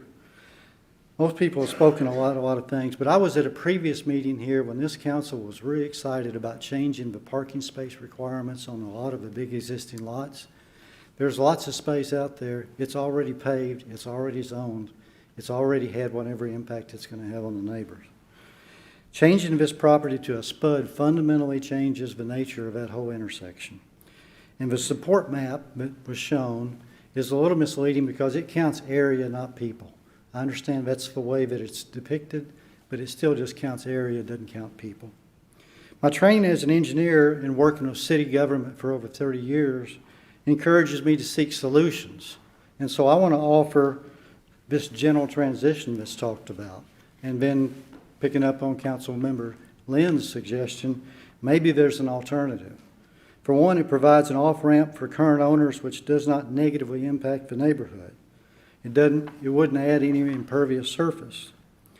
More importantly, it helps this council fulfill its role in solving local problems and benefits the whole community. What I propose is this council end the nonstop parade of development ideas that have come up here numerous times and fix the problem. Let's actually fix it so that it's done. I think the council should purchase the property. I think the city should purchase the property, zoned as is, then work with the local community to arrive at a permanent solution, maybe put in a neighborhood park or green space or something like that. If you take this and the property adjacent to it, you could put in community gardens. You don't increase the impervious surface in the area. You actually benefit the whole community. You have a general transition. So remove this property from private hands and provide leadership. It can be expanded, and maybe you can have a nice takeout from Penny Hill sitting over there at a parking at a picnic table. You can name it Sooner Traditions Park if you want to. Throw them along. Make this place a place people want to move to, and because it becomes stable. The nearby properties immediately benefit from green space, a small local park, and reduced heat islands. Solve the problem once and for all. Thank you for your time and your dedication to the community. Thank you. Susan Meyer?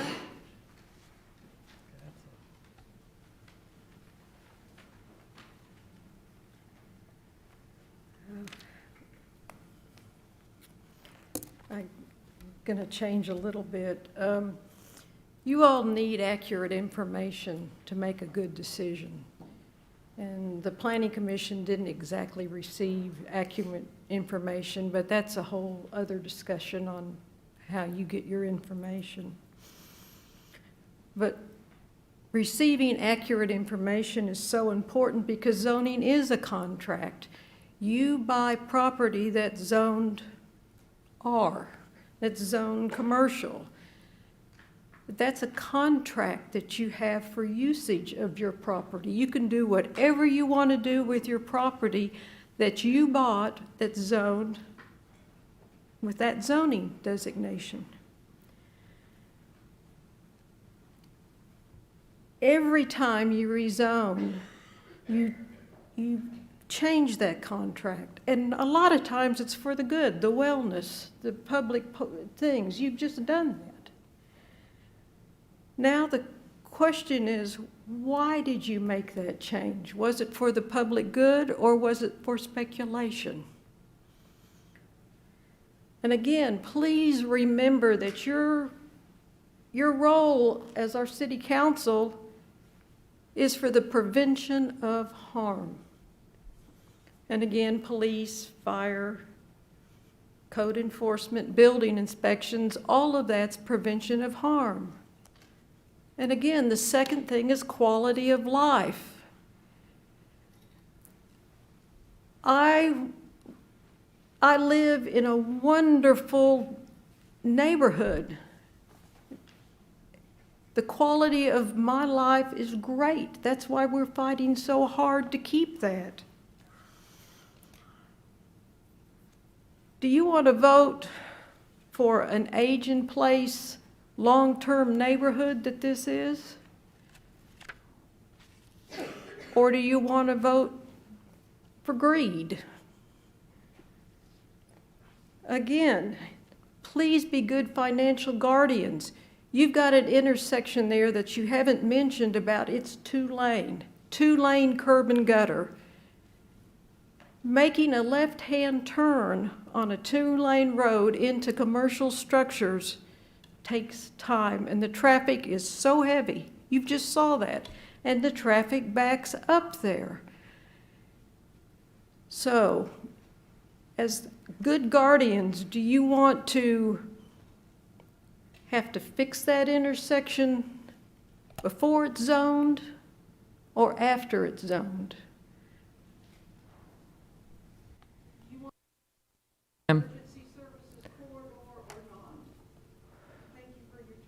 Thank you. Mr. Cornwell?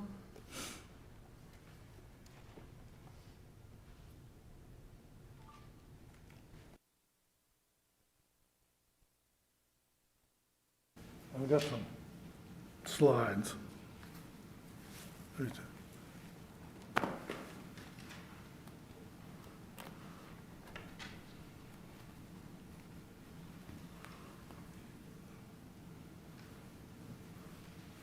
No, oh, right there. Okay, Councilmember Hall went over this. This is a little bit of history about how long the neighborhood has been involved in this project. Excuse me. Many of you, most of you, are younger than me. And in the middle 1970s, there was a fellow on the radio.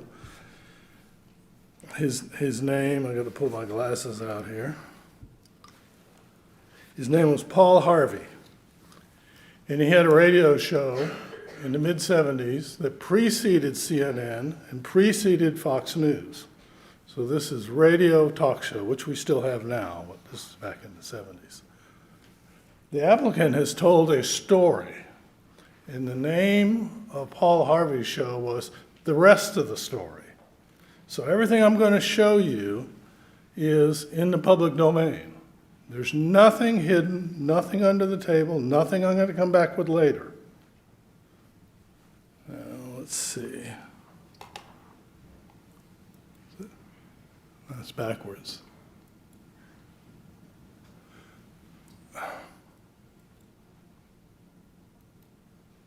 Well, somehow this is, here it is.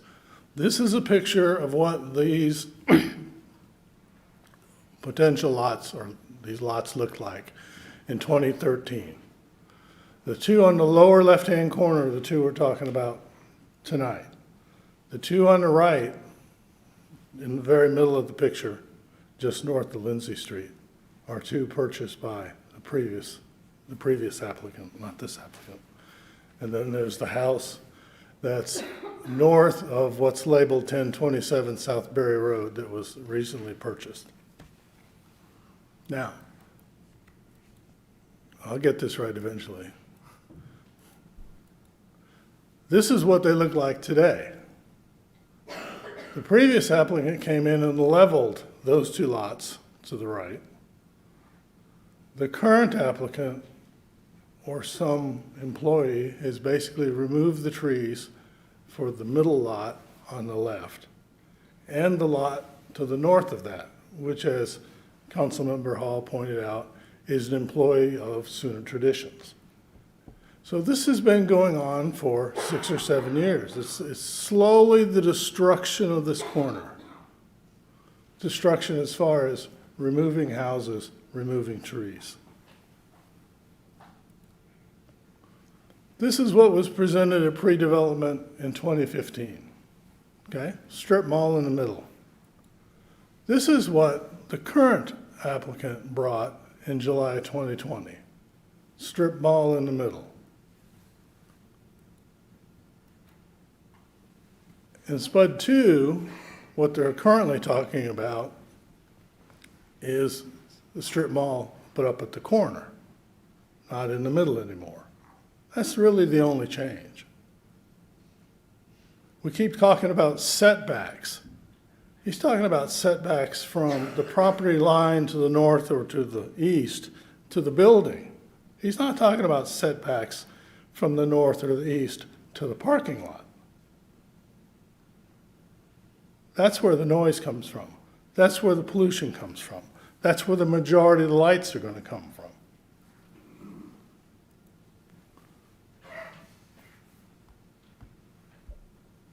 The project hired a company called Traffic Engineering Consultants, and they produced a report which is best called, it's even labeled, a traffic impact analysis. That is not an impact study. I've been an engineering consultant for over 40 years, and there's some words in the beginning of that study that should give you pause. For the purposes of this study, normally what you would see after that are the list of assumptions that are made. But there isn't any. There's no list. There's not defined. The TEC, the Traffic Engineering Consultant Study, focused on the intersection of Lindsay and Berry. Okay, fine. They referenced a federal publication, the Highway Capacity Manual. Fine. That manual or that procedure labels intersections A through F, A being the best, F failing, just like in school. The problem with it is TEC changed the definitions. The TEC definition is under the header TEC. The DOT definition is on the right. LOS stands for level of service. It's the mechanism by which these classifications are determined. It's basically a measure of how much traffic goes through the intersection. Now, you can make an assumption and list it that you're going to change the definitions, but you can't just change the definition, not state it, and use that reference. In any engineering form or forum that I've been involved in, that would be immediately thrown out. In addition, the federal document says when you get E or F, F is failing, okay? This intersection fails. It also gives you the opportunity to say E fails, if you wish to define it that way. Notice that in the applicant's traffic impact analysis, intolerable becomes okay. That's not right. This is a traffic study. So if we look at the 2021 and 2023, current or existing and projected traffic studies, we see that certain roadways, and we'll get to those in a moment, are Ds and Es. And they're Es and Es later on. But that's never been the issue. The traffic study says, this is okay, because if someone tries to leave the strip mall, they might have to wait in line. They use the word queue. I like wait in line. But they don't ever talk about how you get into the strip mall, which was brought up a moment ago. If you're traveling south on Berry, two-lane road, one lane each direction, and you have to turn left into the strip mall, you're going to hold up traffic. Berry Road was never intended for that type of usage. Lindsay Street, under the existing traffic, was never even evaluated. Or if it was evaluated, it wasn't put in the analysis. The result wasn't put in the analysis. Nor was Berry Road northbound for the projected traffic. So these are omissions. You could go so far as to say they're errors. There are errors in that report, but there are also omissions of what was done and what was not presented.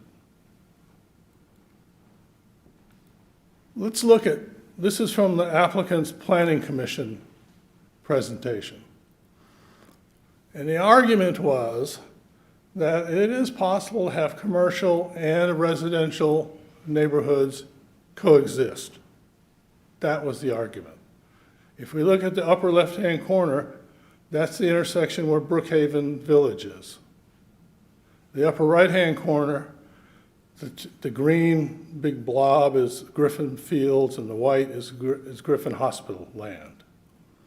And then the bottom one down there at the bottom in the middle, that green area is approaching Sutton Wilderness. So it gives you an idea where these three intersections we're talking about.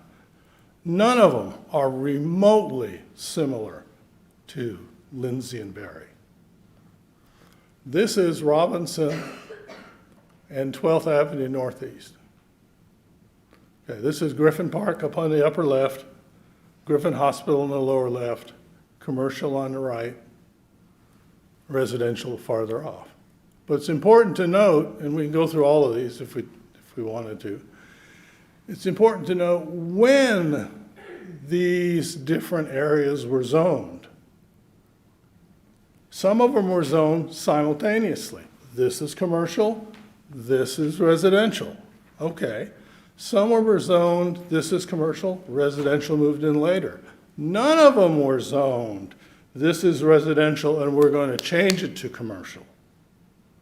That's what we're talking about here. We're talking about taking a residential area and making it a commercial property. So none of these examples are valid.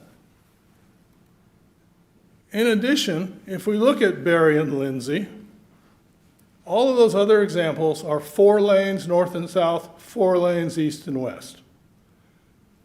I've moved to Norman in 1981. And I don't think there's another intersection in this town that looks like this. So using generic traffic counts and ideas doesn't hold any water with me. Here, north-south is Berry. It's 1 lane each way. East-west is Lindsay. Coming from the west to the east, there's a dedicated you have to turn right lane. So it's really just 1 lane when it gets to that intersection that goes on straight to the university. Coming from the east to the west on Lindsay, it's 1 lane over the bridge, obviously, which you know, and then it goes to 2 lanes, which aren't dedicated to turn, and then 2 lanes onto Lindsay. So really, it's 2 lanes in one direction and 1 lane in the other 3. Nothing like the intersection of 36th and Robinson. Nothing like anything else. You take that, excuse me, in the upper right-hand corner of this picture is the residential area. And you can go all the way up to Main Street, and it's residential all the way up to Main Street. So this isn't remotely similar. Whether this is an error and omission, I'll leave to you.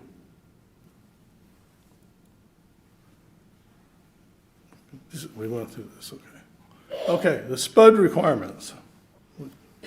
Councilmember Hall talked about this quite often. Very little in here, okay? 6-foot high privacy fence. Now it's going to be brick or panelized wood or lightweight concrete or something. It's just not going to be wooden. Light is line of sight. You see my face because light is reflecting off of it. But you hear my voice because voice is pressure waves. It's not line of sight. So I can stand over here and you can't see my head, but you can hear my voice. Amazing. It's really quite simple. So this light that's going to come from the parking lot or from the cars in the parking lot, particularly the lights, because according to the city code, can be up to 20 feet tall. 6-foot fence isn't going to do anything. 0. And noise isn't going to do anything. I'm sure all of you have been outside doing yard work, my favorite hobby, and heard a fire engine or an ambulance or something go by several streets away. You can't see that fire engine or ambulance, but you can hear it. Okay? So there's this 6-foot fence isn't going to do anything as far as sound goes.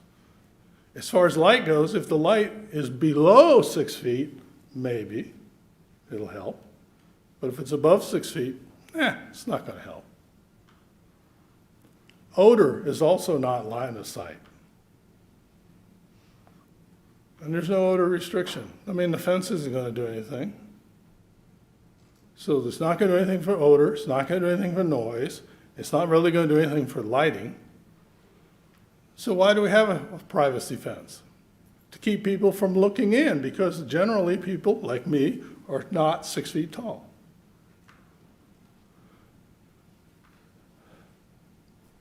There's been a discussion about how tall the building is. Well, if you do a survey and you go down Lindsay, and between Lindsay and 24th Street Southwest, there's 109 or so businesses, depending on how you count and access to Lindsay and all that kind of stuff. So, those 109 businesses are in about 67 or so buildings. Of those buildings, 7 of them are 2-story.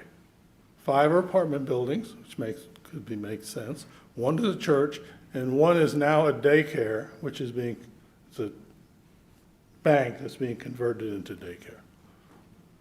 So what does the SPUD really say? Well, what the SPUD says is it'll be 1 story, we'll put it in that corner, and we'll have a 6-foot fence. That's all this says. The city attorney can tell you the difference between should, which is a suggestion, and shall, which is a requirement. And Councilmember Hall talked about the 3 big oak trees that are on Lindsay, and it does say shall. They shall keep them. But then there's the caveat, unless. You have about 30 seconds, sir. Okay. The other thing that's not in the SPUD is this picture, right there. This is just a figment of somebody's imagination. Instead of saying donut shop, it could say liquor store, because that's in the C1 authorized usage. We talked about how the protest maps, and so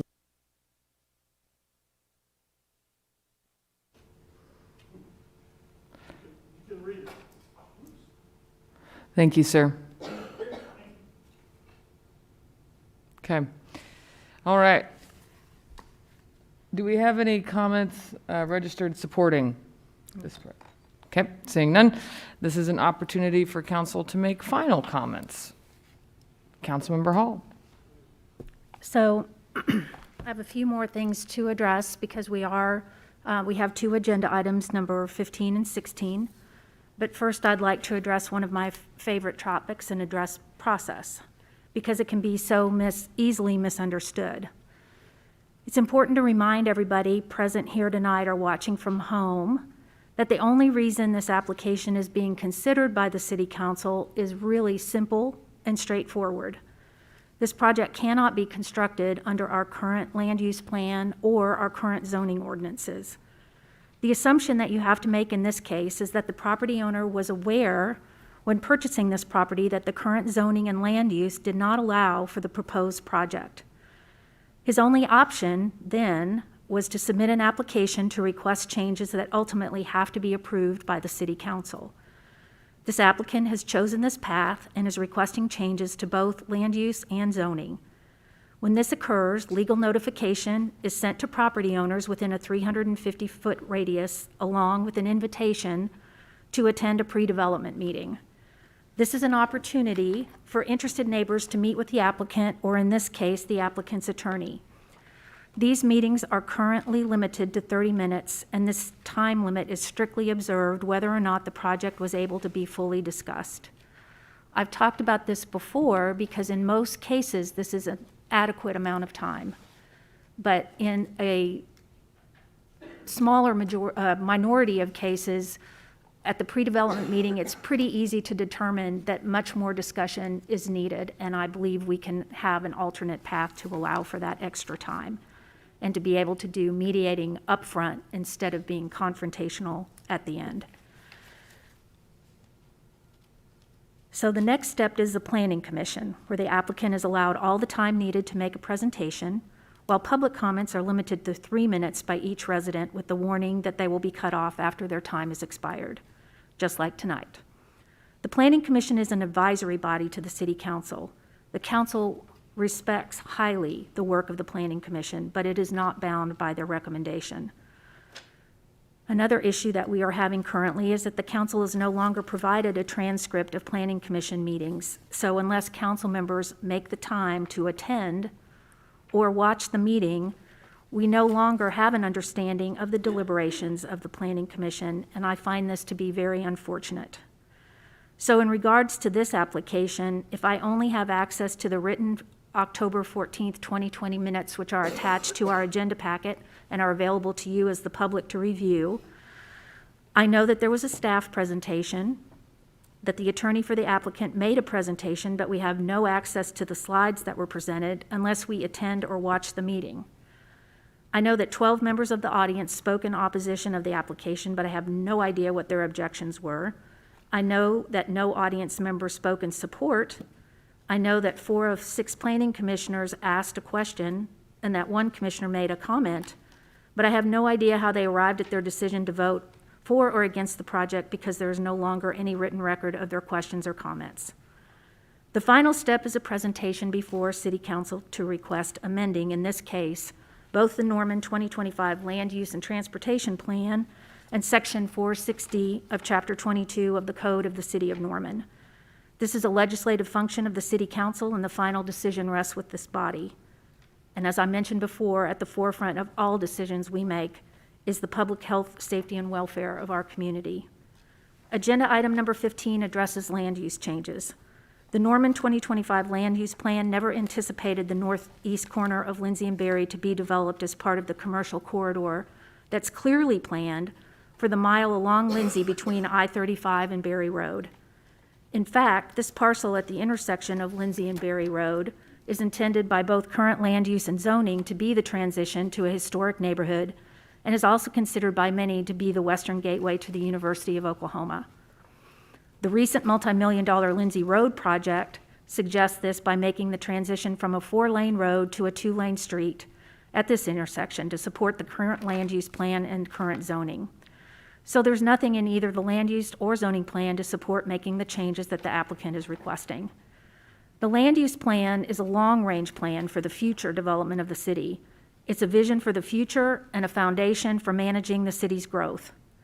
Commercial development of the Lindsay corridor was envisioned in the 2025 land use plan, with the exception of this corner at Berry and Lindsay that makes the transition to an R1 neighborhood.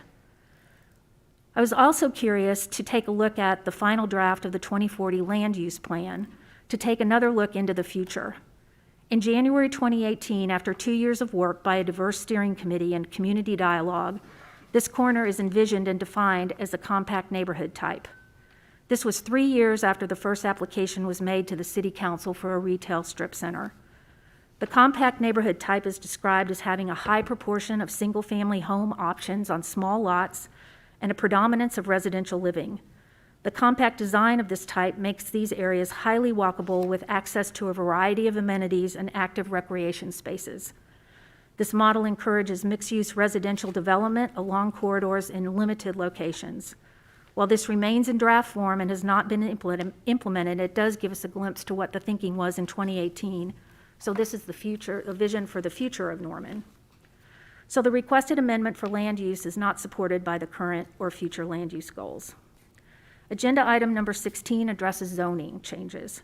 According to the city staff report, the definition of a simple planned use development, also known as a SPUD, is a special zoning district that provides an alternative approach to conventional land use controls and to maximize the unique physical features of a particular site and produce unique, creative, progressive, or quality land developments. Its purpose is to encourage developments with a superior built environment through unified development and to provide the application of design ingenuity in such developments while protecting existing and future surrounding areas in achieving the goals, as well as promote infill development that is compatible and harmonious with adjacent uses. A commercial strip center is not a unique, creative, or progressive land development. What we should be considering is a unique, creative option for the future and not what has been built in the past.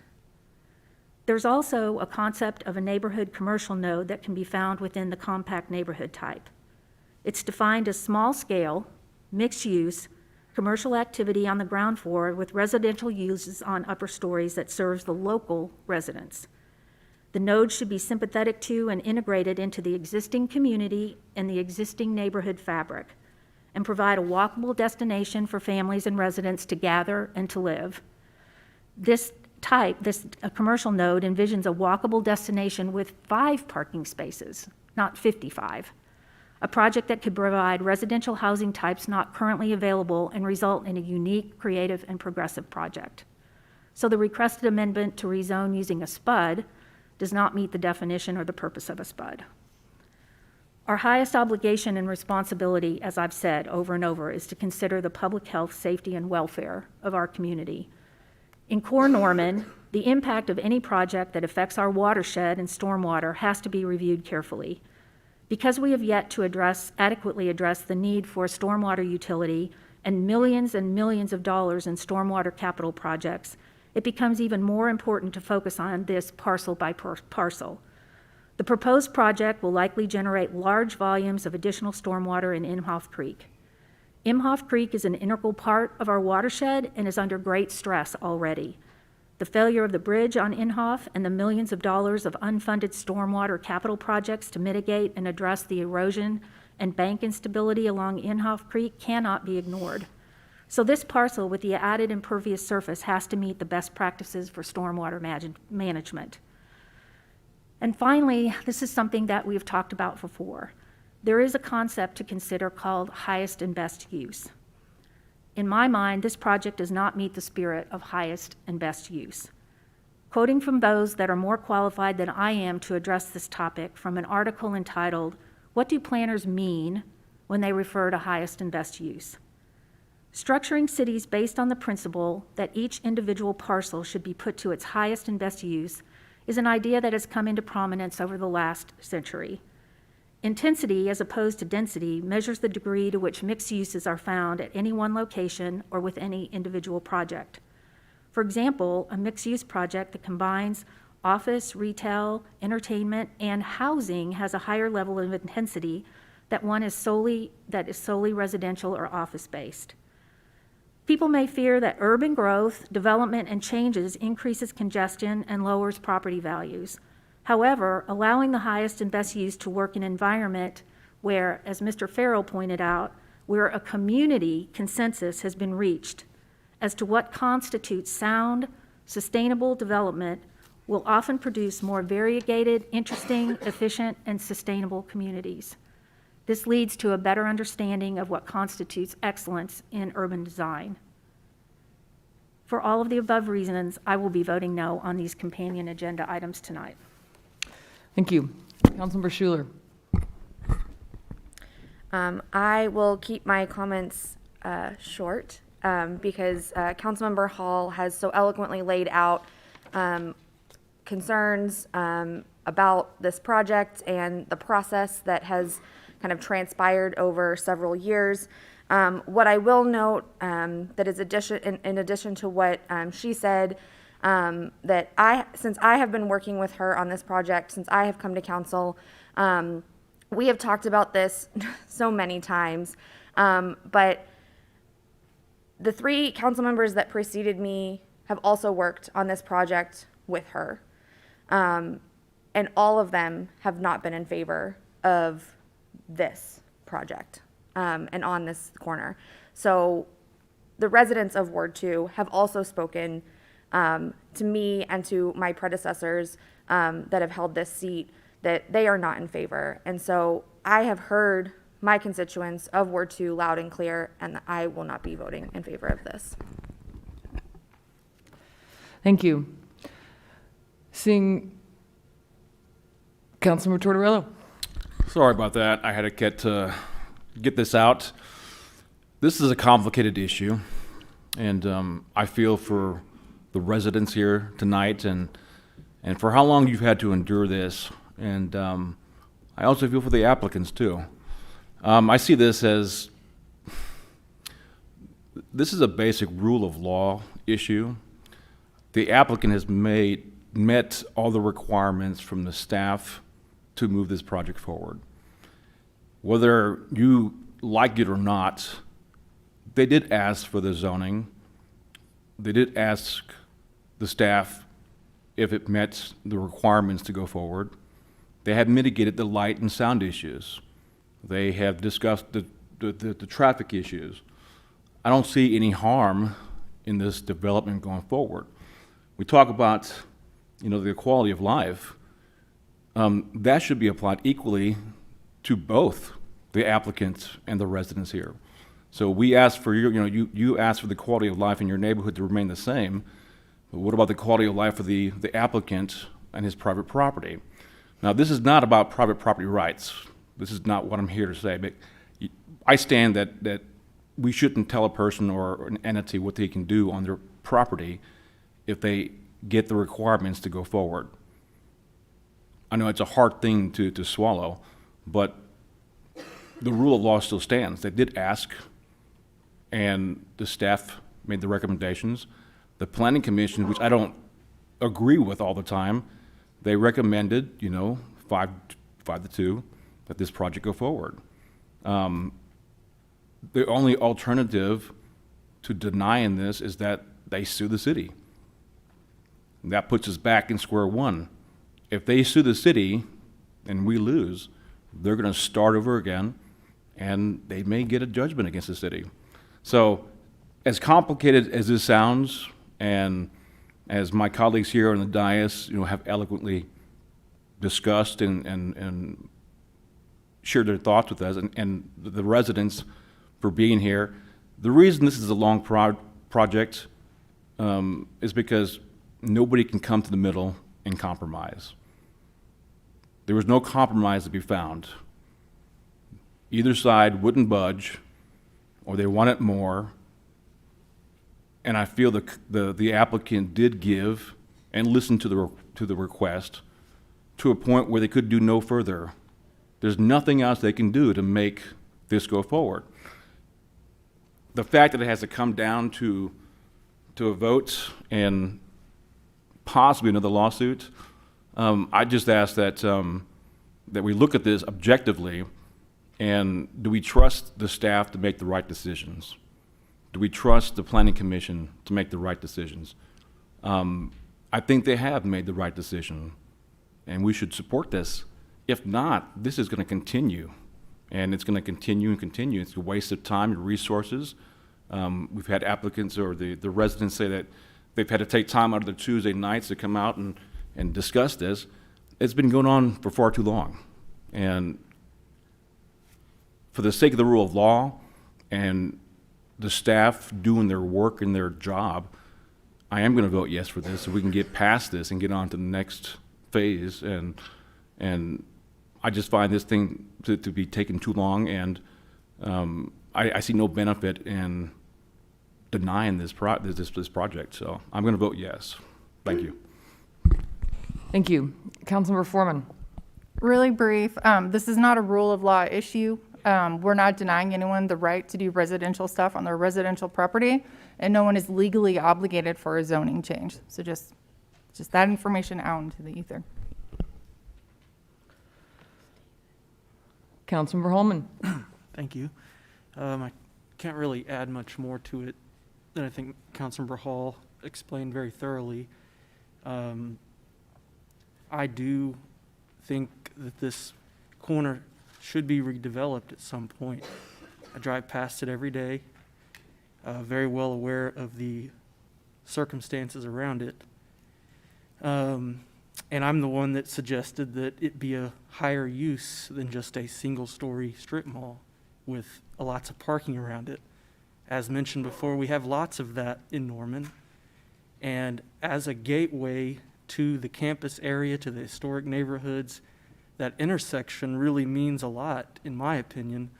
And what goes there really matters. And whatever is going to go there is going to be there for a very long time, most likely.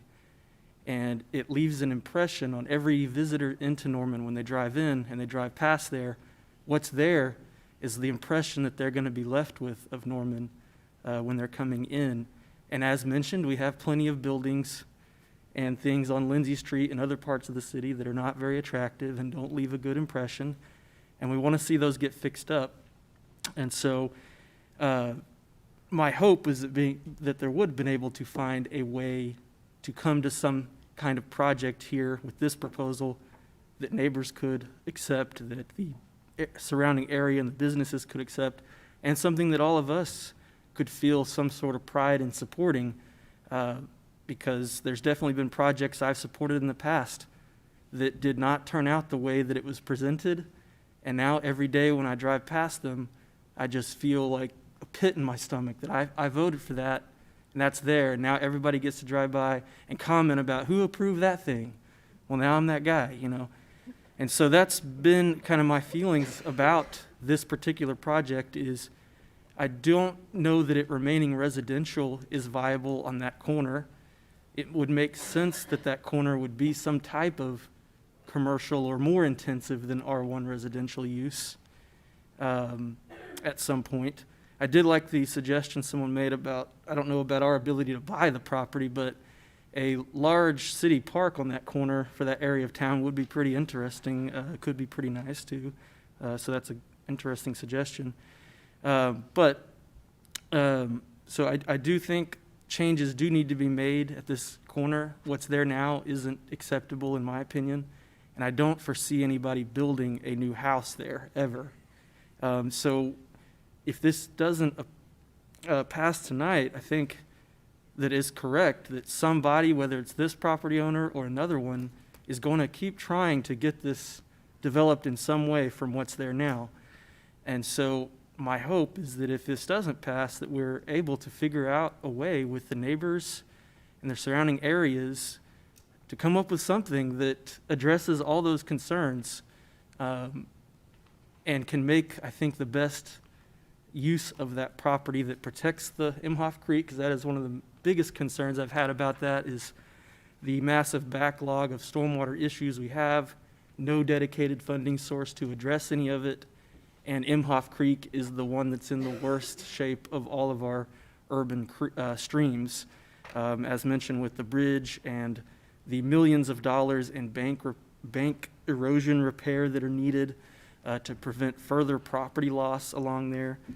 So that really has been a big concern of mine. But I do appreciate that this project does offer some enhanced stormwater mitigation from what's there now with the two older houses. But that's my hope. If it's not able to get through tonight, that going forward, that anybody wanting to redevelop this property knows that they're going to have to meet with the neighbors, that they're going to have to get some buy-in from the surrounding area, in my opinion, to get something through either this or a future council. But I just want to make clear, I support mixed use. I like the neighborhood. The node part, I mean, Midway Deli is probably our best example in Norman of a commercial entity that's in the middle of a neighborhood and doesn't have a bunch of parking all around it. But people find a way. People find a way to walk up there, ride their bike up there. You find somewhere to park around there if you need to.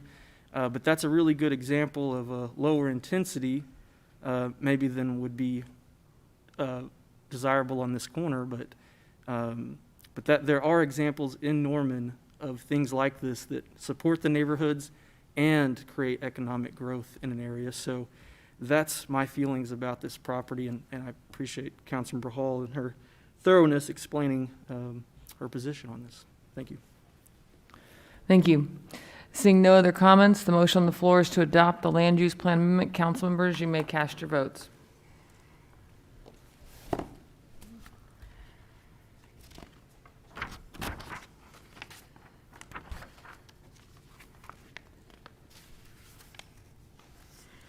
All votes have been, motion fails. Voting in favor, Councilmember Tortorello, Councilmember Lynn. Thank you. All right, we have 8 items left, so let's go ahead and take a 10-minute break. So the next item is moved. 16 moved. I was gonna let him get excited when I came back. Huh? I was gonna let him get excited, it was only 9. Yeah. And then, oh, my butt.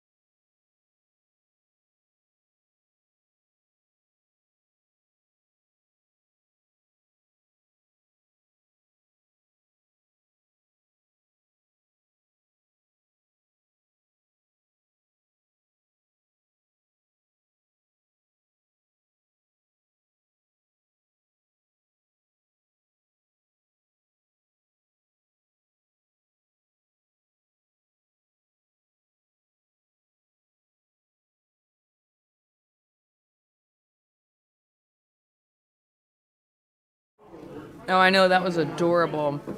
My ovaries were tingling. Oh, sorry.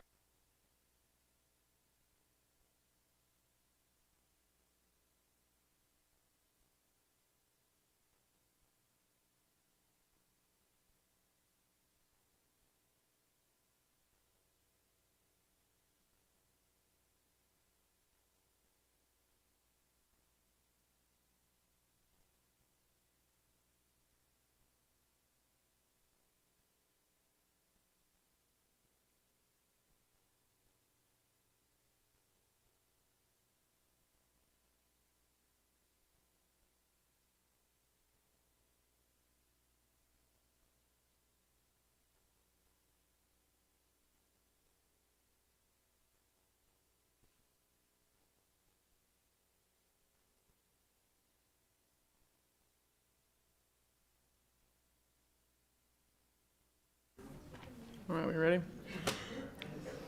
All right, we're going to go ahead and resume. Item 16 is moot, so we'll move on to item 17. Resolution 2122-64, amending the Norman 2025 Land Use and Transportation Plan so as to remove property located west of Oliphant Avenue between Alameda Drive and Alameda Street from country residential designation to commercial designation. I'll entertain a motion to adopt or reject the land use plan amendment. Motion to adopt.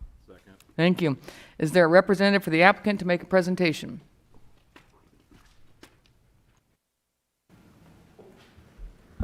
Good evening, Mayor and council members and citizens of Norman. My name is Saffron Fletcher. I'm a partner for Sanctuary Gardens and Wellness. This number 17 all together. We're requesting the land use update, a rezoning, and the preliminary plat for this subject tract right here. It's at the corner of 72nd and in between Oliphant and 72nd on Alameda Drive, and it's right there sandwiched in between Alameda Drive and Alameda Street. First, I'd like to start off by talking a little bit about Sanctuary Gardens and Wellness, who we are, and why we're requesting this. We're a family-owned and veteran-owned business. My husband and I just returned to Norman after retiring from the Army after 21 years of service. My brother is here. He's also part owner, and my sister is unable to be here because she is COVID traced, so one of her children got it at school. So she's not able to be here. But we're definitely family-owned. We're not a big development. And we could put the greenhouses on this subject tract as it is, it's already zoned for residential. We could put the greenhouses there, but we could not use the property. The land use would not be commercial, so we wouldn't be able to open our doors for people to come in and buy our plants. Sanctuary Gardens and Wellness is about conservation and environmental friendliness, specifically to pollinators. We intend to sell native plants and pollinator-friendly plants and also culinary herbs. So we're minimal impact to the community, and hopefully we're adding something to the east side that isn't there at this time. So really that's who we are and what we're doing. We are all we have longtime roots in Norman. My brother lives in Ward 5 and has lived there for the last 10 years. I graduated from Norman High as well as he and my sister. And we returned here so that we could retire, and we want to have a bigger part in the community and run our business from here. We have been running this business for the last year at 3 farmers markets. You could find us at Norman Farmers Market, the farmers market at Scissortail Park, and the farmers market in Edmond. So we've been really hitting the pavement and doing the best that we can with our business, but this is our next step. So our request to update the land use policy is just so that we can move forward with our business plan. And do you want me to speak on all of them at once or just one at a time? It's probably easier just to go for all of them, and Okay. then we'll point All out right. that. So this is the area in question. There was one protest. I'll just use this one slide for brevity. That way, and if there are any questions about something else, we can move to the other slides. So there was one protest to the southwest of us.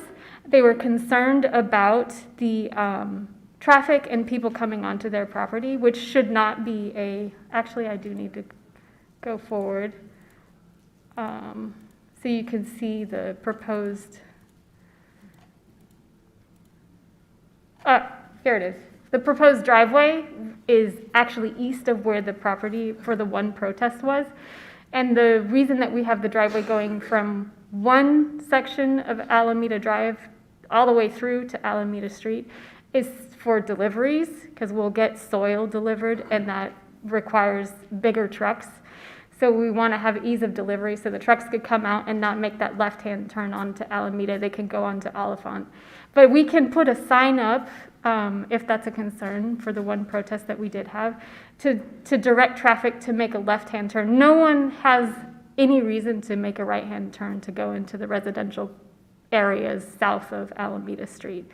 So we don't see that as a problem. And also our engineer did a traffic study or anticipated with the traffic would be peak. It's 4 to 6 vehicles at the peak hours. So we're talking, maybe 24 visits in a day. There's not going to be a lot of traffic. We're not a big operation. We're kind of a boutique thing. People who are into conservation of the monarch butterfly and are looking for milkweed are going to come and see us.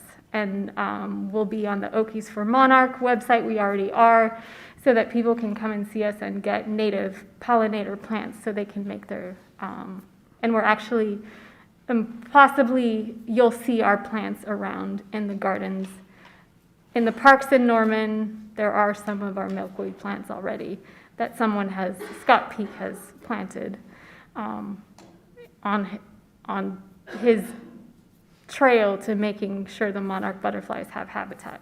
So that's what we are about, and I think that in the interest of time, since we've all been here for a really long time, that pretty much is what I have to present. Unless there are other questions, there are slides that I can answer questions based off of what you might have. Okay. Councilmember Holman. Thank you. So I know that there is an existing driveway that's off Alameda right there. Will you be reusing that driveway, or are you constructing a new one? And if you are constructing a new one, what is the plans for the existing one that's there? The existing, so there's Oliphant Street, and then a little bit west of that is a driveway that goes to an AT&T building.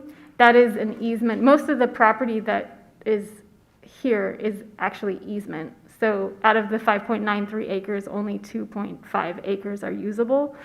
So that driveway goes to that AT&T building, which is part of the local transportation and communication, and we can't touch it. It's hard to see the little AT&T thing on the satellite picture, but okay, so a new driveway, and it's a pretty heavily wooded area. I know some of those trees are going to have to be removed to make way for your structures, but I assume you might be preserving some of what's there as much as you can. We intend to preserve every last tree that we possibly can. We are actually going to work with the land clearing company to make sure that they take down only the trees that they have to in accordance with the site plan that our engineer came up with. And we want them to leave all the trees. We're going to do some of the work ourselves so that we can keep as much as possible. Okay. I guess my only concern I would have is about just left turns on Alameda, but there's no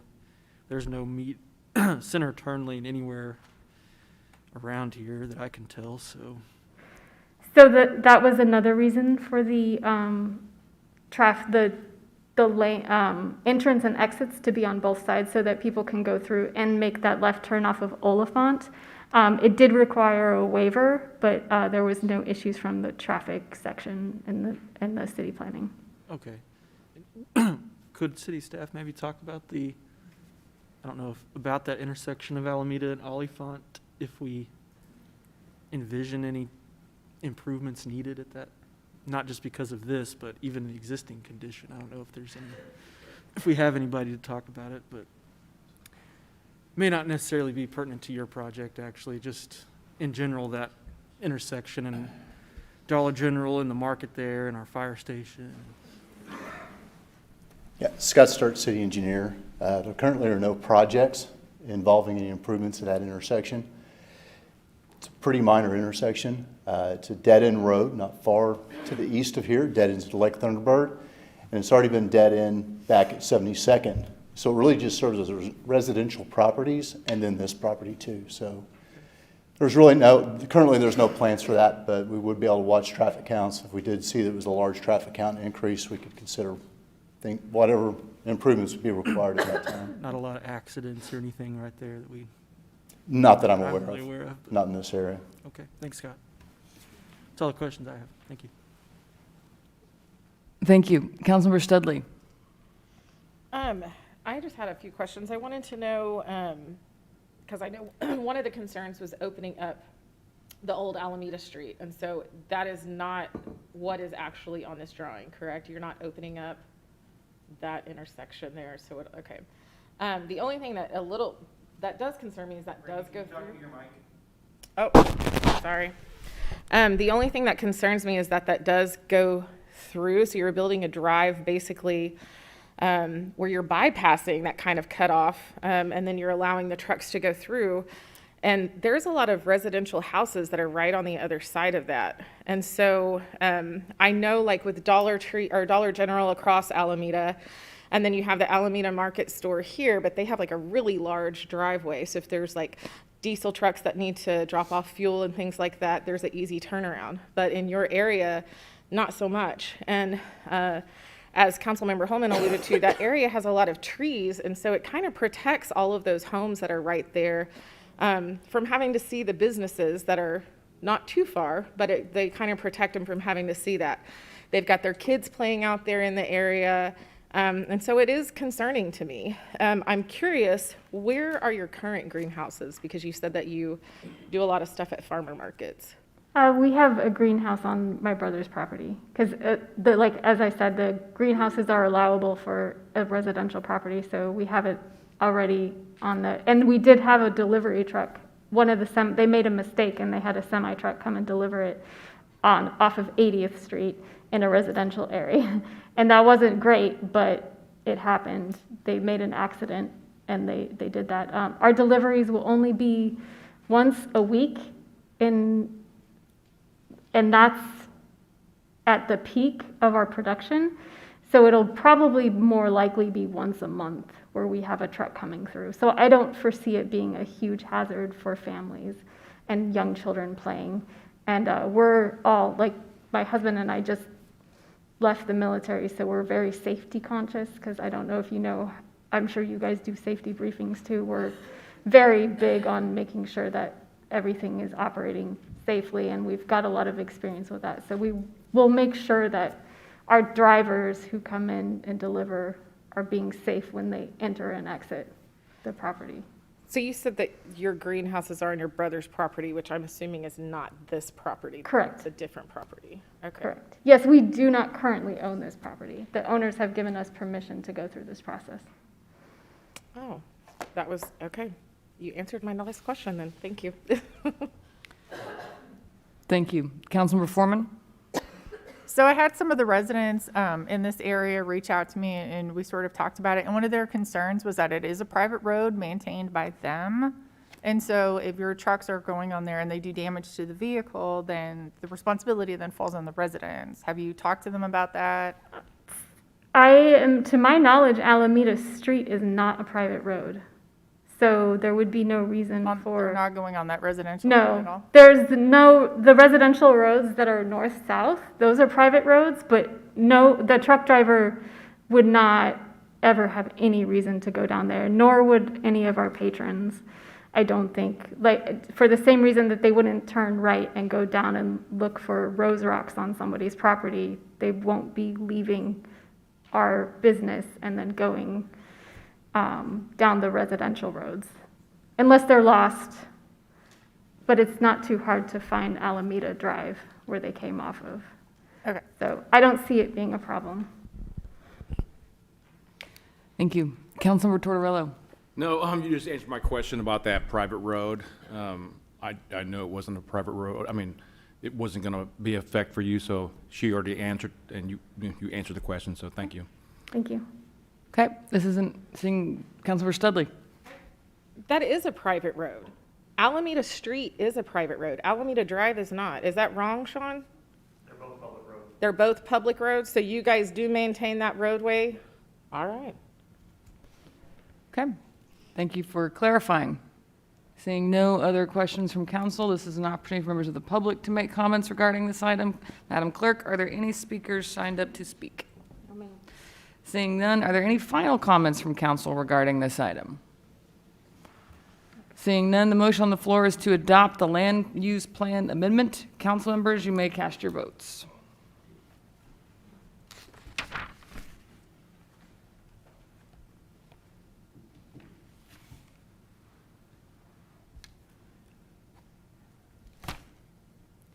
All votes have been cast, and the motion passes by a vote of 7-2. Voting against, Councilmember Foreman, Councilmember Studley. Thank you. Item 18, Ordinance 2122-22, upon second and final reading, rezoning property located west of Oliphant Avenue between Alameda Drive and Alameda Street from RE Residential Estates Dwelling District to CR Rural Commercial District. I'll entertain a motion to adopt or reject the ordinance on second reading, section by section.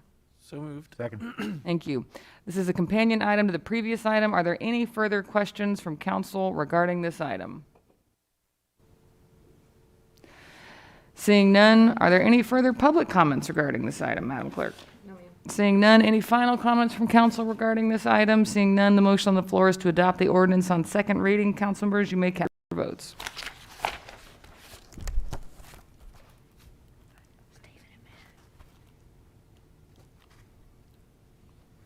All votes have been cast, and the motion to adopt the ordinance upon second reading passes by a vote of 7-2. Voting against, Councilmember Foreman, Councilmember Studley. Thank you. I'll now entertain a motion to adopt or reject the ordinance on final reading. So moved. Second. Thank you. The motion on the floor is to adopt the ordinance on final reading. Council members, you may cast your votes.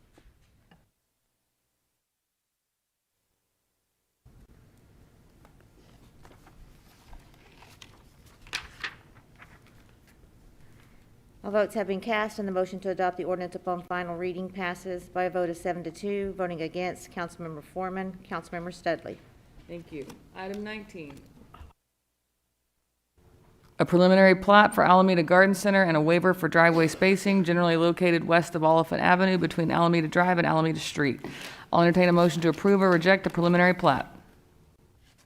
Motion to approve. Second. Was that Councilmember Holman and Councilmember Tortorello? Thank you. This is a companion item to previous items. Any further questions from council regarding this item? Seeing none, are there any further public comments, Madam Clerk? No, ma'am. None. Are there any final comments from council regarding this item? Seeing none. The motion on the floor is to approve the preliminary plat. Council members, you may cast your votes.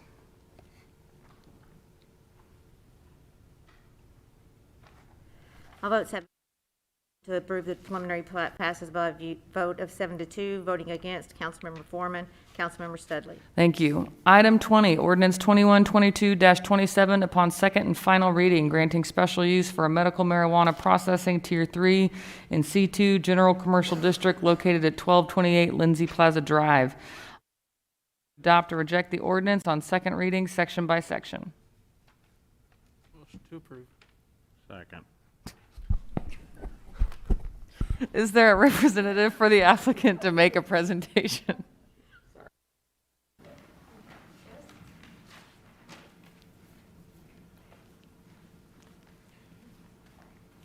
Hello, my name is Hong Nguyen Dan, 1228 Lindsay Plaza Drive.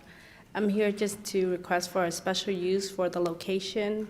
We're medical marijuana license processing, and what we'll be doing there, we will be pressing oil, like the actual product, the flower, into oil. And so we just need a special use for it. Okay. Are there any questions from council regarding this item? Councilmember Holman. Just for clarity, the surrounding buildings are kind of more industrial type buildings from what I can tell. I know it's all zone C2, but this type of use seems like it might fit in the surrounding. Is that your impression? I can't really hear you. This type of use, it seems to fit into the surrounding area based on my understanding. Is that what you would think as well? Yeah, I think it fit in there. I mean, we're very discreet. We're not bothering the neighbor. There's no sign saying anything about us doing processing or anything like that. We actually, once we're approved, we will build our compliance. It's called C1D1 room, and we'll put our machine in there. It's a very small machine that we'll be using. And we're not using it on a daily basis, because what we're really making is pre-rolls and topical and edibles. But once in a while, we would like to use the machine just to make the oil. And once you make it, you're done. You don't have to use it until you need to use it. Okay, thank you. Thank you. Thank you. Councilmember Studley. I just want to confirm a little bit of information. So you are just making oils and things like that. You're just processing the plant, correct? That's right. You're not having consumers come in and purchase. No, we sell it to dispensary. So we don't have traffic coming into our building. Even with product, we will buy it from the grower. So when that time comes, we actually go to the grower, look at the product, buy the product, bring it back to our facility. And once it's done, processed and all that, we actually go to dispensary and sell it to them. And they put in an order, we fulfill our order and send it out to them. So the only traffic in the area would be yourself and a few employees? Yes, we have a total of 4 employees. Okay. And just so you guys know, if you're not aware, right in this area, there is an actual dispensary called UWD. So it's not anything that's new to that particular location. As well as down the street, there's a couple of other dispensaries. So because this is not going to cause any additional traffic, I'm definitely for this. So thank you. Thank you. Any other questions from council regarding this item? Seeing none, this is an opportunity for members of the public to make comments regarding this item. Madam Clerk, do we have any speakers registered? No, ma'am. Are there any final comments from council regarding this item? Seeing none, the motion on the floor is to adopt the ordinance on second reading. Council members, you may cast your votes. All votes have been cast, and the motion to adopt the ordinance upon second reading passes unanimously. Thank you. I'll entertain a motion to adopt or reject the ordinance on final reading. Motion to adopt. The motion on the floor is to adopt the ordinance on final reading. Council members, you may cast your votes.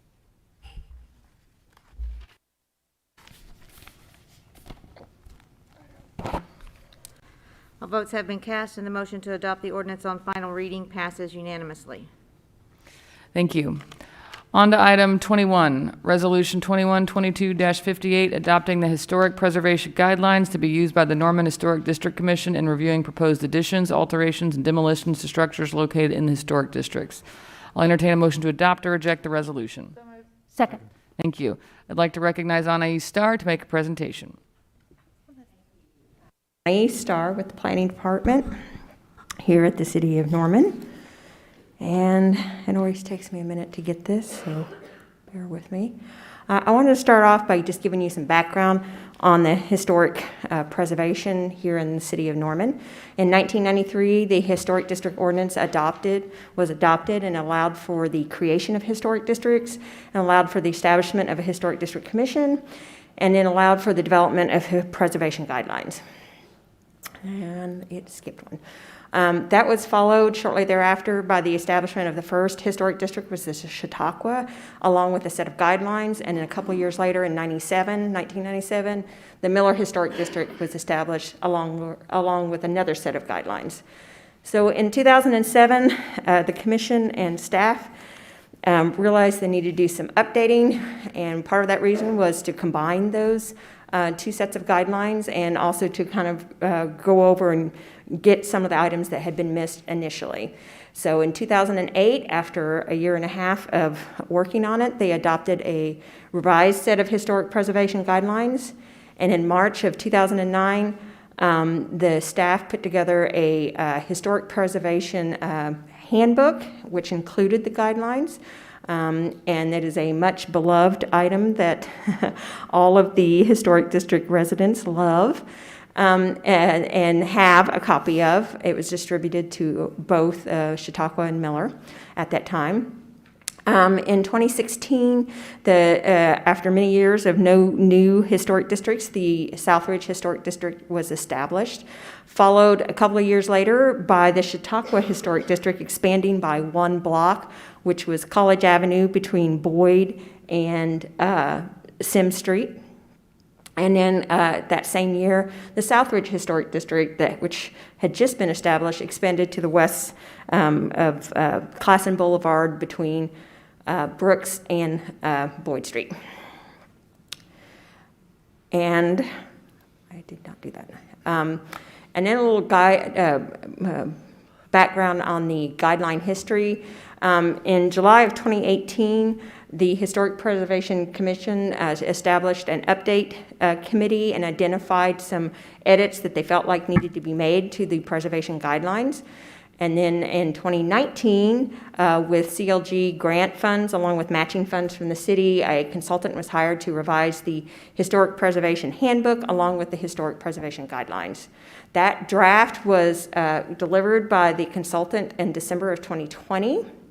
And in January of 2021, staff started working on the documents that would actually be needed for the formal adoption process that we're going through right now. In the spring, after we got those documents together, the Historic District Commission had 3 final workshops to discuss any final revisions to the guidelines and came up with a final draft, which was presented at 2 public input meetings held in July.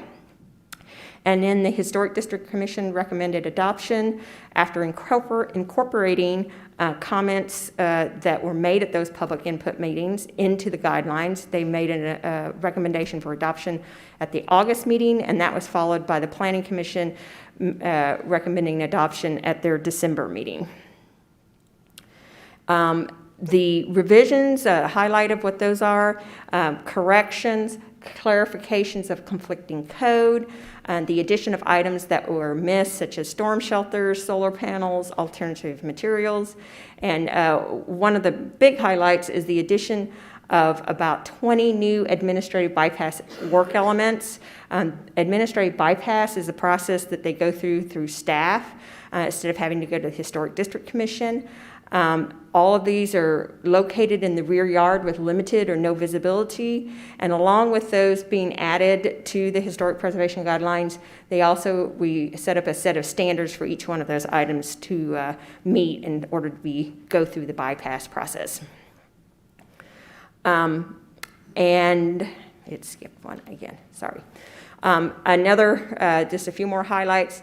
Another big change was the accessory structures were divided into 3 sections. We have the accessory structures that are 400 square feet and less. They got their own section, along with the secondary structures, which are 400 square feet and bigger. Those are like your garage apartments or your art studios. And then garages got their own separate section. Materials were added that had been missed previously, including stucco, metal, stone, cement, fiberboard. And then the windows and doors section was divided into 2 sections. Right now they're combined and divided into a separate window and door section. And then the window sections were clarified to make it clearer what guidelines they had to meet. And deteriorated window was defined, which is greater than 50%, which hadn't had a definition before. Energy efficiency items such as solar panels and solar racks, those guidelines were clarified and expanded. And in a big section that is always of great interest to everybody in these 3 districts is the garage section was revised greatly, and it came at the end there to be a maximum of 575 square feet, a maximum of 2 garages per lot, and it did allow for cement fiberboard for garages with limited or no visibility. And And again, there was a public input process. There has been 6 historic workshop meetings in the course of the development of these guidelines. And then again, as I mentioned earlier, the 2 public input meetings happened in July of last year on the 19th and the 26th. And then the Historic District Commission reviewed and incorporated those public comments and then recommended adoption, as I stated earlier. And I just wanted to note that after the adoption of the historic preservation guidelines, if they're adopted tonight, the historic preservation handbook will be reformatted and reorganized so that the guidelines and standards are clear and delineated away from the information and maintenance sections of the historic preservation handbook. And with that, I will answer any questions, and I will try to get this back to where I need to be. Oops. Thank you. Will there be some sort of public meeting where, you can ceremonially hand off the new handbook and explain the changes to all residents? Well, things have changed since the last time. The last time we did the handbook, I say my former staff did this. They handed them out to every single hand delivered them or mailed them out to each property owner. At this time, with new age and everybody doing digital, we don't really think that people want them anymore, because I have a stack still, and they just say, send it to me. So I'm thinking that it will be available on the website, and those who want a copy, we can figure out something for them, but we think that's going to be pretty limited, honestly. Okay, I would definitely recommend at least listing on the website that would you like a hard copy, especially when it comes to making sure we're accessible to all residents. Right. I don't know if we need them in Braille to make sure we're again fully accessible, but as an elder millennial myself, sometimes I still like holding. Well, I agree. I agree. Yeah, I've got the Yes. stormwater master plan in hard copy still. So. I think previously they just delivered them whether you wanted them or not, and my sense is in the past few years there's a lot less people who want No, I appreciate that. That's saving a lot of trees. So as long as we have some printed and the ability to have them printed, I appreciate that. Yes. And well done on flying through that. Councilmember Foreman. Hi, Annalise. Hi.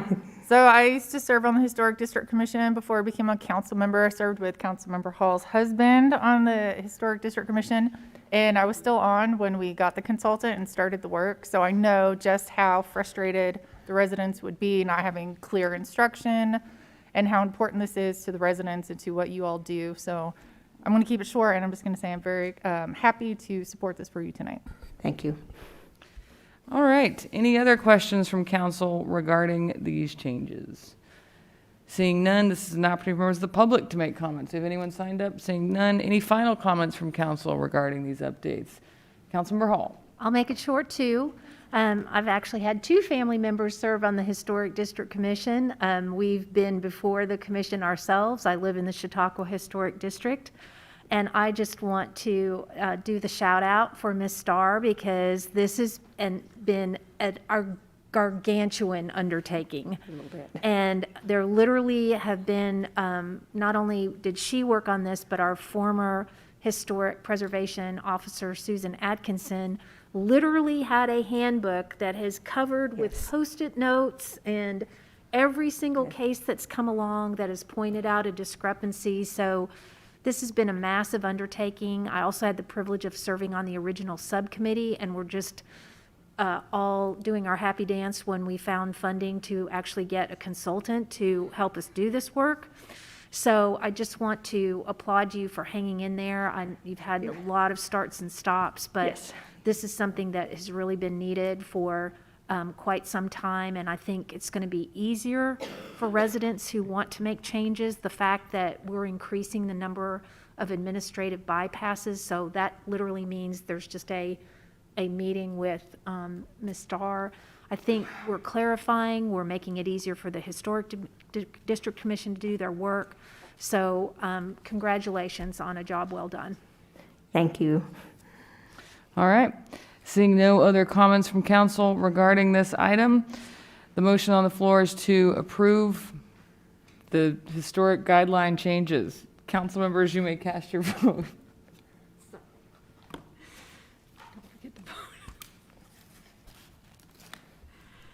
All votes have been to adopt the resolution passes unanimously. Thank you. Item 22, Ordinance 2122-31, upon second and final reading, amending Chapter 22, zoning ordinance, Article 11, specific district regulations, Section 429.3, in definitions, deleting conservation and adding original, period of significance, relocation, and Secretary of the Interior standards of historic buildings, edits for consistency or correction purposes, adding written denial requirement, adding 7-day notice, extending time limit of certificate of appropriateness from 6 months to 12 months, and restructuring exceptions to administrative bypass. I'll entertain a motion to adopt or reject the ordinance on second reading, section by section. Motion to adopt. Second. Thank you. This is a companion item to the previous item. Are there any further questions from council regarding this item? Seeing none. Are there any public comments regarding this item? Seeing none. Any final comments from council regarding this item? Seeing none. The motion on the floor is to adopt the ordinance on second reading. Council members, you may cast your votes. All votes have been cast. The ordinance upon second reading passes unanimously. Thank you. I'll now entertain a motion to adopt or reject the ordinance on final reading. So moved. Second. Thank you. The motion on the floor is to adopt the ordinance on final reading. Council members, you may cast your votes.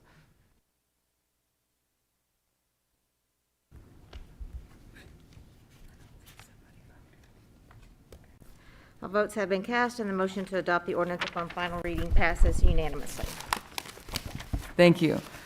Item 23, Ordinance 2122-34, upon second and final reading, amending Section 21-113 of Chapter 21 of the Code of Ordinances, contingent on voter approval of Ordinance 2122-35, increasing the monthly base fee for residential metered users from $6 to $7.80, increasing the monthly water rates for residential metered users from $3.35 to $4.20 per 1,000 gallons for the first 5,000 gallons of water, from $4.10 to $5.15 per 1,000 gallons for water usage between 5,001 and 15,000 gallons, from $5.20 to $6.50 per 1,000 gallons for water usage between 15,001 and 20,000 gallons, and from $6.80 to $8.50 per 1,000 gallons for water usage over 20,000 gallons. Increasing the monthly base fee for non-residential water service from $6 to $7.80, increasing the water rates for non-residential metered users from $3.80 to $4.35 per 1,000 gallons for water metered up to such customers' average winter consumption as defined herein, and from $4.20 to $4.80 per 1,000 gallons for water usage exceeding such non-residential metered users' average winter consumption as defined herein, and providing an effective date for said increase subject to voter approval. I'll entertain a motion to adopt or reject the ordinance on second reading, section by section. Motion to adopt. Second. Thank you. Mr. Mattingly, our Utilities Director, I believe you have a presentation. Mayor and Council, my name is Chris Mattingly, Utilities Director. Tonight I'm here to discuss the proposed water rate increase that is before us. If approved tonight, this item will appear on the April 5th special election ballot. As you know, the three major items this rate increase will cover are groundwater treatment, advanced water metering, and pipe replacement. And we realize the importance of making sure our citizens are well informed for this vote. So Tiffany and Bryce of our Communications Division have already begun preparing a public informational campaign. They have dubbed this initiative Toward Tomorrow, as shown on my slides. They have also prepared an overview video that we plan to place on our website alongside a library of other helpful media and materials. And with that, we would like to share a preview of their video before I start my presentation.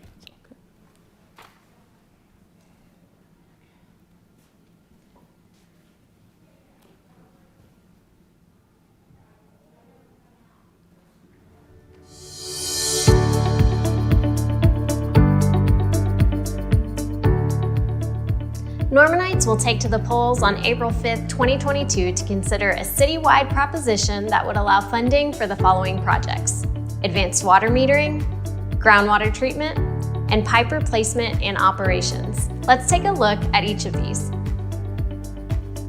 Advanced water metering is a system of meters, communication networks, and software that wirelessly delivers information and service alerts regarding our water usage. Through this system, hourly water usage would be available in near real time to customers and to the city, which would mean increased accuracy and timeliness of meter reading, eliminating the inconvenience and frustration currently caused by estimated water bills. Quick and convenient resolve to most concerns, as we will see a sharp decline in the demand for physical meter reading visits in order to help customers. Advanced leak notification and improved water conservation efforts as a result of data that will be readily available to us. Catch details on the benefits behind this technology at normanok.gov. The Groundwater Treatment Initiative will allow the City of Norman to meet new standards of the Department of Environmental Quality. These standards include the disinfection of groundwater by way of chloramine to add extra layers of protection for citizens and businesses utilizing Norman groundwater. The City of Norman currently manages 41 active water wells. See a list of frequently asked questions at normanok.gov. Replacing aging infrastructure will reduce service disruptions and ensure quality water consistently makes its way to homes and businesses in our community. Norman has 600 miles of water line pipes, and 300 miles of those are older metal lines that fail at higher rates. These pipes should be replaced by PVC pipe as soon as possible. Passage of the proposition would increase the amount of pipes replaced in the city each year. An increase to the water rate of each household is considered for funding these projects. In accordance with the city charter, utility rate increases are only implemented with the approval of voters.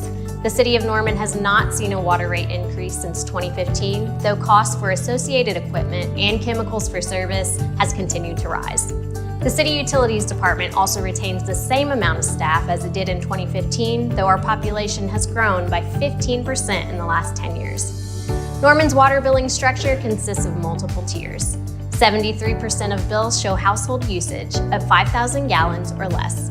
Those consuming 5,000 gallons or less would see an average increase of $3.93 per month. Citizens may view a full chart of proposed increases, frequently asked questions, or other helpful election information at normanok.gov/toward-tomorrow. Important dates to remember. March 22nd is the deadline to register to vote. March 31st and April 1st are early voting. April 5th is Election Day. Visit okvoterportal.okelections.us to find your polling place.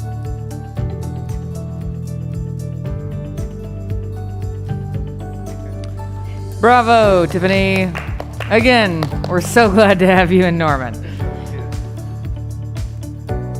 Pretty awesome.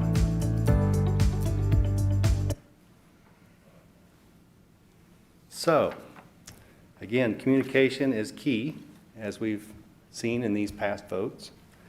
And so I'll start by, as we talk about a rate increase, several things you have to look at and remember. I always start with revenue stability. I want to make sure enough money is coming in so we can fund our projects and our capital outlay. Then when you look at that, you also have to consider how's that affect economic development. How's that affect the affordability for some of the fixed income folks? And then we look at conservation and water supply. Looking at our past rate structure, I have a slide later that'll show you that it seems to be working by charging more in the higher tier rates. Folks are using less water in the last 10 years. So I'll show you that slide. So I'll start with the previous water rate increase. Was in January 2015, so yeah, it's been 7 years.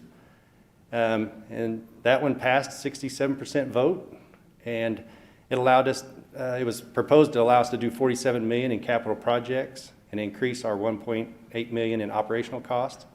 The total package on that vote generated another $5.8 million per year, is what that one did. Let me see here.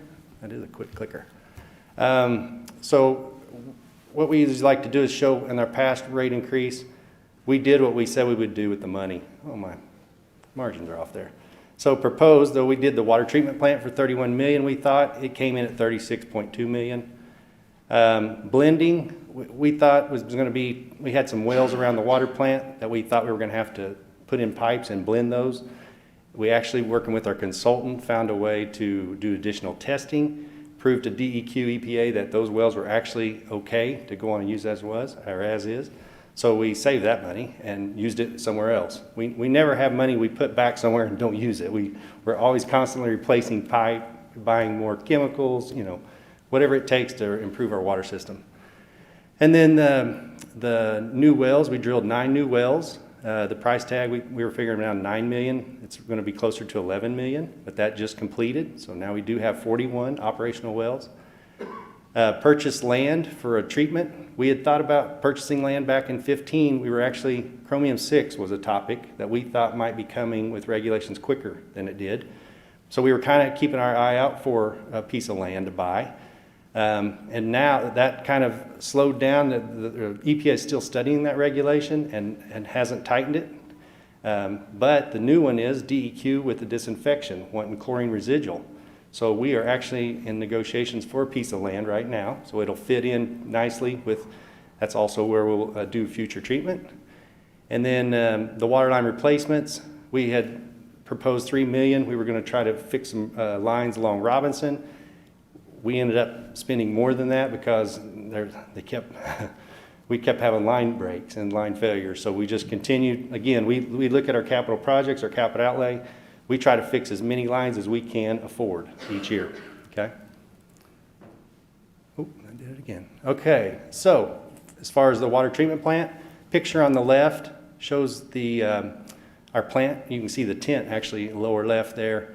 That's when we broke ground, started the project. And on the right, we ended up adding a new chemical building, a new UV building, a new admin building, and we added ozone contactors and added a lot of different treatment. So that project was very successful, very nice. I'll try to quit doing that. And then the well field, we put in the 9 new wells up in the northeast part of Norman, and that is providing us now, going to provide us with 2 million gallons a day average. And then the Robinson water line, it's kind of hard to see, but it's the line going from west to east. That's kind of one of our main arteries from the water plant to get the water to the west side of town. And if you'll remember, in the top right picture, right by the airport and the golf course on Robinson, that line had a lot of failures, failed at the Homeland, failed by Target. We were worried about the line. It was a 16-inch and 24-inch going under I-35. We were afraid that it's going to maybe burst under I-35. So if you look on my graph there, the white lines we completed, the 2.1 million there, that was the first one we did. Or no, let's see, I'm sorry. 3.2 million was the first one we did. And that got it under I-35 because we thought that was most critical. And then the next one we did a 3.2 going west to the water tower. And then also back on the far right, the 2.3 million from the water plant up to the corner, that actually worked well with Public Works had a project where they were widening 24th Street. So it made a great timing for us to go on and replace that metal line before new road work goes in and then our line fails and causes trouble. And then the last one we just completed was right by Westwood Golf Course, the 2.1, and we've had several line failures along there. We also know moving between the railroad tracks over to the soccer fields is one that's on our sites because we know it's not in good shape. And then also in front of the Veterans Center and J.D. McCarty, we need to continue getting that line completed. And then another 2.0, you guys have probably noticed around Gray Street, Main Street, Nathan's done an awesome job. For $2 million, we finally feel comfortable now. The pipes around Main Street and Gray are going to hold. We used to have a lot of breaks on some of our businesses here. We were always behind the 8 ball on that, and the streets would be warped or it'd go in someone's business. So finally, we feel comfortable that Main and Gray are ready to roll. And then these are just some of the pictures from our construction. On the left, the 42-inch coming from the water plant. In the middle was when we were about to cross 36 and Robinson on the west side. And then on the right, that's right here in front of City Hall, doing the Gray Street water line. Okay, so our need for rate adjustments. Wow, that's okay, so each year we look at our budget books and we try to, again, look at our capital planning, our projects of what we're going to do in the future. And it starts like this. You look over to the right, we bring in about 23, 24 million. I just took one of Anthony's water fund summaries. These are online too, under our finance, if anyone wants to see it on the website. And I just pulled up the actual from FYE 20 because it was the last one posted. But if you look over to the right, the revenues we bring in about 20, this one, 23,580, right? $23 million. And then our operating expenditures, 11.7. We have loan payments, 5.2 million. Capital equipment, that's where we buy new trucks, backhoes, trailers. We try to keep it around 300,000, sometimes a little less, sometimes a little more, just depending on need. And then the franchise fee is a part we pay for being in the right-of-ways. It's 5% of our total budget. And then whatever's left is what we try to earmark for capital projects. So when we're looking at these, I showed you some lines I'm worried about, right? There's one on Tecumseh, some on Robinson. We're wanting to fix those. There's a neighborhood south. I think we're getting ready to do South Lakes down on 77. It's going to be $1 million. We have a lot of pipe breaks in that neighborhood.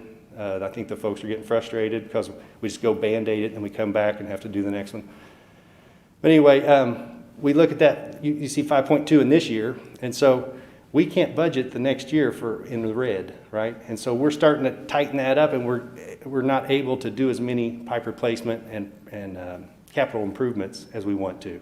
So we're kind of feeling that, right? And we knew, even when my predecessor Ken was here, we knew we were getting tight on water and we were going to need a rate increase because it had been since 2015. Oh, that did it again. Okay.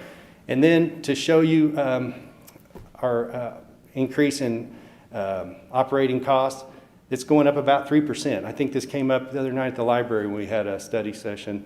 And it's going up about 3%, and that's about $350,000 a year. So on that bottom line, when I showed you we had $5 million for capital projects, each year we're going to be $350,000 less, okay, at that trajectory. And I can't do that good. And then, like the slide showed on the presentation, it's not that we're building a kingdom and hiring more and more employees. You know, that's one way we could be spending those O&M costs. It's not that. It is chemicals, gas, electric, salaries of the folks that work here. But all of that is for the same amount, the 43 employees that we've had. Now, I will say, my staff is wanting like another employee at the water plant. There's a couple other positions that people are looking at me saying, man, can we get that? And I'm like, we're tight right now. That's $100,000 anytime you hire a person to get the full benefits package in there. So we're holding the line, but eventually we will have to hire one or two more. I won't be able to brag on that forever. So, okay. So again, I think the video was awesome, and I'll just quickly go over it. $17 million for the groundwater treatment. Just gives us a centralized location. DEQ's requiring it, and I can't argue against them. This will make us all feel better. It's going to improve the water. Right now it's safe to drink, but the well water without that chlorine residual, it just doesn't have any extra backup in there. So if something were to happen, and you see like the line breaks, our guys, I'll show you some pictures here in a minute, when a line breaks on 77, the guys are in the ditch, there's mud getting in the pipe. They have to get that the clamp put back on, then they have to flush that out, disinfect, and try to get that line back in service, where if that's just well water in that area, that's not easy because it has to be really clean before you can turn it back in, where you'll pass all your bacteriological testing. So, but with chlorine in it, it gives you a little bit of a comfort, okay? So I have to agree with DEQ that this is a good thing they're making us do, and it meets the rules. This is kind of a rendering of what it'll look like for the land we're looking at purchasing for our groundwater site, the disinfection. And pretty much it's just a building with a big tank. We'll bring all the well water to the big tank, add chlorine and ammonia, make the chloramine, and then we'll have a pump station that'll pump that to town. Okay, and the AMI, or the advanced water metering, $15 million price tag. Pretty much what folks will see is that's a cutaway in the bottom right of what your meter can looks like. We'll just go in and replace that meter with a digital meter that has an antenna. So all the customers will see is a little domed added antenna on top of their meter lid. And then what will happen is the collectors we put on the water towers will be able to use radio frequencies to read those and read them multiple times a day. And I know, Councilmember Lynn, you were saying you got beat up on the estimates, and we talked that over, but that really was, right now, our computer would estimate in December and January, it would be pretty accurate, because this is where everyone's using their lowest flows. It's just not very accurate when it tries to predict them in that July, August, September time frame, which that just by circumstance, that's what happened this last summer. And so we were undercharging, and then we get caught up, and it's like, ooh, they get a big bill. And so that is what got people's attention. We didn't raise the rates. It was that they were paying the same amount per 1,000 gallons. It was just we weren't charging enough for 2 months in a row, and then when they got that third month, wow, it's sticker shock, okay? So this will make us more accurate, and I think it'll smooth out and make us better at what we do, better on customer service. Our customer service reps now, instead of, like if someone questions their meter reading, they call line maintenance or they send one of their meter readers out to go double check the meter. And this will give them the ability to push a button on their computer and read the meter if they need to, and then talk with the customer. And there's just so many added benefits to this that we're excited if we can get this to move into, this is like, I'll show you another slide here.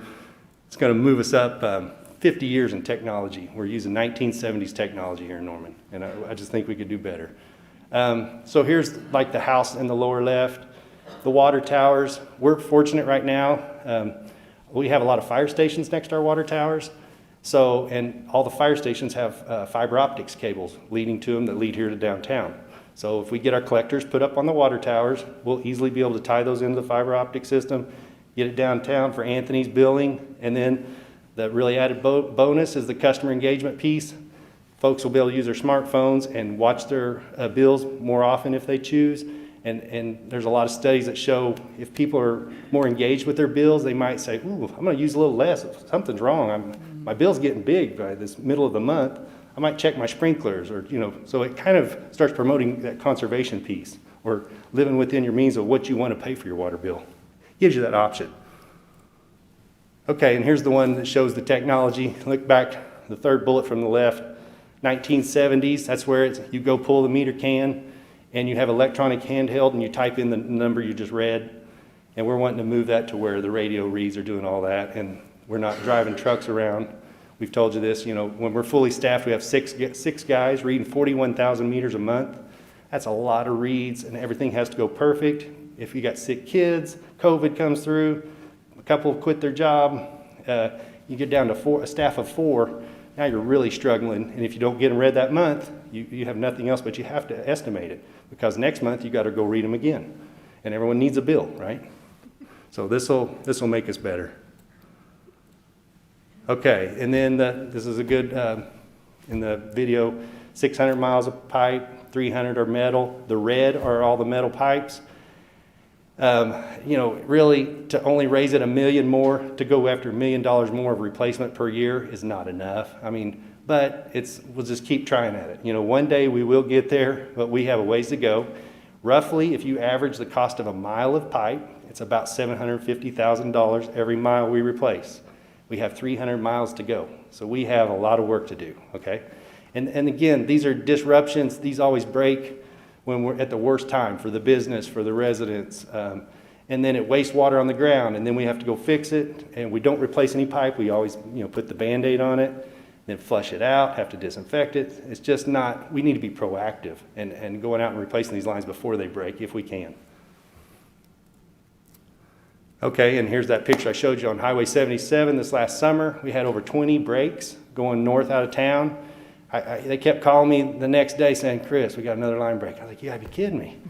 And so they'd go in and we would patch it. Usually it was a hole, it was a 16-inch cast iron pipe, and usually the hole was right on the bottom. It's just that the corrosion in the clay soils, it'll give out in one spot.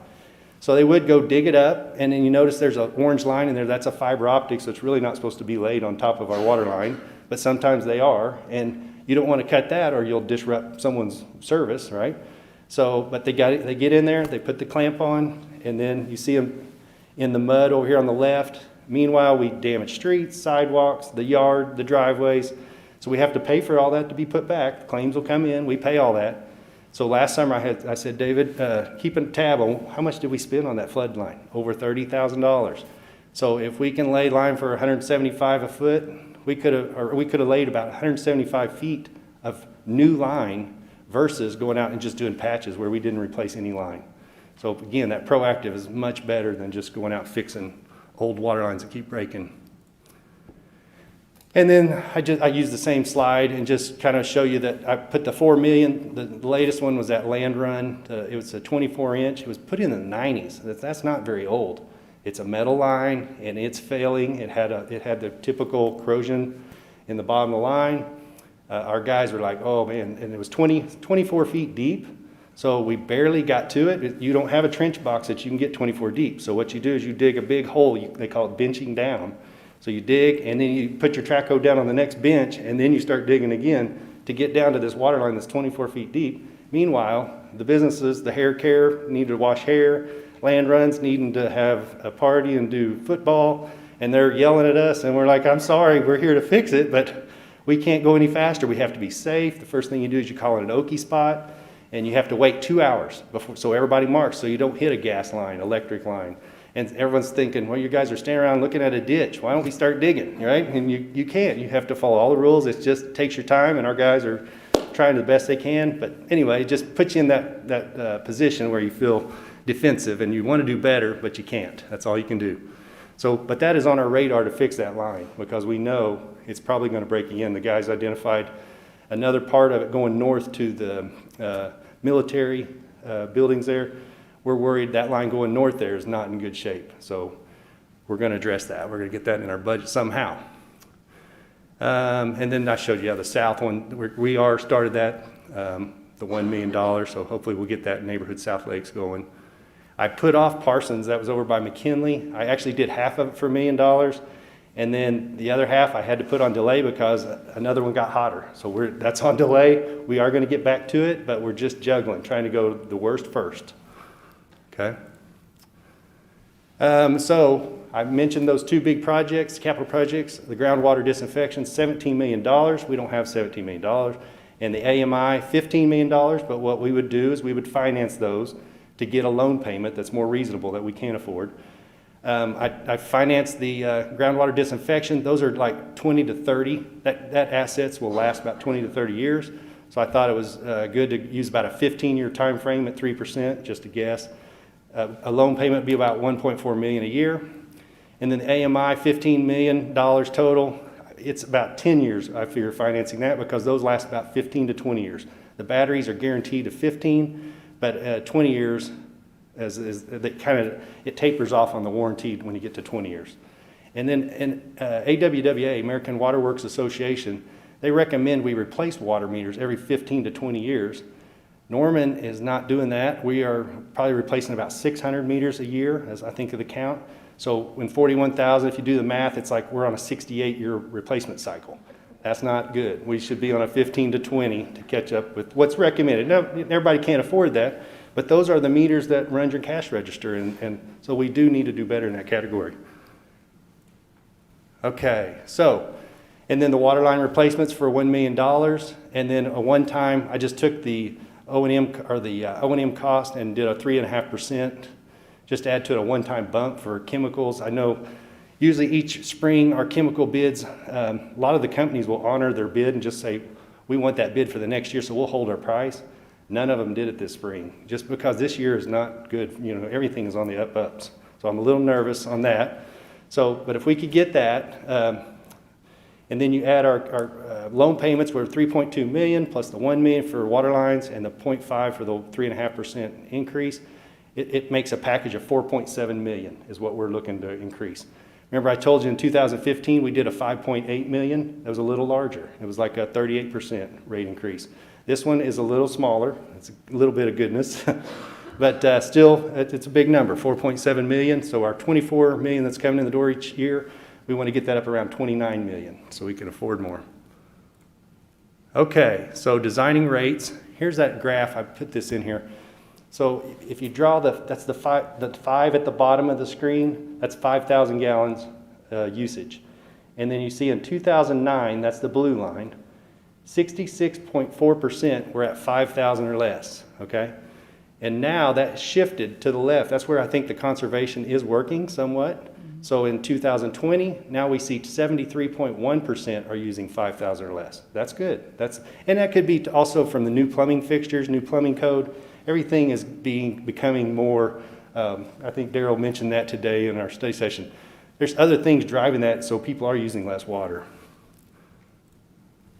Okay, and then you saw we hired Reftelis because we knew we needed to bring in the experts. That's what they do. They look at cities' rates, rate structures. They dig into your books. And remember, they brought this to us in December, and we all looked at 3 scenarios, and we ended up choosing the kind of the 25% across the board scenario. And so that's what we went with.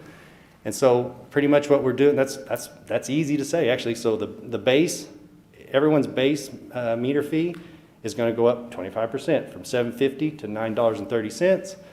And then same for the block 1, block 2, block 3, block 4. We're just bumping all those up 25%. And I did do a little rounding. I mean, if 410, if it went to 514, we bumped it to 515, but close to 25%. And then, as the video showed, awesome, 73% of the bills that go out are $5,000 or less. So that's a big chunk of them.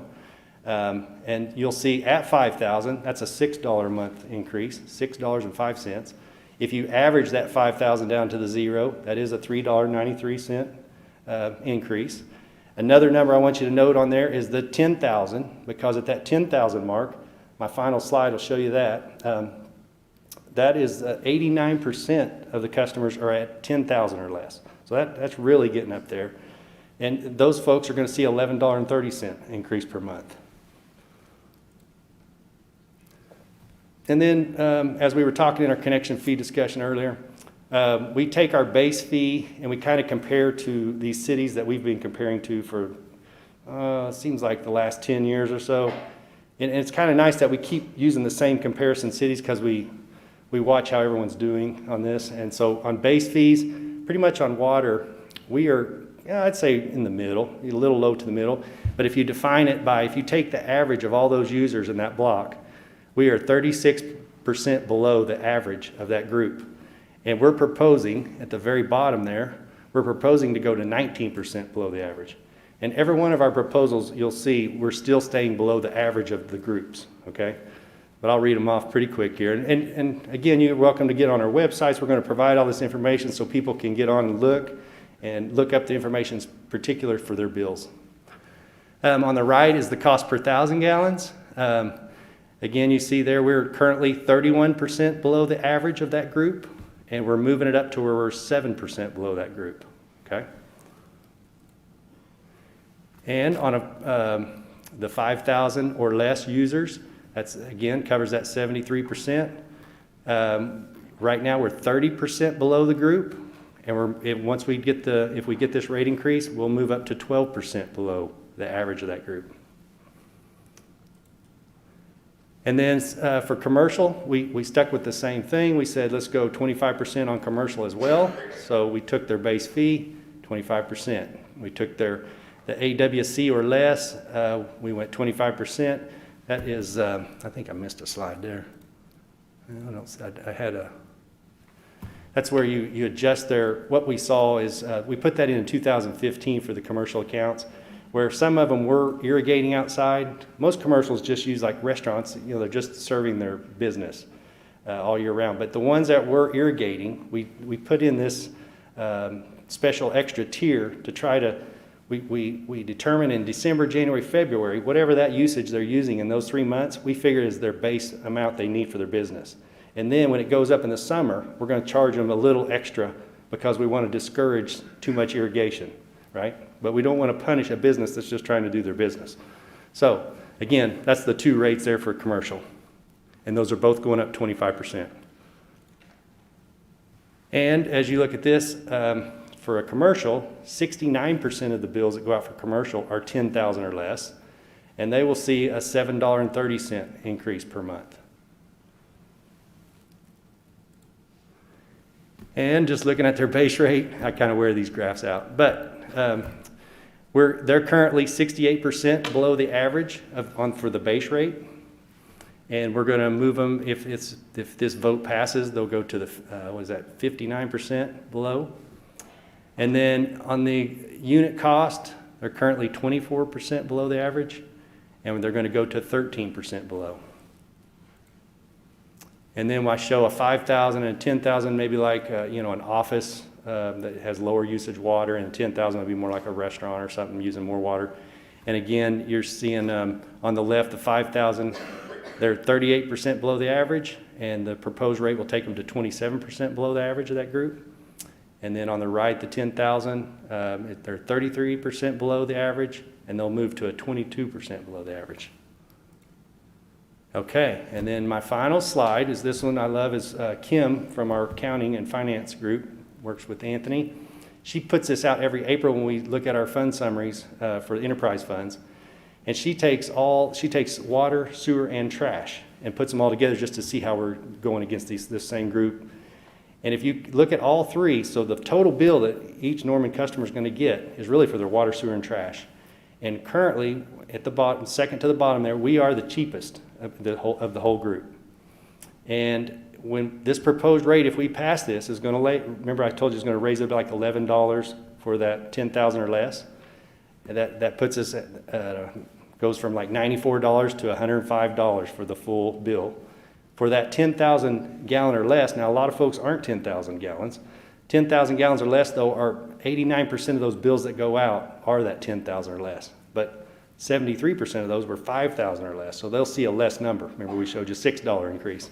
But anyway, and we look at the graphs to kind of say, are we out of line? I know we were kind of having that discussion on the connection fees.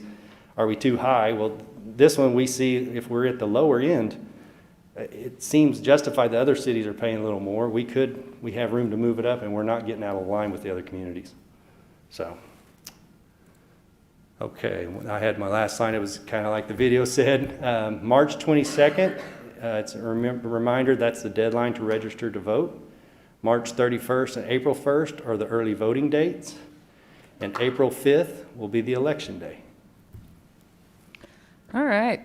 Thank you, Mr. Mattingly. I know this is a stressful time for your department, as we're the only city in the state of Oklahoma that has to vote on this, but you clearly do an excellent job putting together a very thorough presentation.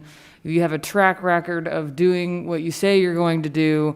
We can see the improvements. We had a tour of the water treatment plant recently, and it was really nice for me to see them firsthand. I'd love to schedule another one before the election. We do good work, and we do needed work in our community. And I do love your graphs, and we're cheaper than Lawton. I just want to point that out after Lawton was pointed out.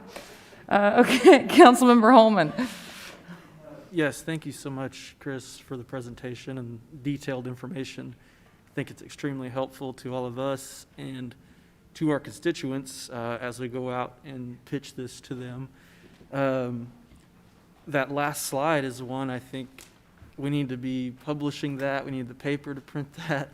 I wish the crowd of folks that were here earlier in the evening that were interested in the connection fees, I wish they had stayed to see this, because some of these cities are more than twice as much as we are. And we are lower than Moore and Edmond and Oklahoma City and Tulsa and Broken Arrow. And Lawton is way more. That's how they have no connection. That's why they're not charged connection. It is tied together. It's extremely expensive to live in Lawton, apparently, if you're paying utility fees. And so I guess you don't have to pay anything to get in, but you're paying a really high premium for the drinks at the bar, I guess. So I just think that is something that we need to convey to our constituents, to the people of the city, is that, and to people that are building things, to developers, that look at this total cost. It's way cheaper than all these other cities surrounding us. It's way more expensive to have a business in Moore, if just looking at what you're paying in utility fees anyway. And so I appreciate you sharing that detailed information about that. And just to go over some of the last time, everything that we promised we would do last time we asked for a rate increase, we have done. Unless there was, like, we didn't buy the land, but we didn't need it necessarily at the time. Now we are needing it, so we're pursuing it. So it's underway. But we've checked off all the boxes. We said we're going to do this if you approve this increase. 67% of voters said yes. And in the last 7 years, we have fulfilled the promises made, correct? Yes, that's absolutely right. And another part I didn't mention is, as these bond projects for streets are going out, we're looking at those closely and working with Sean closely, because we need to replace those metal lines that are under those streets he's going to replace. That leaves egg on our face If we don't replace them, he does a nice job, puts them all together, and then my water line blows up later, and then I have to go patch it and repair it. That would not be good for us. So he's high priority too, making sure I get the lines under the streets. And then the ones that are breaking, that the line maintenance are worried about, and then the business owners, and then the homeowners, you see, I mean, so we're just trying to pick those first, which one's the worst first, you know? Well, I think the upcoming Porter Streetscape from Exactly. Alameda to Robinson is a good example of that, where Yes. redoing the sidewalks and the street and everything, and Yes. I saw that you had a project on there that wasn't on there yet, so. It's opening bids Thursday? Scheduled to open bids on Thursday. Yes. Awesome. We'll try to bring you that as quickly as we can, because we're on a time clock for his ODOT funding. We need to get that done and out of his way. Perfect. And to clarify too, for those that are interested, the utility enterprises, wastewater and water, and sanitation are not funded by city sales tax or general fund revenue, correct? It's all user fees. User fees. So the trash pays for the trash. No taxes are going to Right. fund these operations. And even if the city of Norman's general fund sales tax revenue is looking good right now, that doesn't really equate to anything for your operation, correct? That's right. Correct. Okay. Just want to make sure everybody's clear that how they're separate and things like that, so. And I think it helps to know too, I've told you that our trash fund is doing okay right now. And so when we come back to review that fund in the spring, we'll be talking about our enterprise fund. It's looking healthy, so I don't see a need for it to need an increase for a while. Sewer is close, but we're trying to get things done and hold the line and not look for an increase in that one either. Water was the only one that's really, if I had to pick my three, it's the only one that really needs it right now. And the other two, I think we can hold for a little bit, so. Okay, well, that's kind of just what I wanted to go over there, just reaffirming some of the promises made that have been kept. We hear people a lot of times in town say, well, the city said they're going to do this, and they didn't do it, and so I don't know if I'm going to vote for. But in my experience, the city has followed through with many things that have been promised, and when we haven't, it's been, in my experience, something that's out of the control of the city, like federal funding for a road project on the west side. So stuff like that, in my experience, that we have made promises and we have followed through with them in the past, at least in my experience. So anyway, thank you so much, Chris. You're welcome. And we feel confident. I mean, we're appreciative of the customers because they do pass them. When you explain the need and you really show it clearly, they pass them for us. It works out. So we're hopeful that we got to do a good job explaining and showing the need, and we feel like they will come through and And pass it for us. just to clarify, you did answer it earlier. This time around, we're not proposing capacity increases. This is not a These are capacity. regulatory and maintaining our existing system that has many issues, as we've seen. Exactly. All right, thank you. Seeing no other questions from council, are there any, this is the opportunity for members of the public to make comments regarding this item. Do we have any Nope, we don't. Any final comments from council regarding this item? Seeing none, the motion on the floor is to adopt the ordinance on second reading. Council members, you may cast your votes.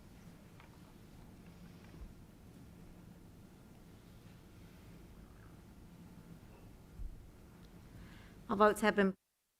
The motion to adopt the ordinance upon second reading passes unanimously. Thank you. I'll now entertain a motion to adopt the ordinance on final reading. Second. Thank you. The motion on the floor is to adopt the ordinance on final reading. Council members, you may cast your votes.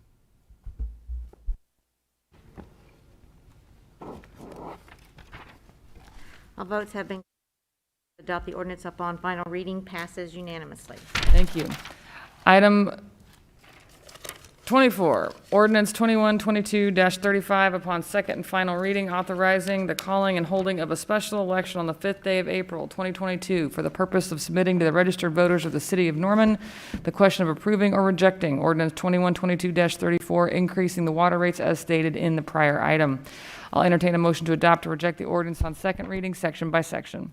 Second. Thank you. This is a companion item to the previous item. Any further questions from council regarding this item? Seeing none, any public comments signed up? Seeing none, any final comments from council?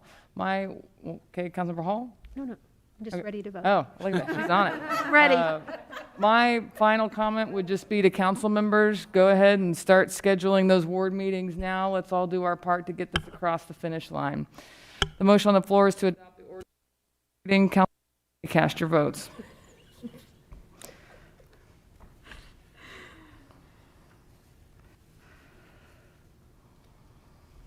All votes have been cast, and the motion to adopt the ordinance upon second reading passes unanimously. Thank you. I'll entertain a motion to adopt or reject the ordinance on final reading. So moved. Second? Thank you. The motion on the floor is to adopt the ordinance on final reading. Council members, you may cast your votes.